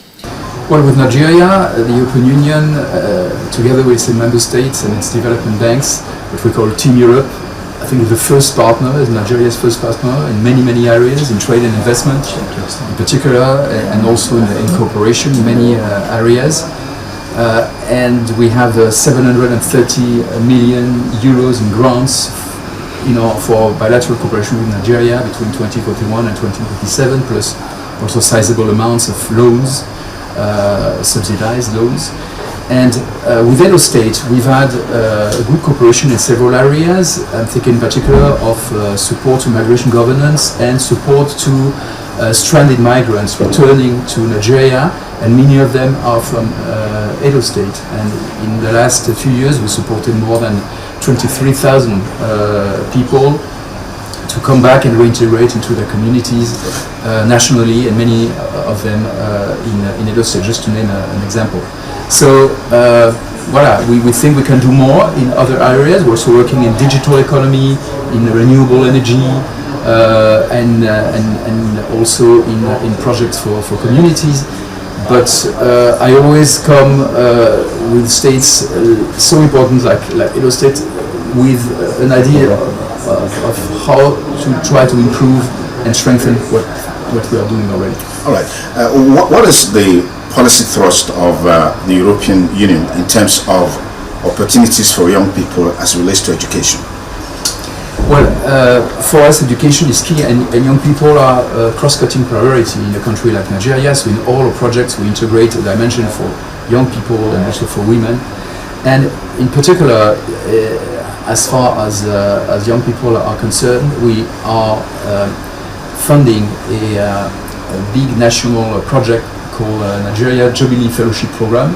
It's about helping young graduates to integrate into labor markets by funding a 12-month scholarship for having internships in medium and small size enterprises or public service to get a first professional experience. And this is something that we are now scaling up with the federal government.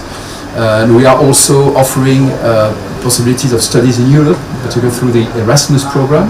We have more than 100 Nigerians going every year to Europe to study a master in the framework of the Erasmus program. All right. What is the policy thrust of the European Union in terms of opportunities for young people as it relates to education?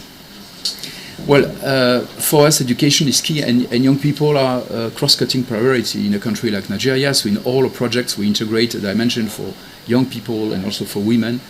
And in particular, as far as young people are concerned, we are funding a big national project called Nigeria Jubilee Fellowship Program. It's about helping young graduates to integrate into labor markets by funding a 12-month scholarship for having internships in medium and small size enterprises or public service to get a first professional experience. And this is something that we are now scaling up with the federal government. And we are also offering possibilities of studies in Europe, in particular through the Erasmus program. We have more than 100 Nigerians going every year to Europe to study a master in the framework of the Erasmus program in particular. Fantastic. If you just join us, we have with us the ambassador of the European Commission delegation to Nigeria and Africa, who is in Edo State currently on a private visit, engaging him on a wide range of issues, looking at the partnership between the Commission and Nigeria, and particularly Edo State. Ambassador Mignot, let me quickly take you on a trending issue in Nigeria right now, which has to do with violence, extremism, and the talk around genocide against Christians is gaining momentum across the world, particularly in the US and several other places. What's the Commission's perspectives on this issue, and what is the intention in terms of helping Nigeria to deal with banditry, Boko Haram, and all other, extremism that we're seeing playing up in the country right now? I think it's important not to exaggerate or oversimplify situations which are very complex in Nigeria in terms of violence and insecurity. Of course, it's a big concern for everybody, including for us. We are very much committed with freedom of religion and belief in particular, and of course, any attack against communities or individuals because of their religion must be condemned, are unacceptable.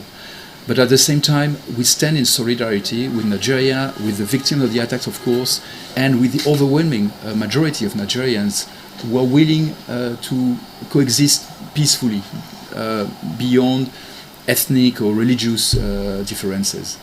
And so we stand in solidarity with Nigeria to fight the many drivers of violence and insecurity, and religion is only one of them. And we've been supporting Nigeria for many years through many projects of peace building, of de-radicalization, demobilization of former members of non-state armed groups, for instance. And we are ready to do more.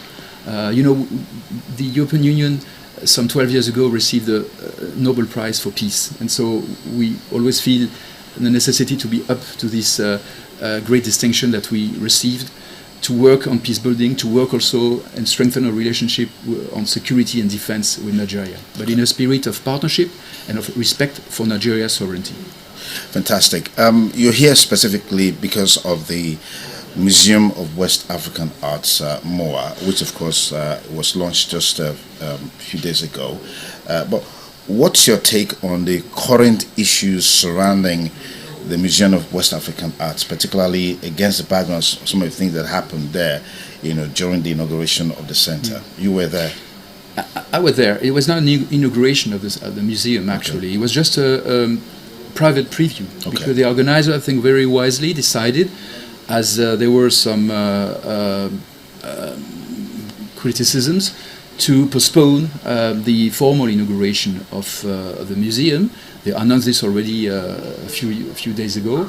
And so yesterday was just a private preview for partners, friends, diplomats like myself and other European ambassadors. The EU has no direct involvement in this project. We are not funding this project. We might do it in the future because we want to partner more with museums and cultural institutions in West Africa and Nigeria, but we have no direct involvement so far. So I came here really to see the advancement of this very wonderful project I discovered last year when I came first, which is a great opportunity for Edo State, for Nigeria, and for West Africa. It's a West African museum. It's not about only Benin or Edo State or Nigeria, even. It's West African. And I must say that the experience that we had yesterday was quite unpleasant and deplorable, because this private event on a private property was disrupted by so-called protesters who came in, allowed by the police, because there was security all around, but they left them in. And they disrupted the whole event. So it's exactly how you scale off. You scale off investors and development partners coming in good faith, to partner with your community. And Germany, for instance, has invested 8.5 million euros in this project.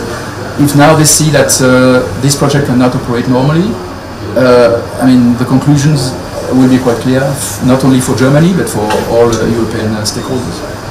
Fantastic. Let's look at a general issue that relates to the involvement of the Western world in Africa in terms of development, in terms of partnership, in terms of insecurity. Talking about partnership, we're seeing the European Union, for example, always disposed to giving loans to African countries, Nigeria inclusive. The perspective of these loans being a trap for developing countries, underdeveloped countries. What are your thoughts? What's the Commission perspectives on this? Well, this is a trap where we felt collectively, the lenders and our African partners 30 years ago, and we had at the time to pardon part of this debt, to do a whole work to get out of this situation. So now, through, in particular, our new cooperation strategy, which is called the Global Gateway Strategy, we are very attentive not to fall again into this trap. So we limit the level of indebtedness of partner countries. We give subsidized loans. We don't want to fall again into this trap. And what we are seeing with concern is that African countries, some of them, are falling again into this situation with other lenders, not the European Union, because we've learned from our first experience. So this is why now we work very much with financial instruments, blending loans with grants, for instance, subsidized loans which create revenues for the country, so making sure that they can be reimbursed. So it's really a point we are very attentive to. On a global scale, we've seen the disappearance of peace, so to speak, at the global level. I mean, the Hamas-Israeli crisis there's a ceasefire, there's some sort of agreement, but we're still seeing some measure of violence. We saw recently the RSF activities in Sudan, particularly in Al-Fasher. That crisis is still going on. And these activities or events that are unfolding globally that undermines peace globally, what's your perspective of the fact that it's like the world is hamstrung in terms of dealing with these issues, nipping them at the bud before it blossoms, it flourishes, snowballs into huge crisis like you're seeing now in Sudan? Hunger is there. In Hamas, there's starvation, there's poverty, and all of these issues happening. Why is it so difficult for the world leaders to have a consensus in terms of how they can collectively respond to these issues? Because we have collective rules in the United Nations Charter, international law. And what we have seen over the last 10 years or so is that very important players have not respected these rules. Take the case of Russia in particular. Yeah, Russia and Ukraine. The Russian invasion to Ukraine, which started in fact in 2014, then it became full scale in 2022. Then we, each from a permanent member of the Security Council, a country which is supposed to be a guarantor of these rules, then it shows that everybody can do anything and violates international law without punishment. And so this is why it's so important, and this is why the European Union insisted so much that all countries in the world had to condemn the Russian invasion to Ukraine.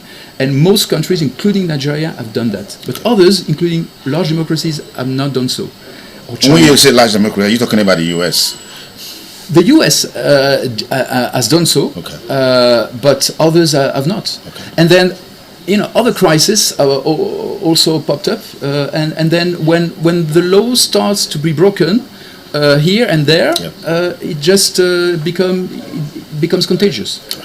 Ambassador Gotna Migno, thank you so much for your time. Truly appreciate this conversation. Pleasure. Thank you, sir. Okay, I've been talking with Ambassador Mignot, who is the head of the European delegation to Nigeria and Africa, is currently in Edo State on a visit, and we've been engaging him on a wide range of issues.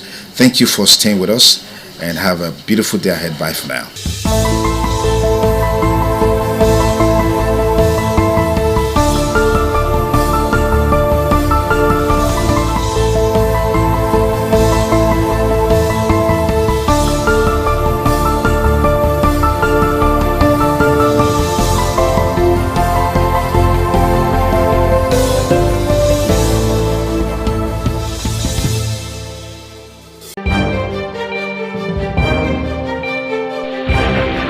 This is ITV. Certainly the best. Good afternoon and welcome to your favorite current affairs program, 60 Minutes Nigeria. My name is Ego Sagmola. It's always a delight to have you on this program because it is my belief that everyone must collectively contribute to the development of Nigeria. The underpinning of the myriads of challenges bedeviling Nigeria can be tackled if people decide to come together, discuss the problems, evolve ideas, and set timelines for implementation. Nigeria can regain its prime position in the Committee of Nations if everyone collectively contribute to the cause, to the development of the country. Well, today, there is a problem staring everyone in the face, a problem that has undermined the status of Nigeria as giant of Africa, a problem that has even undermined the integrity of the security forces in Nigeria, because it is believed about 20 years ago that Nigeria has the best foot soldiers in Africa. Some say in the world. But as I speak to you, security, insecurity, and the other attendant problems seem to have undermined that status. So we're looking at the aftermath of recent kidnappings. In some states, schools have been shut down because of insecurity. In the FCT, the director in charge of schools, has been placed on indefinite suspension because he authenticated or he released a memo to the effect that schools should be shut down on Friday. And the FCT minister was mad and placed that senior official on indefinite suspension. In some states, schools have been shut down. So I have with me a very renowned legal practitioner and somebody who has made his mark in the law profession, Professor Job Odion. Nice to have you with us today. Good afternoon, Good afternoon, our visitors at home. We also have with us a very renowned clergyman, a leader of congregations, and also an educationist, Reverend Benson Ogerake. You are welcome to the studio. Good afternoon, my beloved, and good afternoon, viewers. I'm going to start with Reverend Benson Ogerake because he's a proprietor. He owns a private school. He's one of those who has contributed immensely to the development of education in Edo State through his school. And now that some schools have been shut down in some states because of insecurity, because of fear of attack. You remember what happened in Kebbi State? How some students, some girls were abducted You also you are aware of what happened in Kwara State, how gunmen attacked the church and adopted some worshippers. So we'll start with you. Yes, sir. What's your take when you hear that some schools have been shut down because of insecurity? Because you are a private school proprietor. Yes. I try to look at it from different aspects. Okay. First of all, I look at it from the aspect of security. That if it's for a short term, I use the word short term, that is just because of the security situation, then it can be looked at as something that is welcomed. But we all know about our government that they have never been sincere to any decision they are making. That is where I am not too comfortable. For instance, there's a state that shut down school to the extent that the governor said he's not releasing it. And you now discover that it has a lot of adverse effect in the lives of those children, especially the girl child, which will eventually make them to be illiterate for life. And it has a lot of disadvantages, not only to their individual life, not only to the family, but also to the society and to the entire country in general. So I want to say this, because when I was looking at some of the things, I also tried to make some calls to actually look at some certain things. Please, I want to quickly use 2 words. Okay.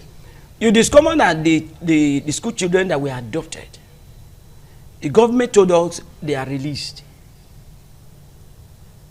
Some of them. Yes. When you look at it, that word released is different from another word that is called rescued. Release means that a ransom was paid. No, they said no ransom. That's a quickly interject. No ransom. If they said no ransom, you know, I'm trying to look at these 2 words: release, rescue. Because sometimes when they just come out and just tell people they are released. So look at the detail, the meaning of that word release. You know that before you can tell somebody that this person is released, it's on a peaceful atmosphere. So it shows that something happened before they were released. But if they use the word rescue, that sounds like there was a kind of a fight, a battle, before those people were rescued. But you just discover that it's as if it's actually giving us a picture that the government know what they are doing. Which, by the grace of God, you know that as far as this country is concerned, Nigeria people are too intelligent to be fooled. They are too intelligent to be fooled. There are so many things that they think that ordinary men are not aware of, that they don't know, which they actually know. It's just that the power is not in their hands to take action. So, but they know the details of the whole thing. So the government actually, they should come out straight to let us know.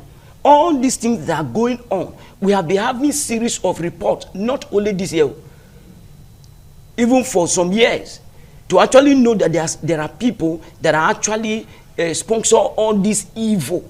The government should be able to have the political will, the strength to actually tackle it.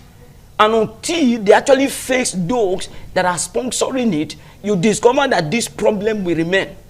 So I want to say that shutting down school is not actually the best, because if government actually provide the security measure, the children can go on in their education. How can it be that a video recording will be done and is released to everywhere to see that almost about 100 to 200 all these bandits will be using bike with guns going out freely, and yet We have not heard that the military decided to use helicopter or maybe a warplane to fight them, or maybe some of them have been arrested, judged, and actually made to face the consequence. So all these are some of the things that are actually creating a lot of unfaithfulness in the side of the government, and also making the Nigerians never to believe in the strength and the protection that the government is supposed to provide for its citizens. Thank you very much, Reverend Benson Ogeraki. I can see how emotional you are. That's the reason why I wanted you to start, because I know that as an educationist, you are a father to many children, and when you hear anything that is affecting education, I know you will not take it. Yes. And that's exactly what you have just displayed. We also have an academics, though in the legal lexicon is a law professor, so it's more of the the law. So, Professor Joe Bodion, what's your opening remarks on this very disturbing scenario where some schools have been shut down because of fear of attacks, and that's actually the main objective of the Boko Haram? They're against education. Are they having an upper hand over the government? Well, thank you, Egosa, once more. Well, we will not say they're having an upper hand, really. You know, such asymmetric or guerrilla warfare. There are always pockets of, you know, instantaneous, you know, victories or successes that are not long-lasting, really. But just that for every little success they have in their nefarious activity, the multiply effects that people lose confidence in governance, lose confidence in their security and all that. And it dovetails to every aspect of human endeavor, which for today we are, you know, referencing the educational sector. And like you rightly said, and my colleague here has referenced properly, the whole idea about this insurgents, whatever, from Boko Haram and the rest, to target schools, you know, to make sure that the girl child, that's why a girl child does not go to school or get what they call the Western education, except for their so-called religious education, which they think is the best because they can easily indoctrinate them and use them for whatever the purpose they wish to achieve.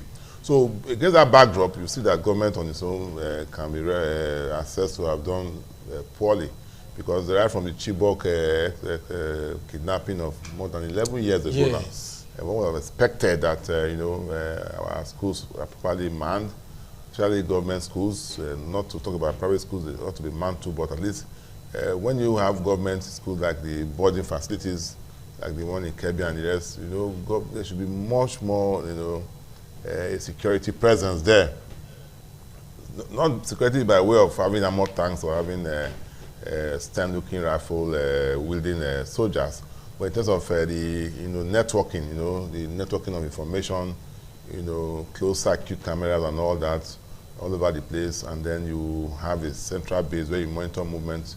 Like I said, thousands, hundreds of insurgents will be on motorbike and be driving on the street, open air, and you wonder how they're not taken out, because if you say you cannot go to their base to strike them, because they probably have a lot of our victims, their victims there, our persons who are in their custody.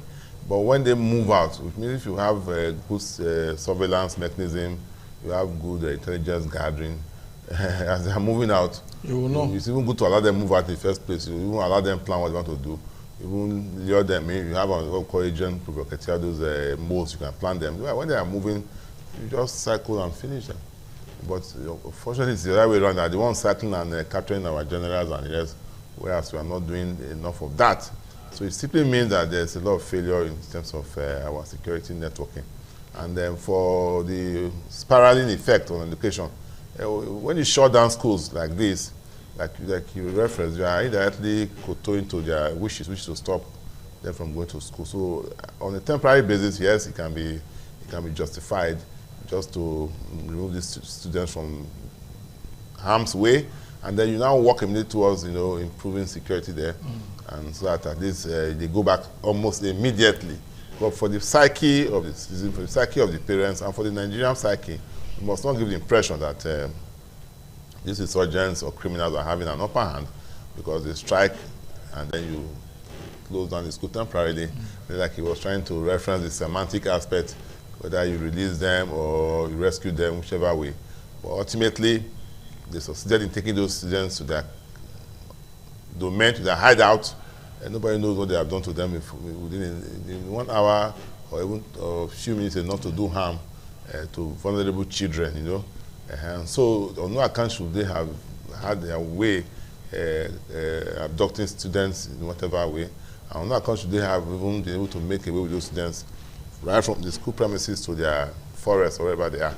And we have had so many spin theories, We heard the governor of Kebbi State, you know, accusing the military of some level of negligence. I think that is what I want to use now. You know, as a matter form of compromise, or saying there was a compromise, but maybe want to use the word negligence just to accommodate them for now until the House of Reps, I understand the House of Reps committees on Navy, the Armed Forces and the others are going to investigate that, because there was this talk about the soldiers moving and the soldiers coming a few minutes thereafter. The soldiers were there, they left, and afterwards. Also the story of the fact that the government has given a security alert, you know, to the military formation around that vicinity, so that if the governor, who is the chief security officer of the state, has access to information which he has shared with the law enforcement agents or the security personnel, you will expect them to do more. The same thing with the Kwara State incident too. It also shows that we are not doing enough. We are not proactive, because the churches have been attacked severally. Look at the Owo massacre. It's not that trying those persons for the offences committed against those people in Owo. More than 4 years, or about 4 years now. And so we expect that even in churches too, there will be some level of security, and that will bring us to the issue of self-help too.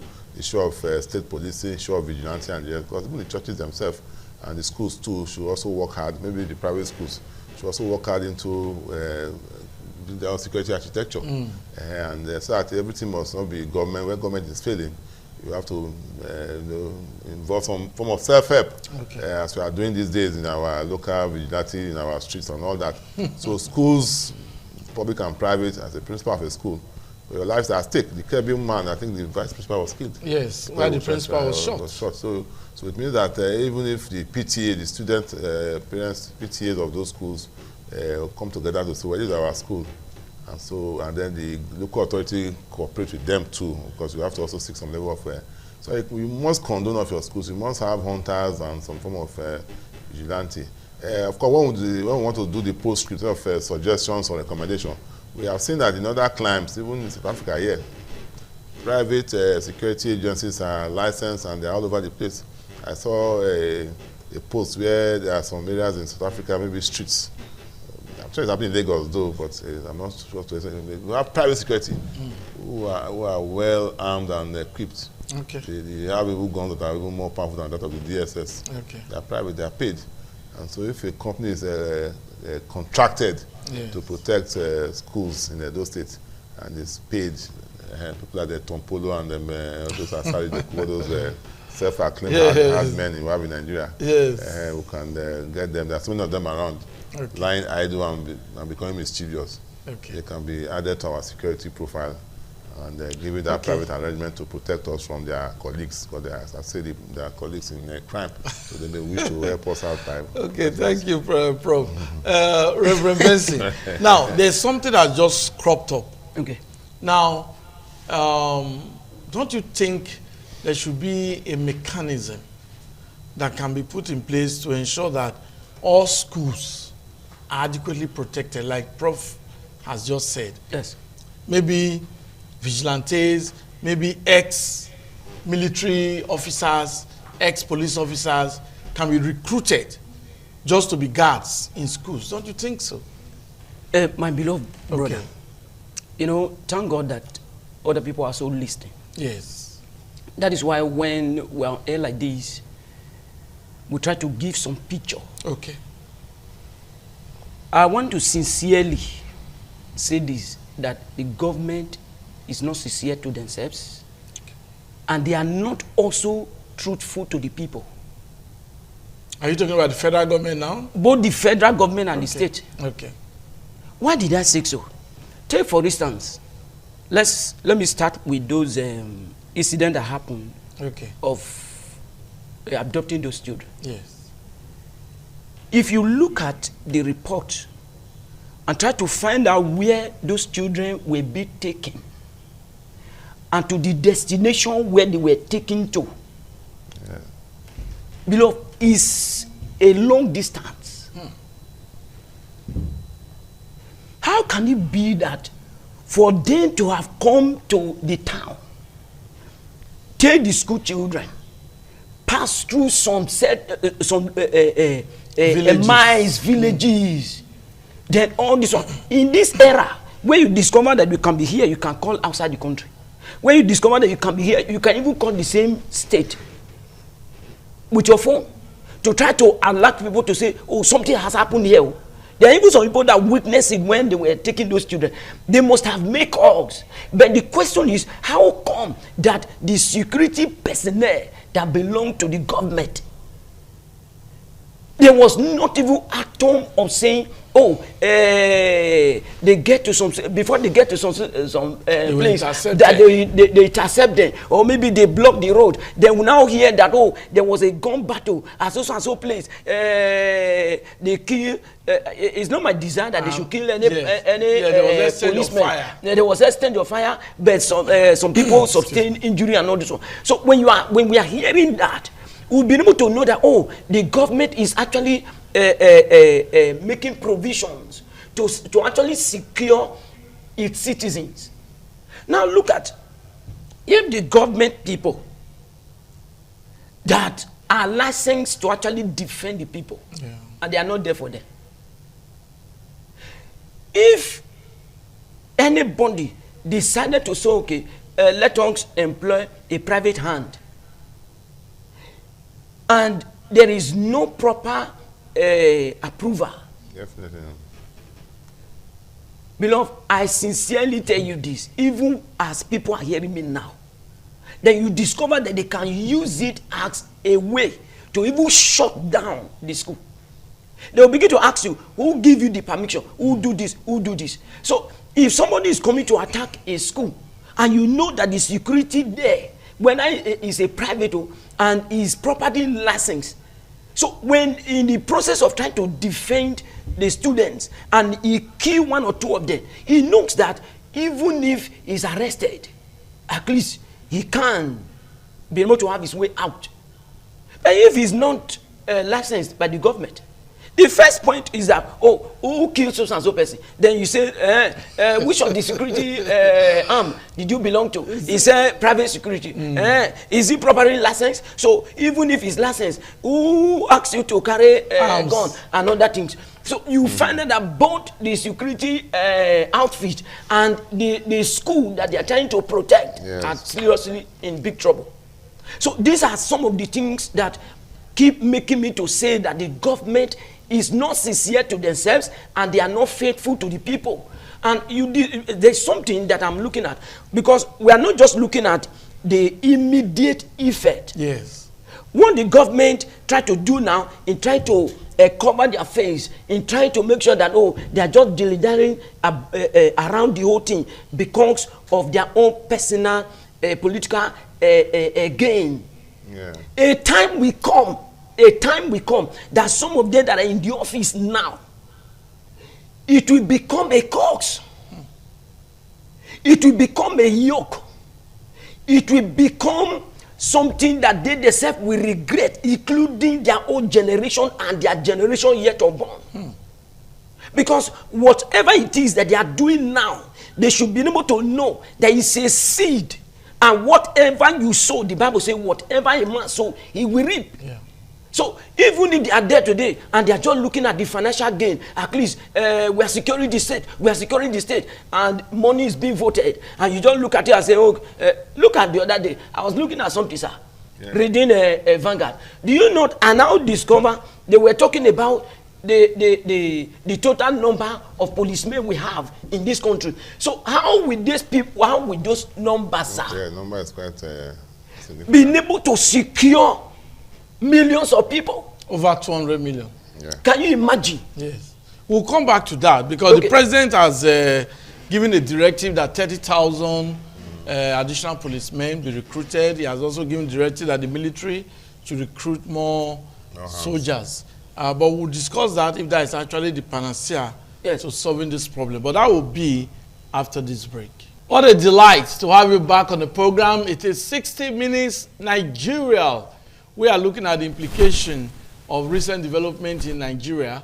In some states, schools being ordered to shut down because of insecurity, and some counter directives in some states, especially the FCT, you know, school shut down. Minister said, no school shut down. My state is, the FCT is safe. You know, but we just hope that nothing happens in the FCT so that the minister will not blame himself. We have very distinguished personalities with us. Professor Joe Bodion is with us, and Reverend Benson Ogeraki, who is also an educationist, a private school proprietor, and a clergyman is also with us. My name is Ego Sagmalao. You can be a part of this program. We allow members of the public to phone in and make their contributions. The phone number will be displayed on the screen. Please do not use any derogatory language. Do not insult anybody. We want a better Nigeria. You may have ideas. You may have ideas. And because of your ideas, because you are not here physically, you may not be able to contribute. So, but virtually, through phone calls, you can always contribute. And government officials will listen to you and heed your advice. But we'll take another break. After this break, we'll continue with the program. Okay, so the program is on 60 Minutes Nigeria. You can phone in and make your contributions to the program. The closure of schools, is it the way out of securing our students, or the government should put in modalities to ensure that insecurity is tackled in Nigeria? We have our very first caller on the program. Good afternoon. Your name, where are you calling from? Good afternoon, sir. Your name and where are you calling from? Calling from Urugu, the local government area of the state. Please go on. The closure of the immediate closure of the school, it is not a total panacea to the problem on board. But however, before those criminal activities took place in those schools, where is the government security? And where is the school proprietor, or rather the principal? Is there no policeman? And they came that the good kidnappers, they came with bus, or rather with a very long bus, to pack almost 30 students or 50 students of the school. Where is the presence of the gate man?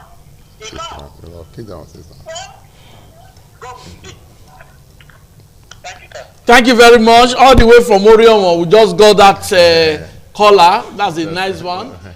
Far Oriomo. Okay. So they are watching this program. Yeah, we have another caller. Good afternoon. Your name, where are you calling from? Hello, good afternoon. Paul from Benin, from Igor. Okay, we have a caller from Igor. Please go on. Okay, the thing is that it's not just to close school or shut it down. So we need tighter security. We have strategic locations so we can comb these issues of kidnapping, armed robberies, and banditry. That's the most important thing. Because if schools get closed, it will affect the school curriculum and students can't really be at home, which is not the right way and the right thing to do. So thank you. Thank you very much. That's another caller from Igor. Thank you. They are saying closure of school unacceptable. I hope government officials are listening. The people are saying no to closure of school. Okay, we have more callers who will also make their points known. Okay. Yeah. Okay, we just have another caller now. Good afternoon. Your name, where are you calling from? Good afternoon, sir. We're calling from Moreto local government. Okay, please go on. So, closing the school is not the solution. They would have find solution for it. But when you close the school, they are not going to learn. They are not having for them. When they're supposed to learn, we are taking them back. So what is the solution they would have found? Something that was not the solution. So the leader is supposed to do something and tell us the problem and how we're going to solve the solution. Let's look for way to solve the problem. That is the issue of it. It's not by closing the school. So that is Thank you very much. Thank you. Prof, I was just talking about this issue of, how schools should be protected. Yeah. But something cropped up. Yeah. The president has ordered recruitment of additional policemen, recruitment of additional soldiers. Don't you think these bandits can infiltrate the recruitment process? Okay, that's another scary one. But I imagine that those in charge of the processes for the recruitment will be more diligent and, of course, transparent too. I also imagine that the DSS and security agents will be involved. Of course, such a recruitment exercise must be referenced from the home. Because these bandits are known in their communities now. Most of the boys who are involved leave communities, going to the forest and start, infiltrating. And like people have also said, most of them are not even Nigerians. In the recent, they're not Nigerians per se. These are persons who infiltrate our system because of our porous borders and our, lack of border patrol and all that. So, if those persons are not Nigerians, what we should be worried about is that even these persons, the bandits who are not Nigerians, get into these security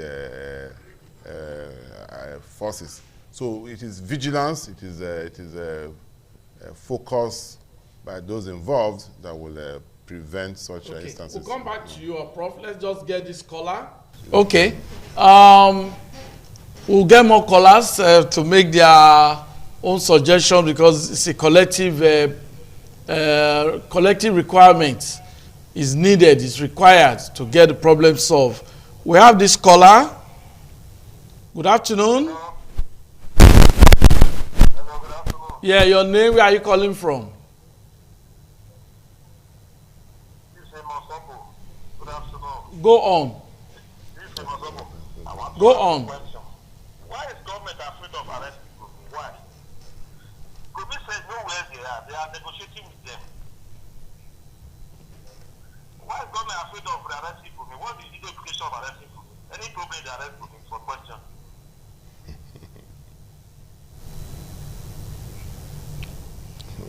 Okay, that's your suggestion.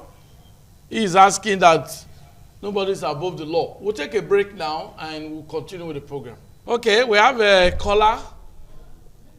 Good afternoon. Where are you calling from? Okay. So this is why all these are happening. It must be their wicked. So that's why instead of give vote every year, change every year. So that's why I call you that it must be wicked. So they are reaching what they are told. Okay, thank you. Thank you. Thank you. Okay, Reverend Benson. Thank you very much. Recruitment process. Yes. Don't you think the government is now hasty? Because you actually mentioned that the number of policemen is inadequate. Yes. So, don't you think these bandits can infiltrate the recruitment process? There is every possibility that they can infiltrate. One of the reasons that I said so is because when you look at the recruitment process of this country, it's more of who you know. It's more of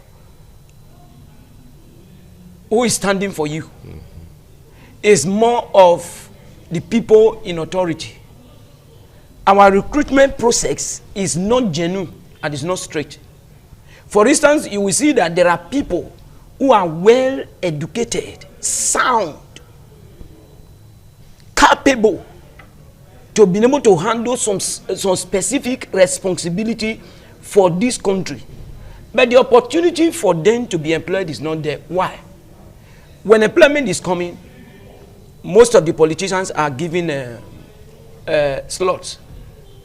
They can tell this person, will give you 20 slots. Okay. Another person. Please, Reverend, you continue, but let's just get this caller. Good afternoon. Your name, where are you calling from?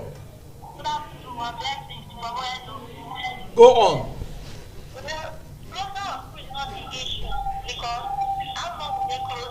Okay, please reduce the volume of your TV set. Reduce the volume of your TV set so that we can hear you clearly. Okay, go on, please.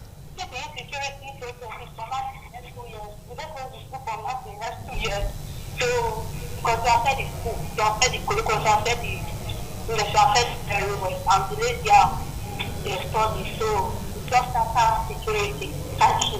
Thank you very much. That's the first woman to have called into this program today. That's a good one that the women are also watching. I know the women care too because children are involved. Women will never be left alone. They must participate. Okay, we have another caller on the program. Good afternoon. Your name, where are you calling from? Good afternoon, sir. I'm Vincent. I'm calling from Cameroon. My first concern is that most of our schools will be the solution. Okay. My problem that this bandit are inside bush. What kind of government kills people inside the bush and get it down? Government will still come back and to the country. So good of school is not the issue. And the other half of it is recruitment. I don't think to be a good idea. One of the soldiers and the police on ground have always been taking care of them. Has been the property. And one of we should know that this bandit has no Nigeria. Some of them will be taken into recruitment or to get another problem. Thank you, sir. Thank you very much. Thank you. Thank you. He is saying that the welfare of policemen, welfare of the military, welfare of personnel in the different security agencies should be adequately taken care of so that they can do more and go into the forest. Okay. Okay, we have this caller. Good afternoon.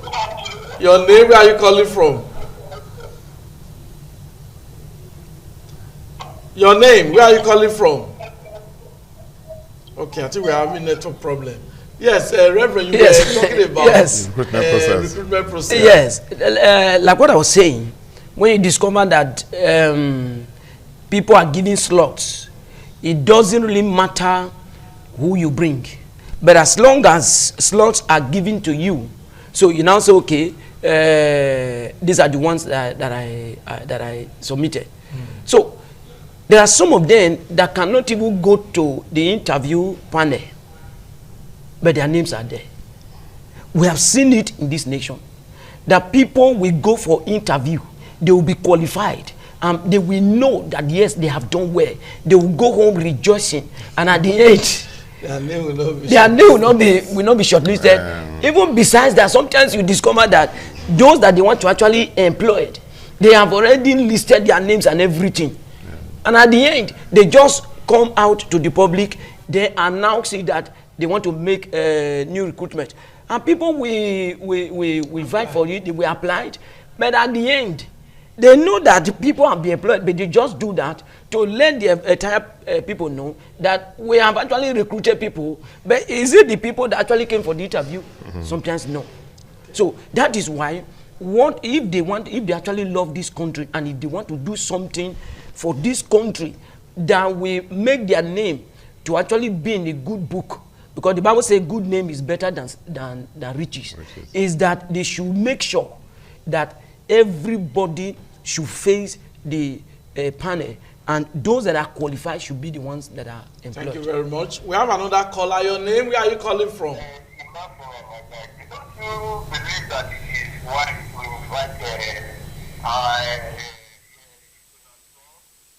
USA to come and people have a way we do for Nigeria? I think it is wise in time for we to invite them. I don't have his number. I'll call him. Bros, we will send you Donald Trump's number so that you will be the one to help Nigeria to call him. Okay, but that is on the lighter side. It's just to tell you that so many Nigerians are really frustrated. They are not happy with what is happening in Nigeria. I told you, I said, this problem, everyone must join hands together to tackle. It's not one man problem. Don't think it's only about President Tinubu. It's about the country. My guests, they don't belong to any political party, but you see, they want Nigeria to be a better country. We have this caller. Good afternoon. Your name, where are you calling from? My name is Nancy. Okay, go on. The problem in Nigeria is too much. Okay, we already know that. Okay. So do you think closure of school is the way out? Okay. Well, he just said that the problem like Prof, the way forward. The way forward. Okay, thank you. I think we'll be asking this question for some time, as far as you got security. The way forward, maybe referencing what the penultimate caller said, maybe not in the manner I said it. The way forward, one of the way forward, the top of the what we call the low-hanging fruits, as it were. As a matter of urgency, now we must now invite some foreign or technical partners to assist us in this war, this guerrilla warfare we are fighting with these insurgents, bandits, or whatever they call themselves. So maybe Donald Trump offer, it may be in a very bizarre manner, gun blazing and all that, but I don't think that's what he meant. It's probably a showman. But I think what it means is that we need to invite some of these technical partners. But the federal government says they would not invite mercenaries. No, not mercenaries, not really. When we think about that, you must invite countries that are stronger than you in terms of intelligence gathering, for example, in terms of wherewithal to fight insurgents. We have a partnership with all these countries right from the onset. We've not jettisoned those partnerships. Even within the sub-region of West Africa too. These people are coming from countries. You just say about Guinea, Bissau. These insurgents are coming from countries. We must ignite the ECOWAS body, what we used to call ECOMOG. Though we were the leaders of ECOMOG at that time in the 90s. But I think ECOMOG must come back now, but not just come back at the level of Africa, Nigeria being at the center. Okay. At the level of Prof, let's just quickly take this caller. Go ahead, please. Yeah, good afternoon. Your name, where are you calling from? Your name? Okay, go on.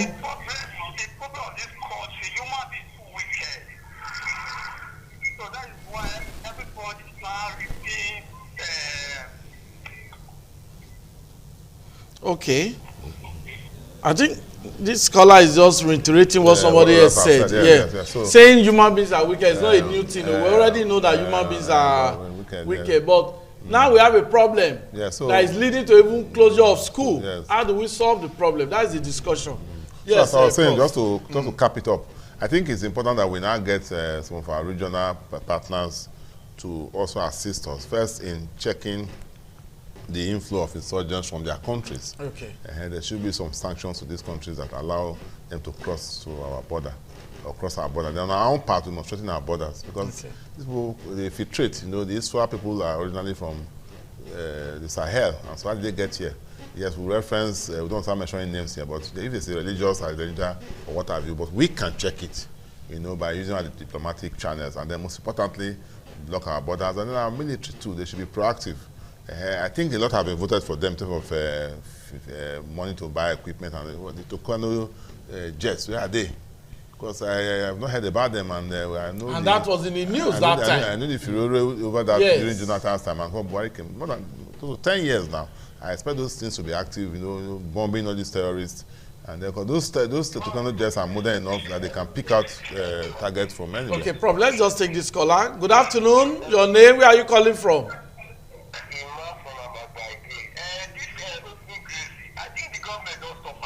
Yes.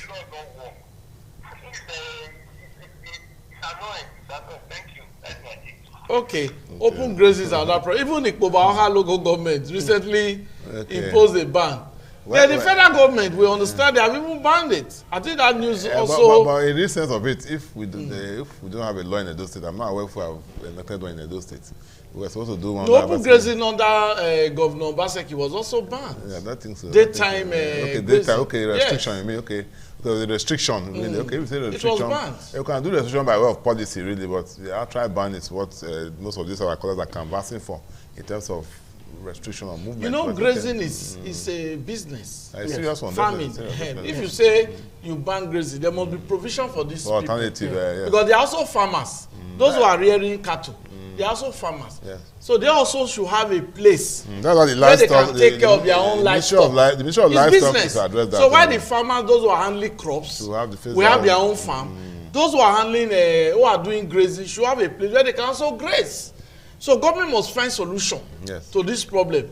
But I don't think this problem is all about a farmer header. It has past that level. It's far above that. People are still misunderstanding farmer headers. No, That one is it's far beyond that. We are talking about bandits now. Yeah. They come to school, it picks you from school. We're talking about kidnappers. People from churches. There's no farm in the church. Serious crime. So this one. Okay. So, Reverend Benson, yes, sir. The way out. Okay. I want to start with this, sir. One of the major way out is that let our leaders know that we don't have any other country. Okay. This so is no need to jackpot. This is the only country we have. We should be able to be there to make sure that it's not really to go for what the country can do for us, but what can we do for the country. If they have such heart, you will discover that when they enter the office, they are not there because of what they want to gain, but they are there to become an instrument of change. Why did I say so? There is difference between, you know, people say action speak louder than voice. Yeah. There is difference between you are saying something from the mouth, but your action is against what you are saying. It's an evidence to show that you are not sincere. All the government arms that should rise up, they should do it now. I was sharing with somebody that day. I said, what has this government actually done that we can say, yes, we are holding it and saying, because of this, that it must return back. But 2 years, you are already flaunting the issue of coming back for 2027. But what is it that the nation will hold on to? That people will see and they will start clamoring and say, this person must come back, must come back, must come back. Even if we don't know, you show it works.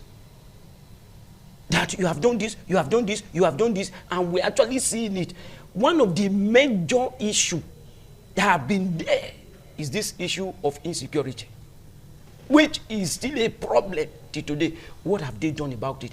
Let us hear that those that are involved in sponsoring it, that their names are published, they are arrested, they make them to face judgment, and when they face the judgment, then the consequence. So we now begin to, oh, thank God, others that are involved will begin to retreat. Run away. They will run away from it.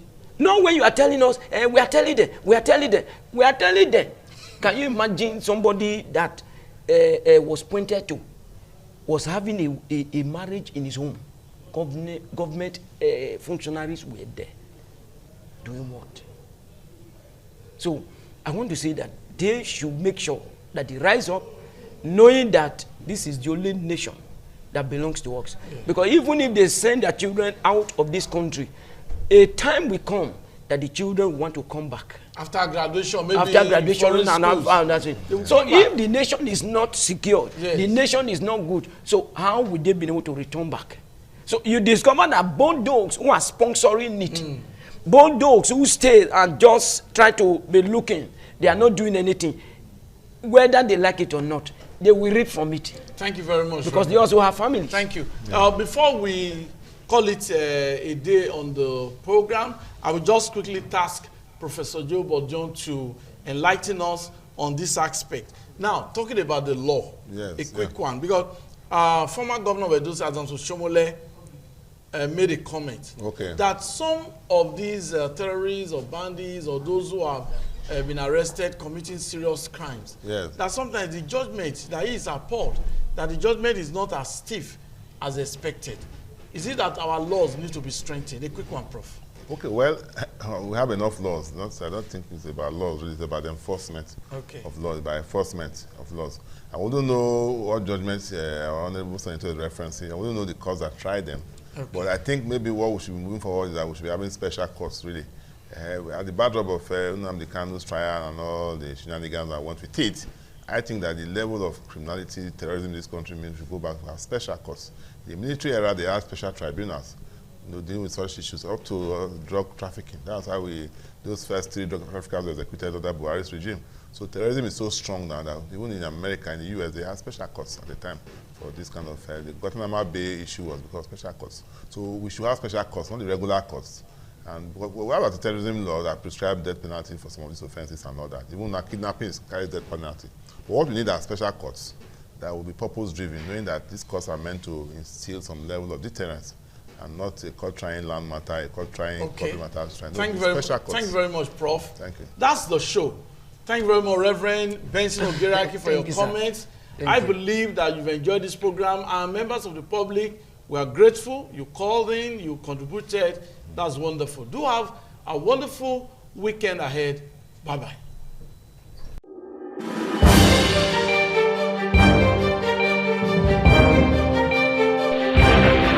This is ITV. Certainly the best.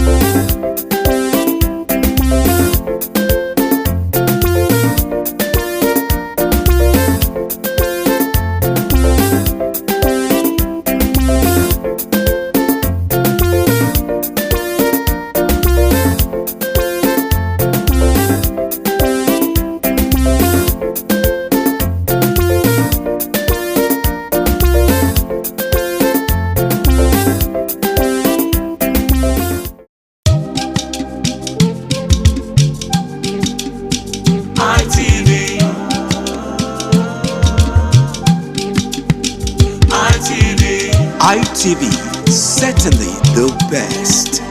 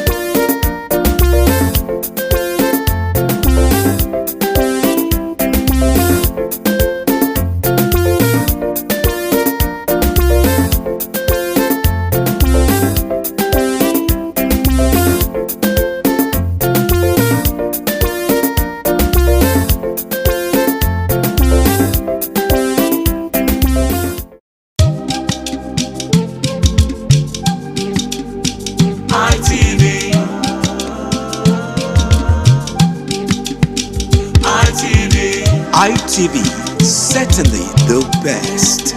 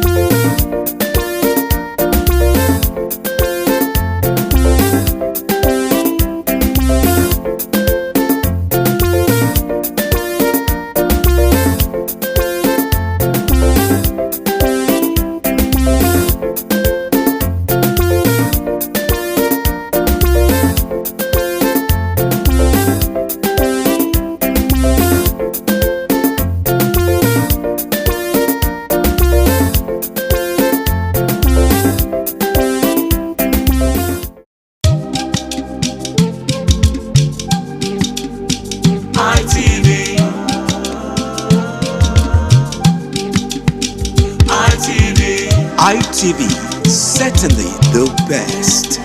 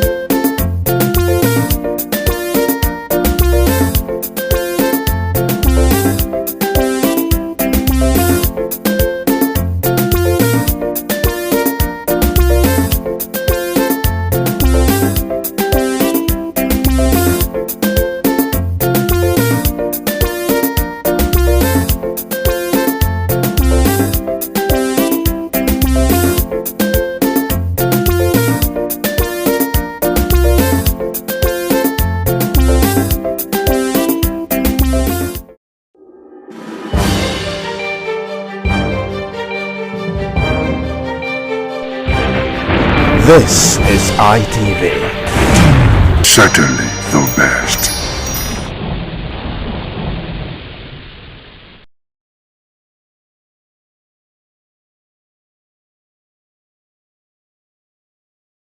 Good evening. How body be? I hope say body tranga for inside cloth. The program when you watch now, Udwater. What it be Udwater? Udwater means heart of the matter.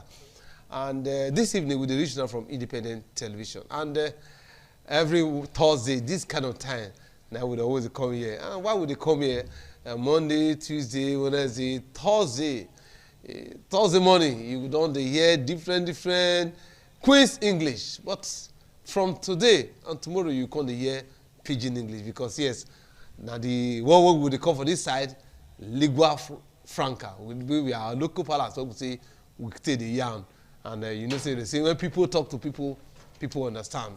Now we're there for here for inside the program, and then I'm at Mololo, and we'll do things the way they're supposed to be. I hope say body tranga for inside cloud that don't talk camp, and we'll neutralize now this evening. We'll make sure say all of us now we'll go yarn together to ensure say everything when we talk today is sync. Yes, for the past 1 week, many things they happen for inside Nigeria. So the president of Nigeria will go G20 meeting for South Africa in Okofi go. From kidnap of guests for Kebbi to the ones when we say they kidnap again for Niger State, 303 and teachers. Can't reach the one we say they can't kidnap for church. When we say they will stream live for Kwara State. After they don't do the first Kwara own, those ones they come out, they kidnap another one again. Many things don't happen. So the whole thing, it gets as it be. Fear don't enter bush. So they talk about worry. Say fear don't enter bush. So and that one let me come here this evening. See me we see young small. What will be the way forward? Few days ago, President Ahmed Bola Tinubu can declare emergency on security. What will be the implication of this emergency when we say declare and how where he would go? He can't do so many things. He even can't say okay, he can't even withdraw police from VIPs, about 100,000 police. When we say they cover VIP, when they do VIP, can't remove them. Now you don't do so many things. So now all of those things, one look this evening for inside the program. Okay, first of all, one of our very own or San Okoro Baraye, he deal with us for inside studio. San Baraye. Thank you so much. Yeah, of course. This now our brother, now one political analyst. He don't dig on ground for a very long time. And just this afternoon with the yesterday, now he be the PRO for the local government. So thank you so much, my brother. Baraye. Don't taste more. It don't taste more. I greet you. You know they come for night again. Thank you so you much. And we will come now.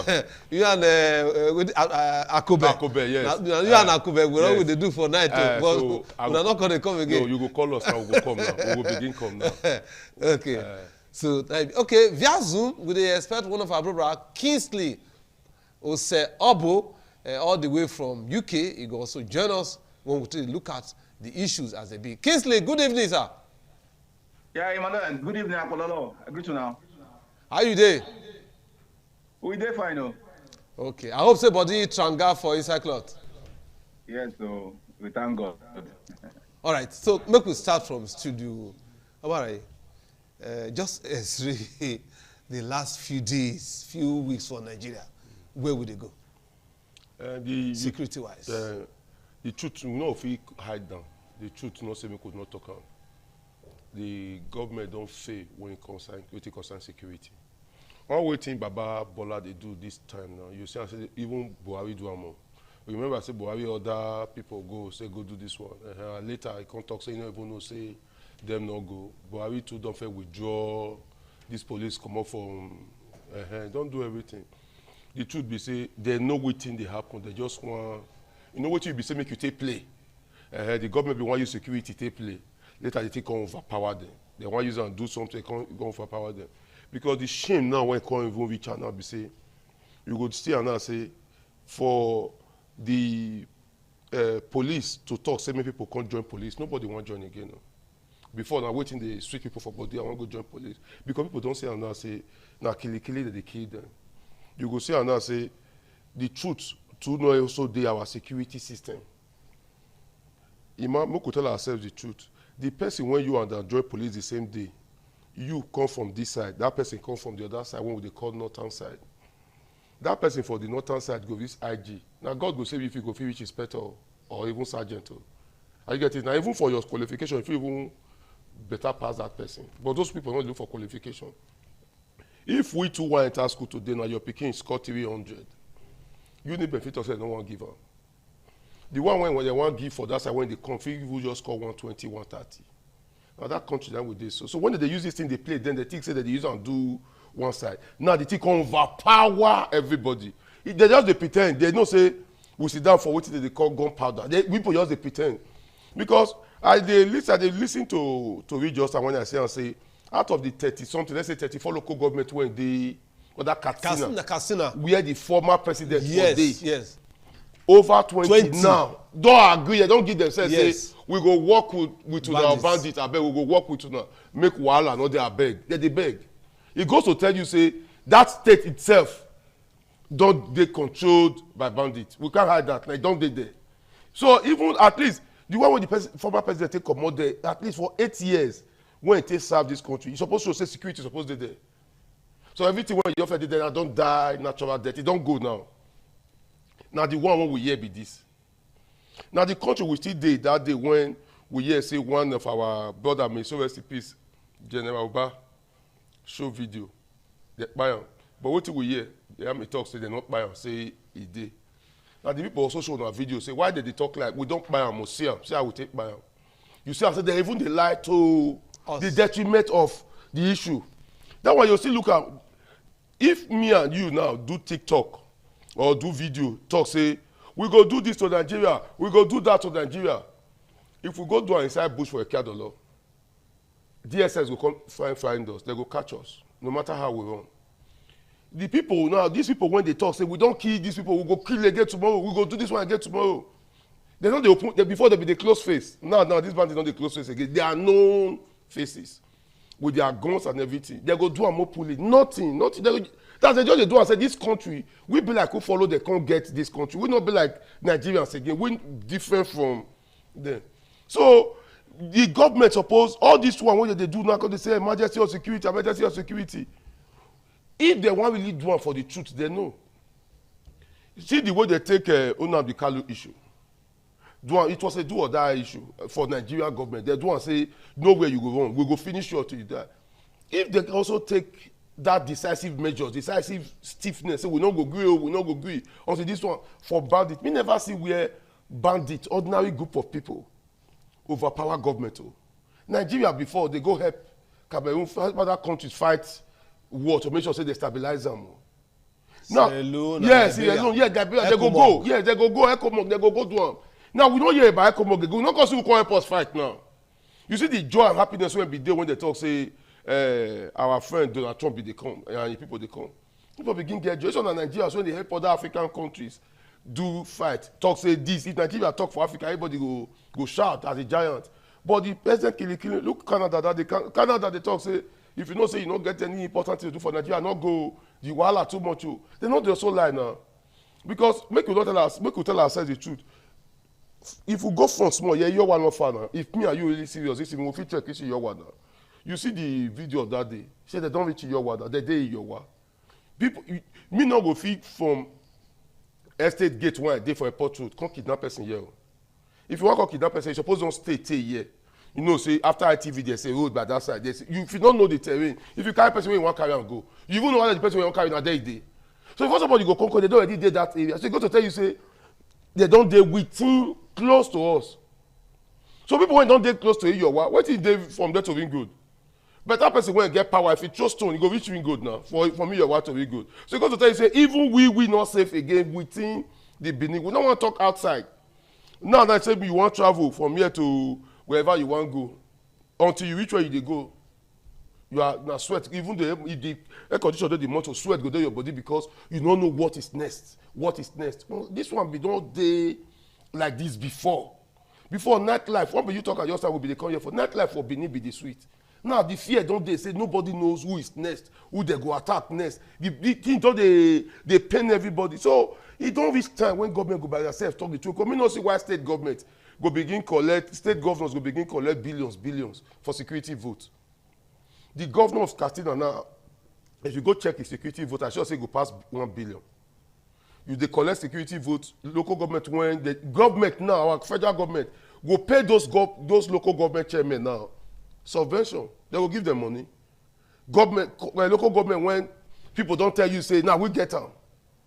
Now we go the runner. Federal government. So that to say the federal government too they support because you see them for video. Why you not call those local governments? Why not go agree to allow people tell you say not them. The people come with gun. The common video they happy. You they tell somebody not do. That's to say you not be waiting with you explain again because we they talk like this, feel like this because we know the casino, we know the born. Because those people on the other side, I'm not sure say they get the kind of life now when we they live now. Say in the morning they want bath, they want go here.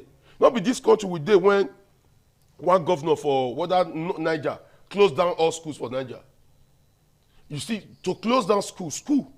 Well, you know, say now what you go change the mindset of the children. You say when they close them down, you know even talk when they go open now. Now when they close them down for even for Kebbi too, they close. They close school. Yes. The children when they say when they not go school again, and what will be the future of those children in the next 5-10 years? I watched that one when they can't do meeting with some local government chairman.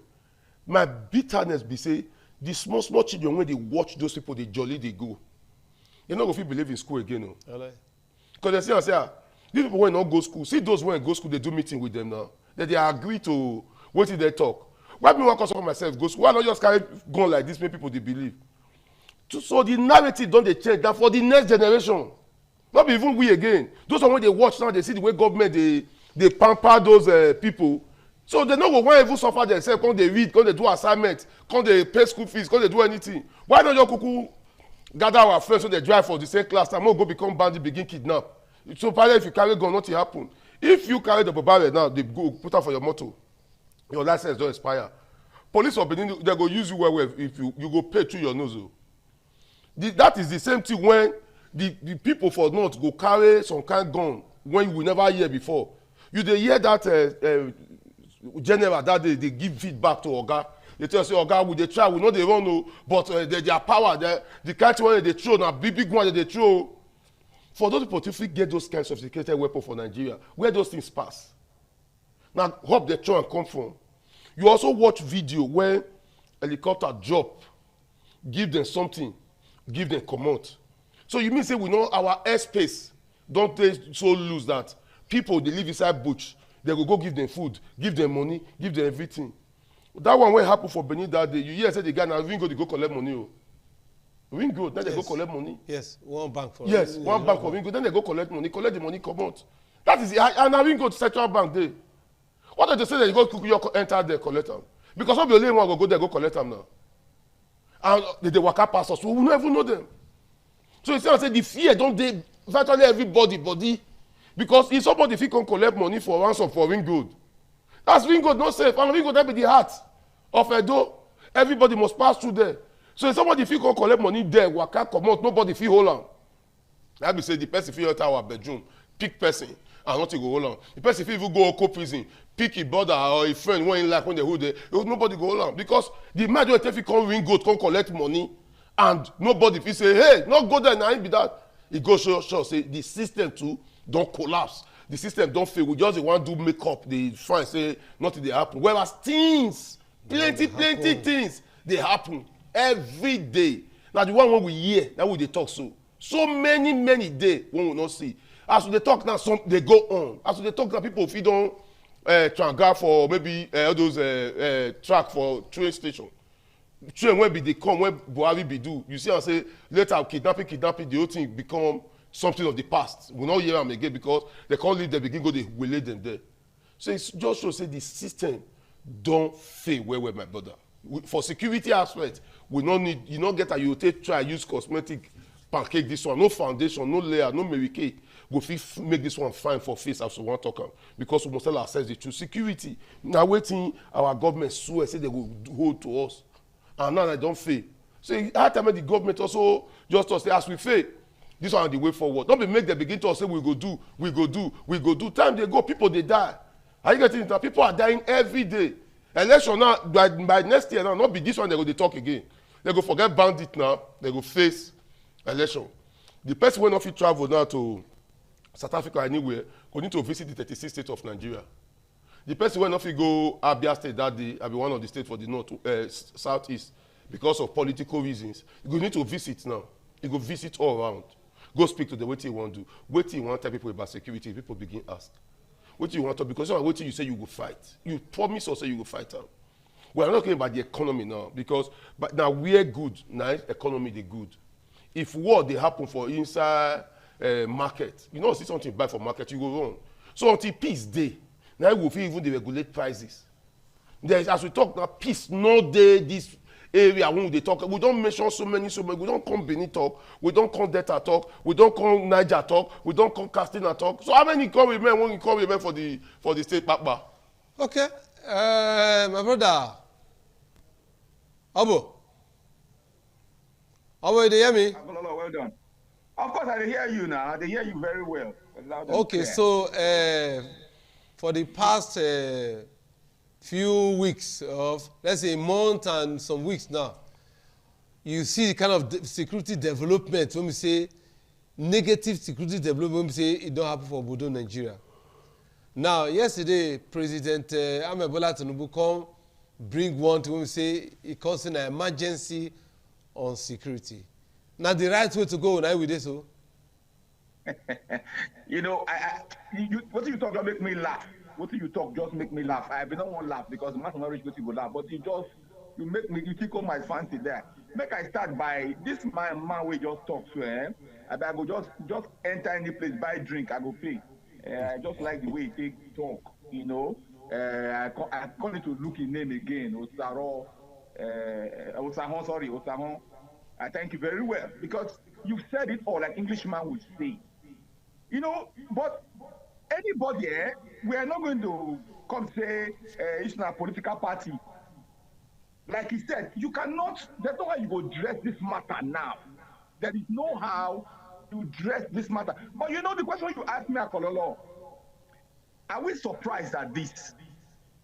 When they ask President Tinubu now, then candidate Tinubu for Chatham House for UK, say, what do you go do concerning security in case you win?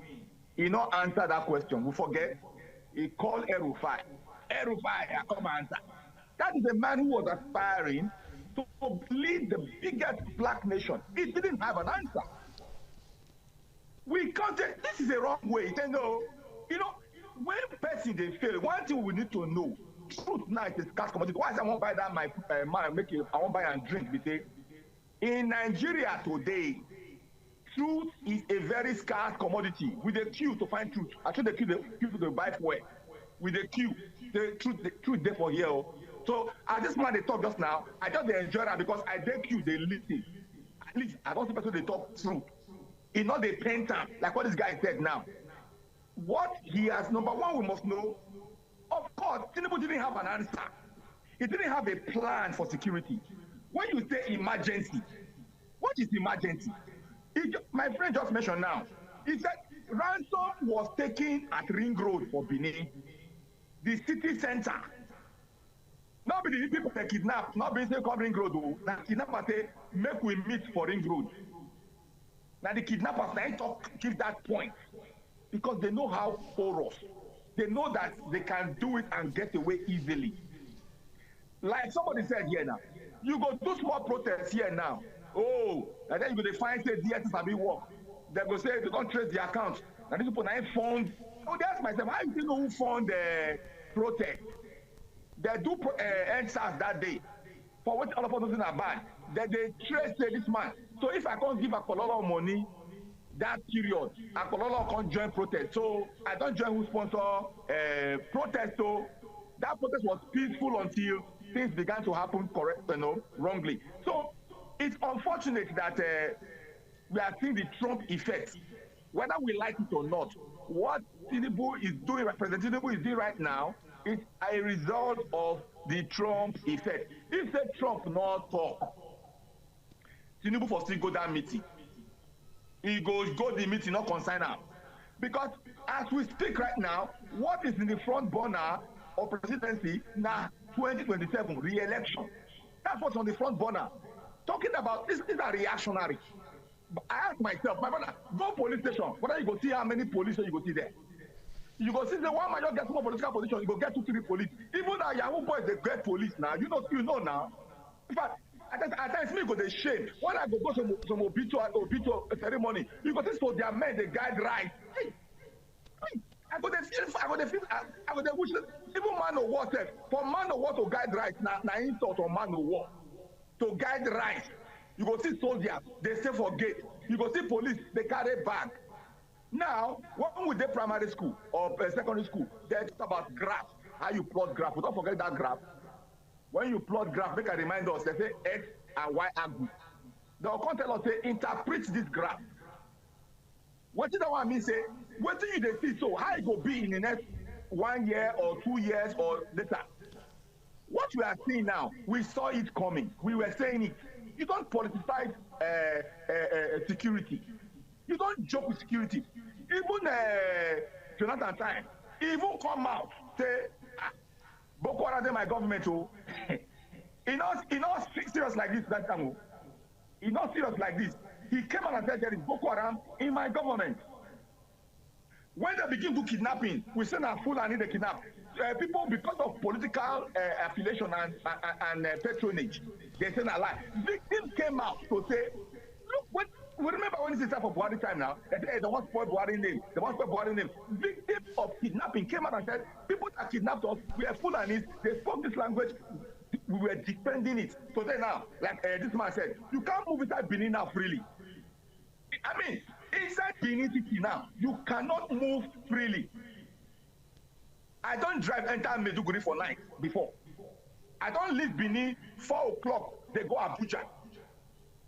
Can you try it now? If I give you car now, Kololo say, take this jeep, may you go out with you now. Time is around to almost 5 o'clock now. Before now, even until the travel, evening, we'll say road go free. Can you try, even they tell like my friend, I say, your mind not go even settle. So anybody saying he want to joke, he wants to defend the party, like I talk for one time when the one guy say he never reached my village. I say if you get sense, you're not gonna make that statement. Because he never reached my village, so I should not be talking when we're already seeing what is happening. Well, it's not in Kwara State, it's not in Edo. So because not without getting a kidnapper for Edo here, where they come rescue the girl for here, even our government not going to talk, our own Edo state government not going to talk food. If I talk and I will say, hey, if you want to talk against governor, is it not true here? It was not in the public domain. That girl they call Aisha, where they kidnapped that day. Now me believe with the talk and say they take a random ring road. Okay. The point is, when somebody do well, make we say he do well. We can argue. Oh, you like a Man U, you like a Ben Insurance, you like a Nimba, you like a Chelsea. We can argue color. You like yellow. We can argue those things. But when it comes to truth, we should not come to say one defend one man. When you wrong, say you wrong. There's something to this issue of security now. Who is next? We are all sitting ducks now. We are sitting ducks. Because you say, hey, and this one I be the problem where I know they like. Some of our brothers when they go church, Christians, they go tell you a sign of second coming of Christ. Now end time. Which kind of end time? Now let Nigeria Jesus they come back second time. Jesus not they come Canada. Jesus not go Canada, not go UK. Now let Nigeria they come. We should not be beating around the bush. Don't go tell you say farmers headers clash. Now lie. Now those lies when they talk, now they compound this problem. If we they talk true, if when the Boko Haram started at that time, we came out and said, hey, if they're not clear, our current vice president, the man who bomb church, not being house, the man. Is he not vice president today? Number 2 citizen. The man that bombed the church, the man escaped from prison, from police custody. Where did they find the man? Government house. For Shetima. Shouldn't be hiding this at this point. Now, with the people they say America, America, you should know that they are top notch when it comes to information gathering. You should know that they have all these facts with them.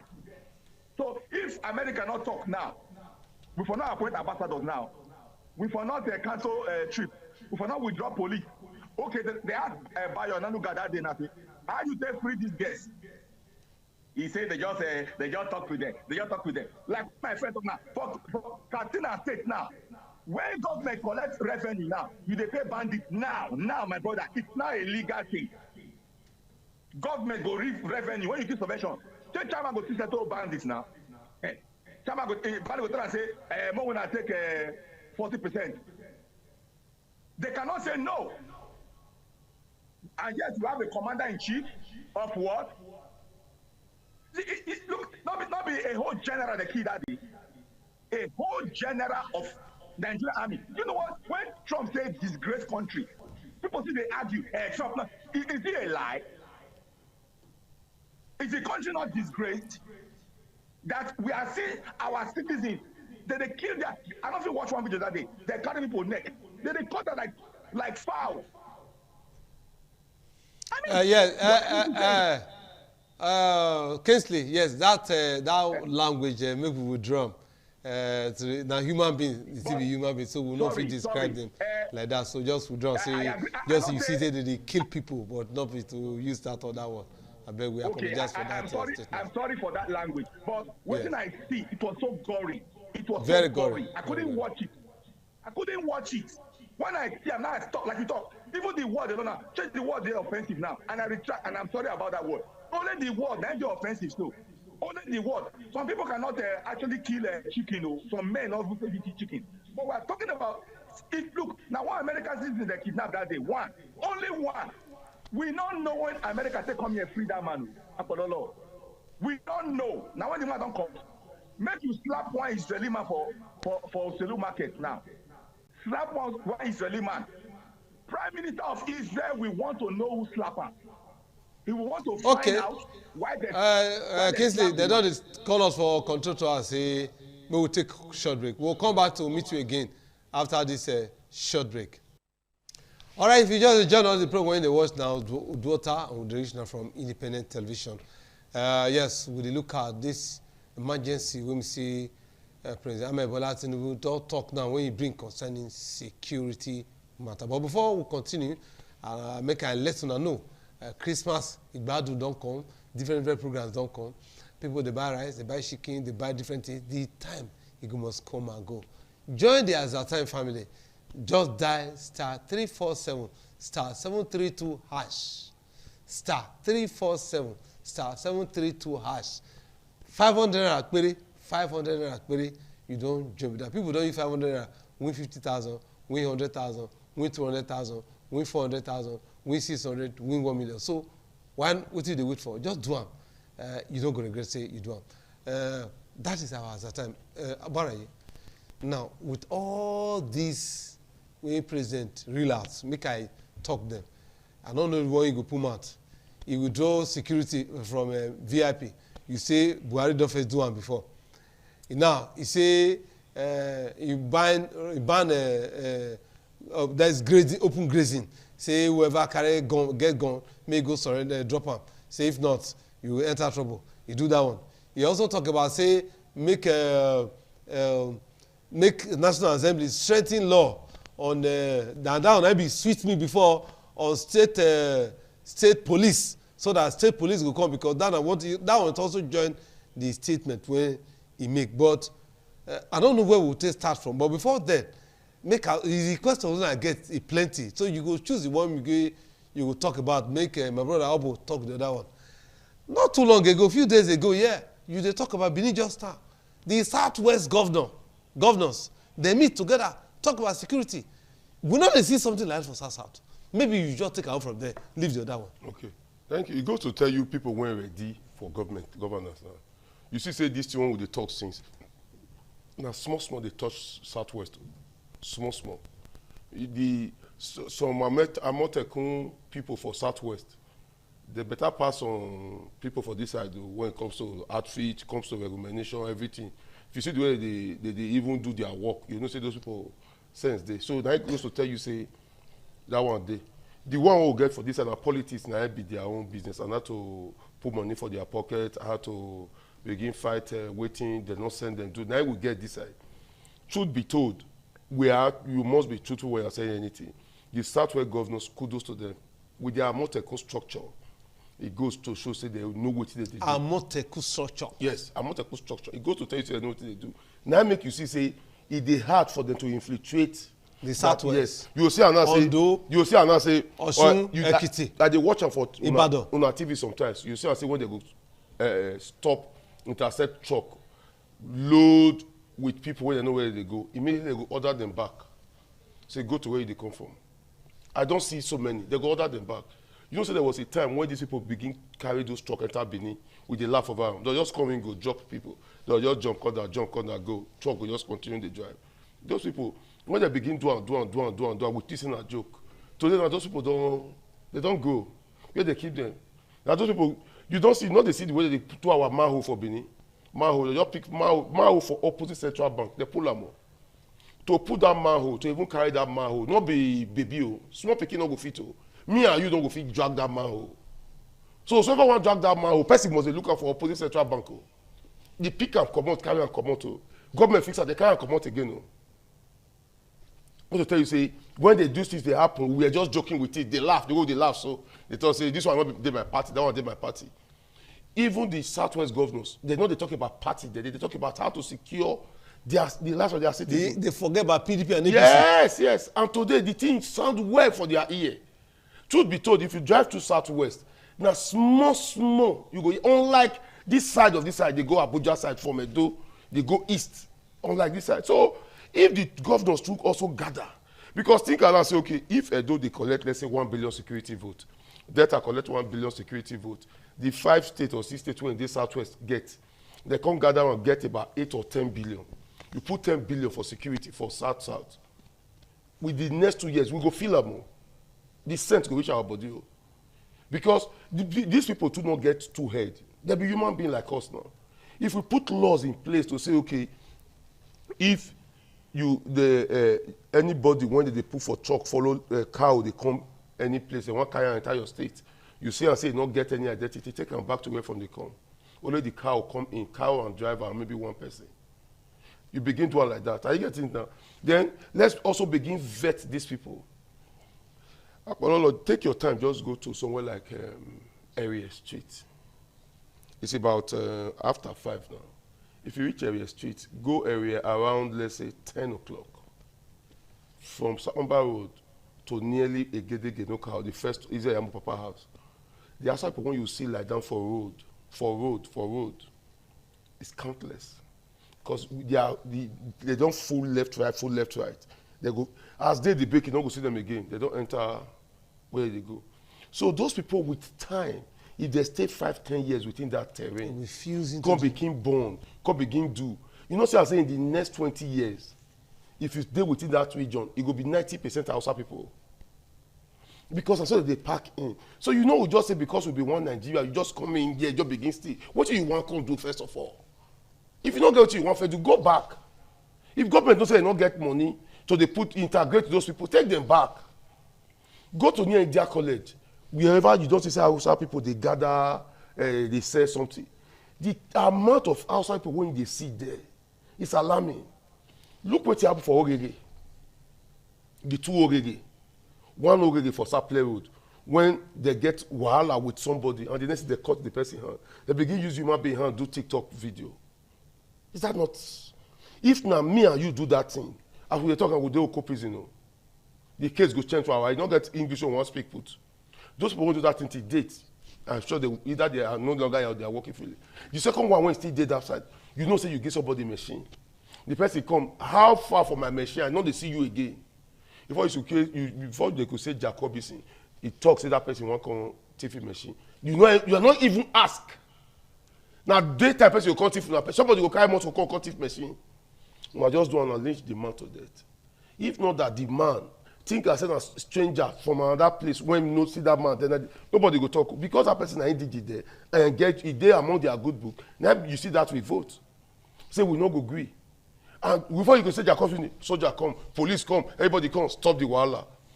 Why, if we be say the thing don't happen before soldier, police, everybody come, why not try to make sure say this thing first of all don't happen? Yes, proactive police. Yes, why not just first of all make sure say this thing don't happen? Why not first of all make sure say by the time you want to do welcome to Edo, not collect money from these people, begin check the truck.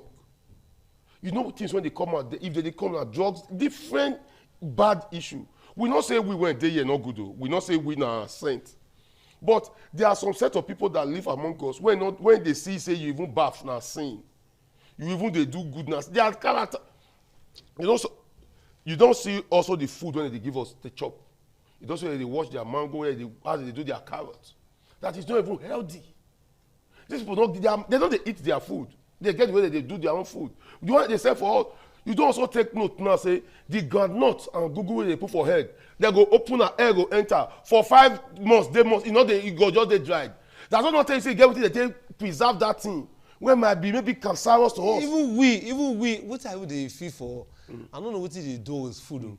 I did see some of these where they sell some kind of fried fish. Nobody know where they find those fishes. No, they don't know anything about them. They go open and fly. I can't ask one question what they say. I don't see these people say, the all year, when they do suya. Yes. Where did they buy? From. Which kind of oil? Oh yeah. Nobody fit answer that question. No. The oil they do. Yes. Where did they sell them? Sell them. Who don't see who? How many of them is okay? Now this market now come buy this oil. You know they. You also check. I just put eye for groundnut. Somebody go your carry Google and groundnut for 5 months. If we buy Google groundnut today, we keep am here open. Before tomorrow we come back, that groundnut don't. It's not good again, not strong. But their own when they open for ground, no, they ever soft. It's not good to tell you, say, even their wickedness go to show, say, the elimination of the day, say, they want to kill us either by gun or by poison. So, to me, for government to come, they do all this long story. Why don't let us go back to the drawing board? I be talk, say, I want to be your friend at Pololo. But we can't say the friend, they disturb, say, my shoulder don't they pay me. I beg, put your hand, go down small. Maybe you rest. Make you rest small. Maybe this hand don't heal, you go come back. Why not let us go down to the drawing board? You say, okay, since the way Nigeria take join together, it not be na romance matter. Now they take do about call it year. When they talk, say when people are not supposed to join, can't really join. Why would not let us say, okay, make this one, Mona go first. The east, Mona go do now own east first. Southwest, the way we take do a motekun, make we see whether south go feel emulate to them.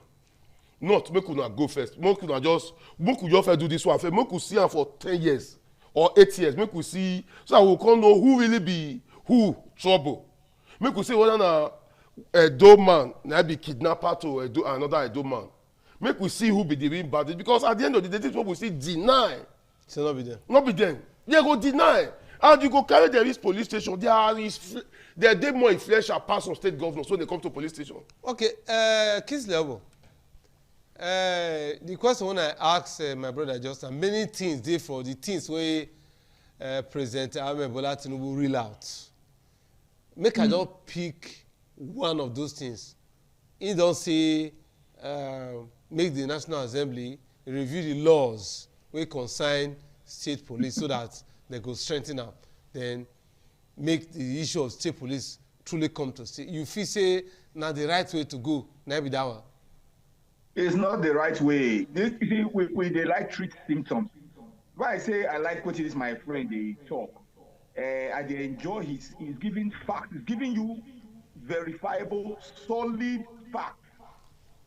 Say the thief manhole front of CBN. That alone should call for emergency.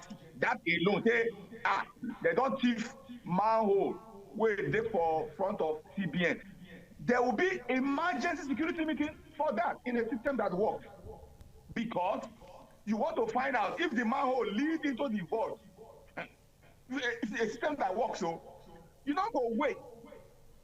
Say it don't go happen to human being. So that's what I'm saying. It not be state police. Why I know that this government, it's ab initio, was planned to fail, was I would have expected that President Tinubu is giving National Assembly to do electoral reforms. Our problem starts from leadership. Because like this, about I said now, someone said, if you see, like what you talk now, that they fry fish. No one does somebody die before you come say, how you say fry this fish? When we dey small, when we hear CID, hey, we go say CID. What is CID? Detective. Now we know then as CID. We just believe say that man we go do underground. They gather information. Now we they come with just small say CID. Now tell me today, how do we now ask say how great president stay inside Benin now? They go thief wire, they thief fence, they thief gates. People they share to they catch people. That tells you the problem. Now, when you look at all this problem, because they're many, not be kidnapping, or this one. So it comes down again to issue of leadership. I told you when they were doing an election campaign, they asked Tinubu, how you want to deal with security? Now Oyibo land he go, he not fit answer. He didn't have an answer. You would expect that a man who aspires to become commander-in-chief will have a plan. But now you are withdrawing this thing. These are just reactionary.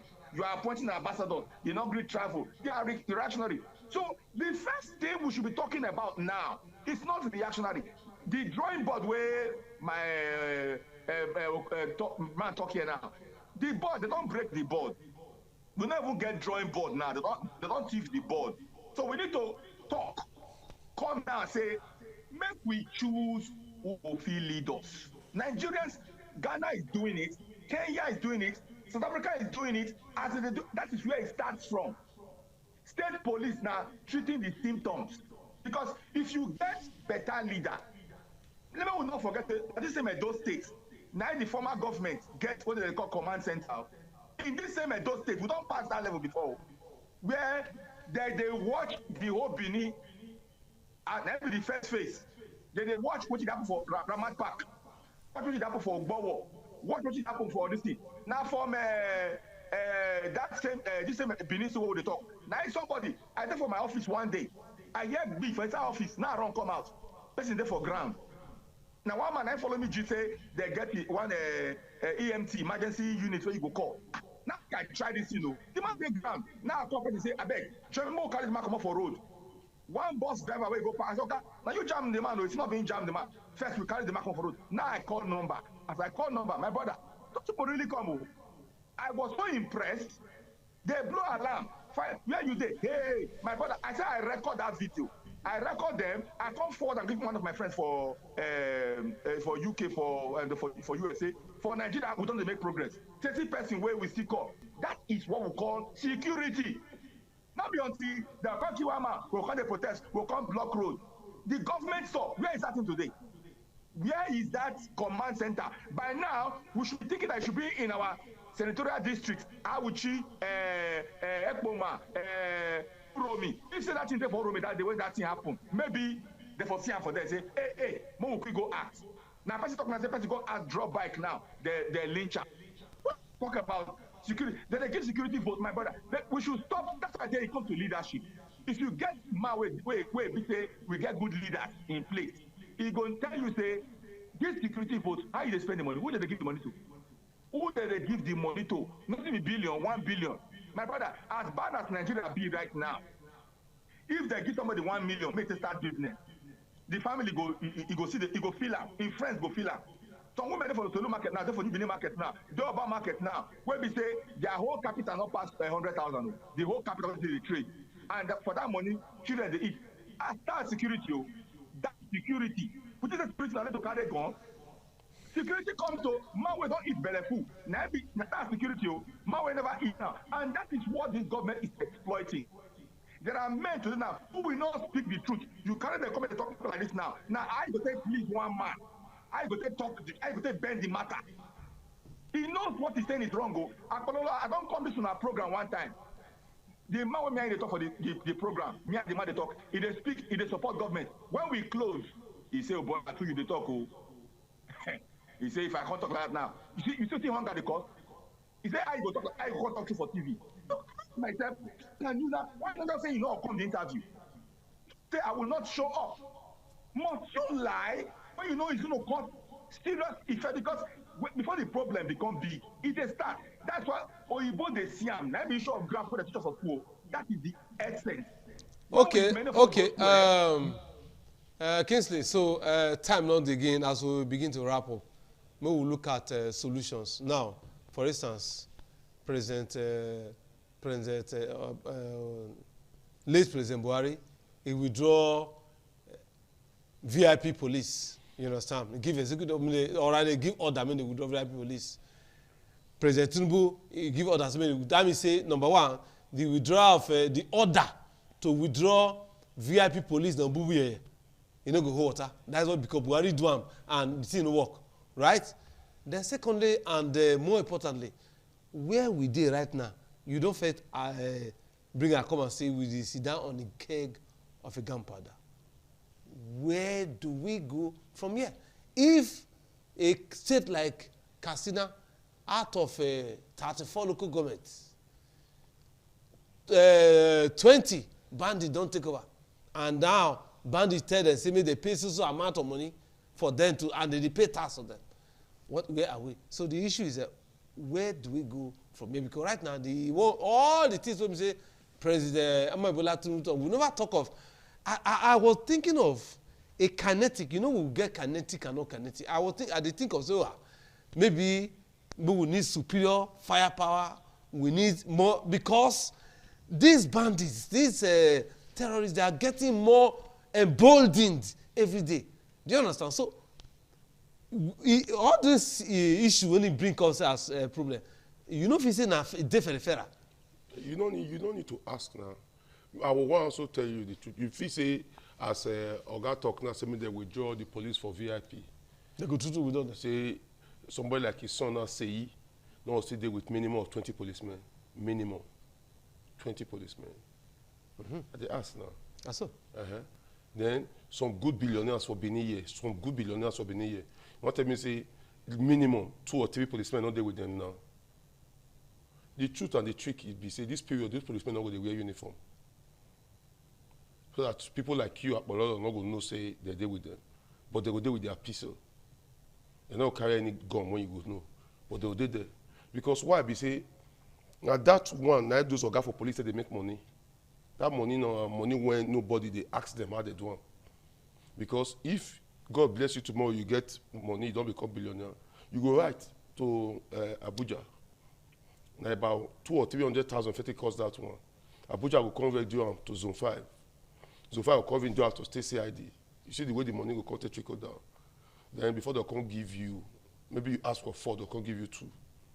That 2, you will you say you go they pay them. So. Federal government say they pay them.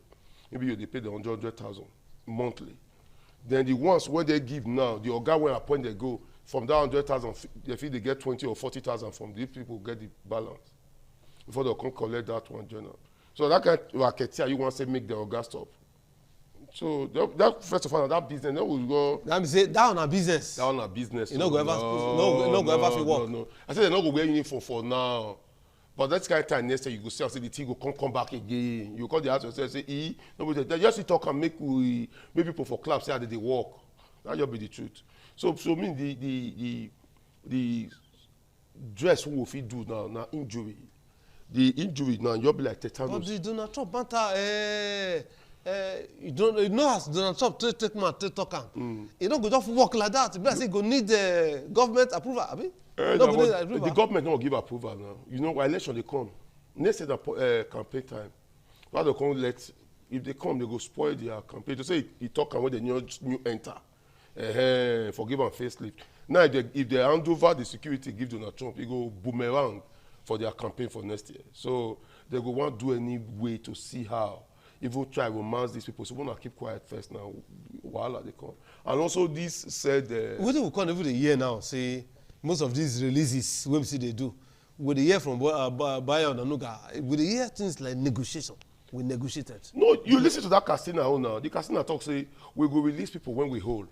But we want to also go make sure say our people want to still hold. Both for big prison, small prison. We want to go make sure say we see them back now. That one a negotiation now. Somebody when you are just sit down for table, they talk. You go one come talk with no benefit them. You must talk with you go benefit them first now. Because now even you call them for negotiation, so now you don't go day higher.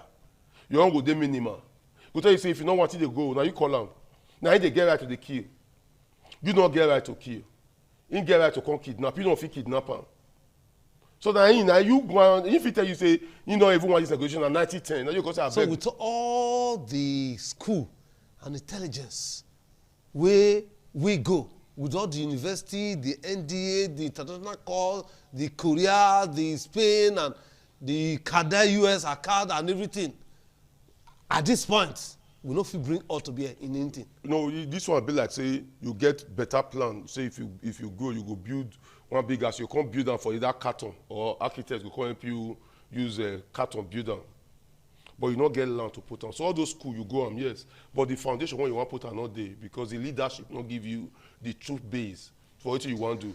There's no year government not they put billion to buy equipment. You because time not the you know the number of generals when they retire recently, right? Yeah. You know how much where government invested trade them, send them go different courses, different get training outside Pakistan, this one, that one. So and you know how much government go take retired general. I hope you are aware. You know, say those a general for about 4 or 6 soldiers they stay with until the last day. That will not be forget. So you dey talk say VIP. You want to tell me now say to say the late Solomon Arasa never died. You want to make police when they guide them about 6 or 8 when they come out go away now. They did that now. They did. So all those ones they just Nigeria they know how to talk to us, how to tickle our fans. Well, just laugh small and forget about the pain. Time not again. So time not again. Kingsley, time not again. I bet you get. Now so this program today. So just one word to federal government. Just one word. As we all to Nigerians, your brothers and sisters. The thing, like I said, Apollo, it's not issue of the pain. House where don't fall. Now the foundation. It comes to issue of able to elect the right leaders in any area of government. If Nigerians can elect, we can now choose people where go fit make policies, where go fit make laws. Like my brother just said, see, this guy is, like I said, truth is a scarce commodity in Nigeria. He's been giving us facts and figures, telling us the way it is. It's not painting it, and I'm happy about that. That is what we should be doing. Not wait for Letinibu. If you get opportunity, talk truth. That your small WhatsApp group. He get some people WhatsApp administration and WhatsApp admin. Only to even because you not talk for him party, he go remove you, he go block you. Now, he not be governor, he not be champion. Only WhatsApp admin, he they block. Okay, Kingsley, they don't they tell me to wrap up. They say we wrap up. We salute you from all the time we take spent. They also contribute to nation building. Before we come out here, like I talk, as a time, our raffle draw now every 2 days. *347 *732 hash. Just test yourself. Tell yourself this ITV has a tell yourself. What is it all about? Make a try. *347 *732 hash and you don't join us with that. Also, I thank you well for the time we take join us this evening for nation building. And my brother from UK, I salute you too for the time we take join us. We'll do this thing again next week by the grace of God. By tomorrow, we'll do it now for Good Morning Nigeria, and we'll do one-on-one with the State Commissioner for Information. We'll open the lines, make us talk to them concerning Edo and where Edo did. Until then, God bless Nigeria. My name is Emma Pololo. Bye-bye.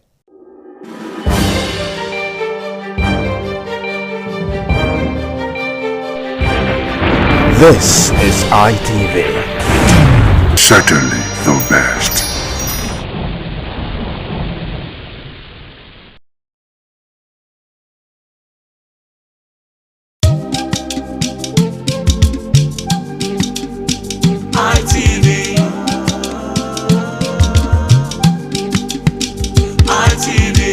ITV, certainly the best.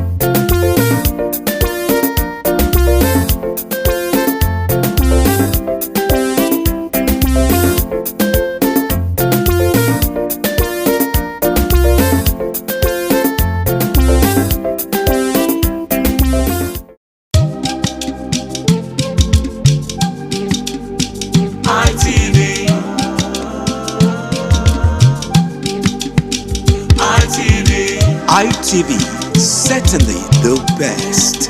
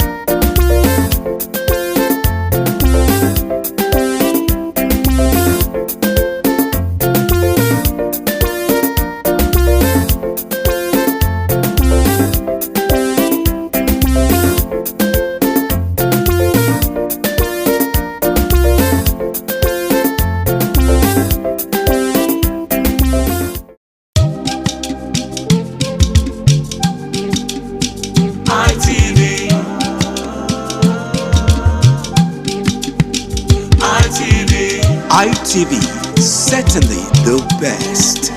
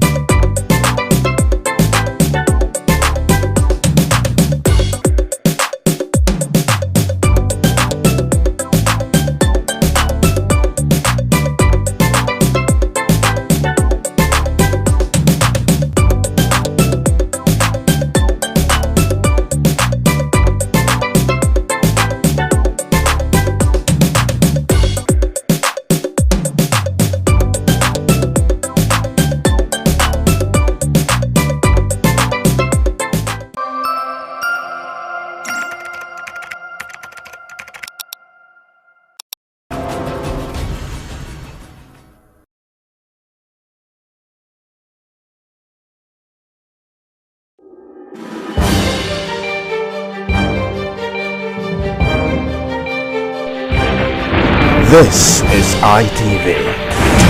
Certainly the best.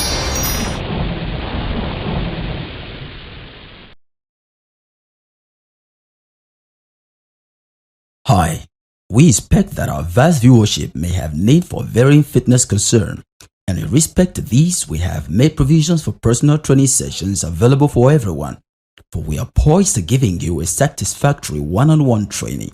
So, hire our service today and get a visible but lasting result.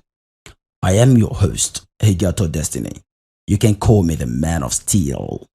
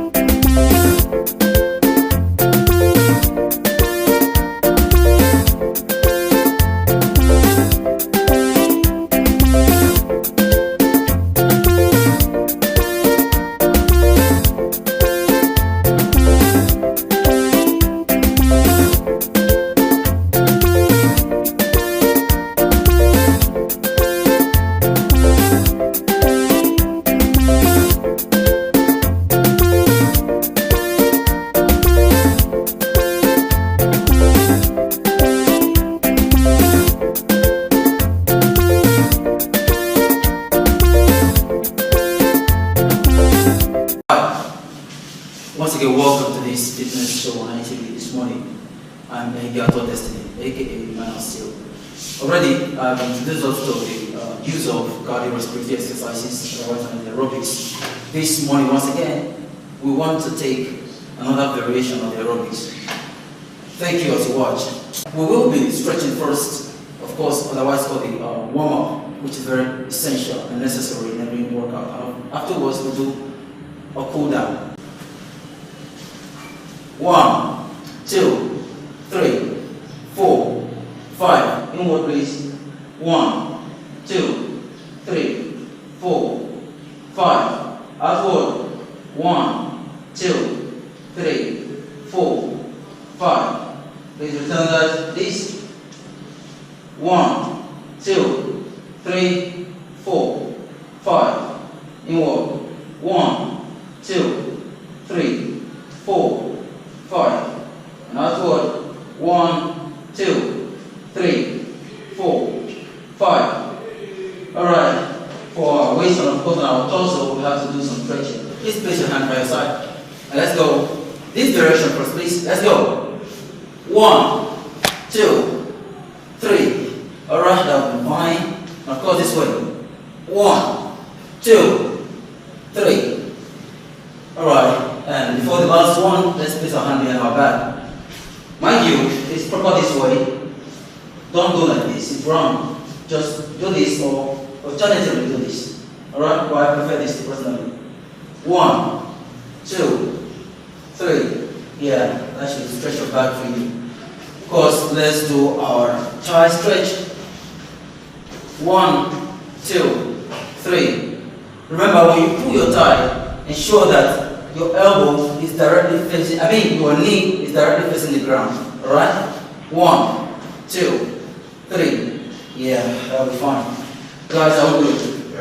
Alright, the first program to be run this morning will be the mountain climb. Yeah, many of you are conversant with this move. And of course, we will be introducing more to you. But for now, let's hit this. Alright, let's step down to it.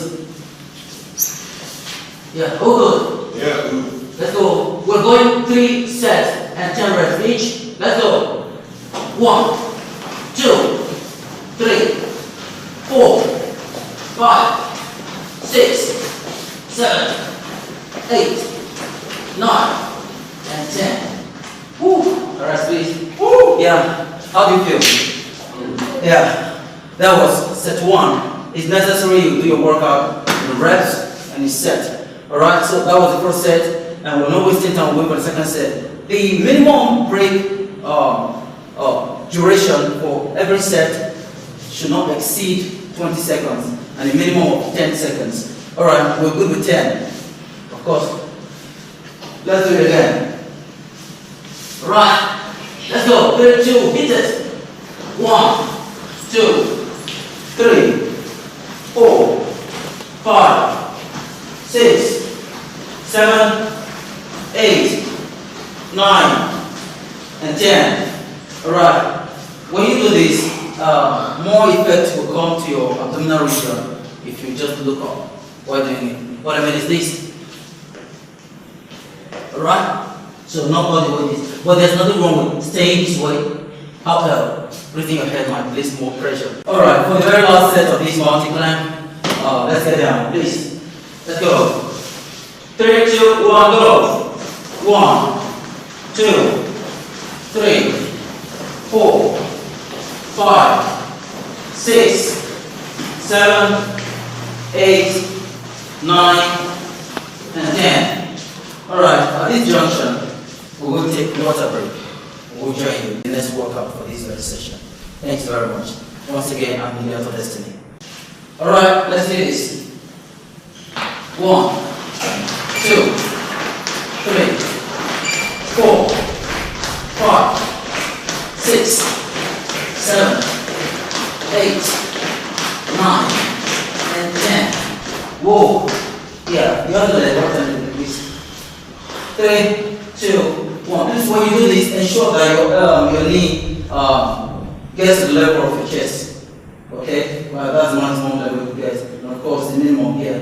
I understand not everyone is as flexible as I am or as anyone here. Please, we'll just keep it safe and do the right thing. Thanks very much.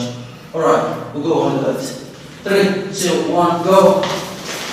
1, 2, 3, 4, 5, 6, 7, 8, 9, and 10. Whoa, that's exhausting. How do you feel? Yeah, thank you very much. And this is the last set of this workout. Remember, every workout should be done this set and the rest. Alright, thank you. Let's do this. Let's go to the left. To right, brother. 3, 2, 1. Let's hit it. 1, 2, 3, 4, 5, 6, 7, 8, 9, and 10. Yeah, we'll also 3, 2, go. 1, 2, 3, 4, 5, 6, 7, 8, 9, and 10. Whoa. Wow. And that'll be all for this morning. Alright, remember, I said in the beginning, before any workout, there's need for a warm-up. And after that, there's also need for cool-down. And this is the cool-down. Alright guys, just suspend the breath, Watch this first.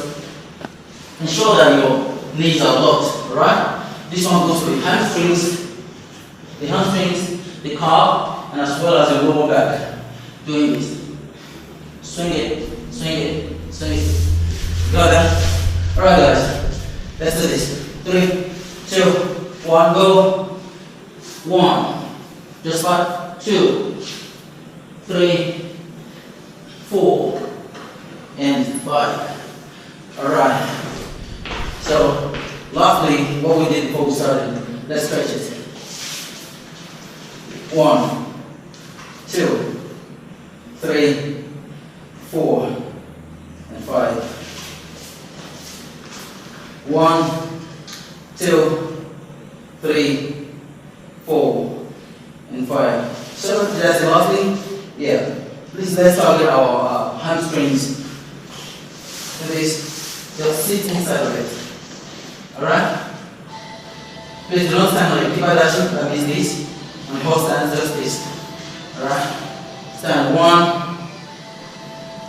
2. Yeah, this is a form of squat though, but this is not the purpose of developing or building the hamstring muscle, it's just for stretching it.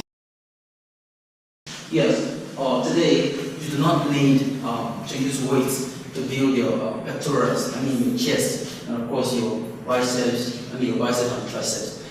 You have programs you can do at home and get what you want.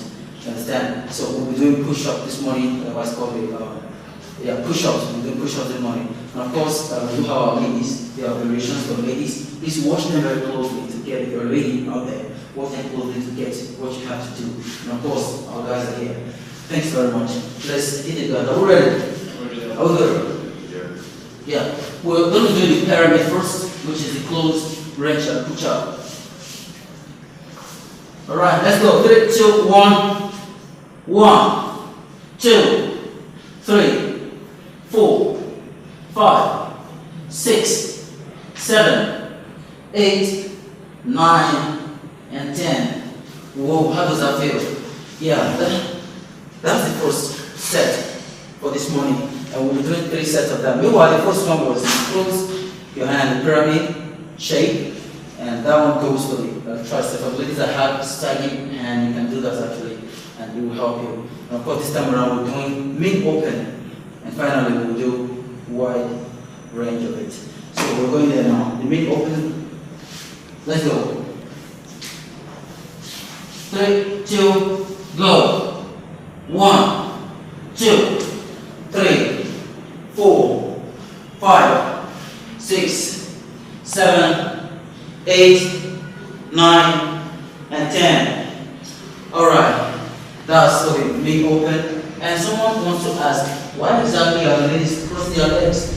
Why they cross legs for ladies? Now you understand that the guys have more defined muscles, and of course to bring more weight on the upper body, we go on the toes, picking all the weight in the body to the upper body. But for ladies, they do not need much weight, just that. So we break it down at the knee level by crossing the legs. So the weight used starts from this very region. You understand? Alright, thank you for watching. Alright, for the last very set of this exercise is the wide range or the push-up. Particularly intended to build the side of the chest. Do you understand? Alright, let's hit it. Okay, this is wide enough. At least double your shoulder width. Double your shoulder width is enough. 3, 2, 1, go. 1, 2, 3, 4, 5, 6, 7, 8, 9, and 10. How many of you noticed I cheated there? I actually did 1. I did 2 and called it 1. Yeah, just to lay more emphasis on that part. But today, thank you guys. Yeah, we're awesome. But today, we're done with this. Thanks very much for watching. Please, be safe. In the morning sun, searching for a longer day. People feeling like the light has just come. We must never stop the way. But heart's jumping and I hear my name, grasping into life. Life is happy but it's so insane. We must merely make a start. Savannah, I'm coming home, Savannah.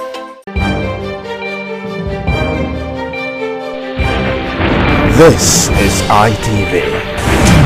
Certainly the best.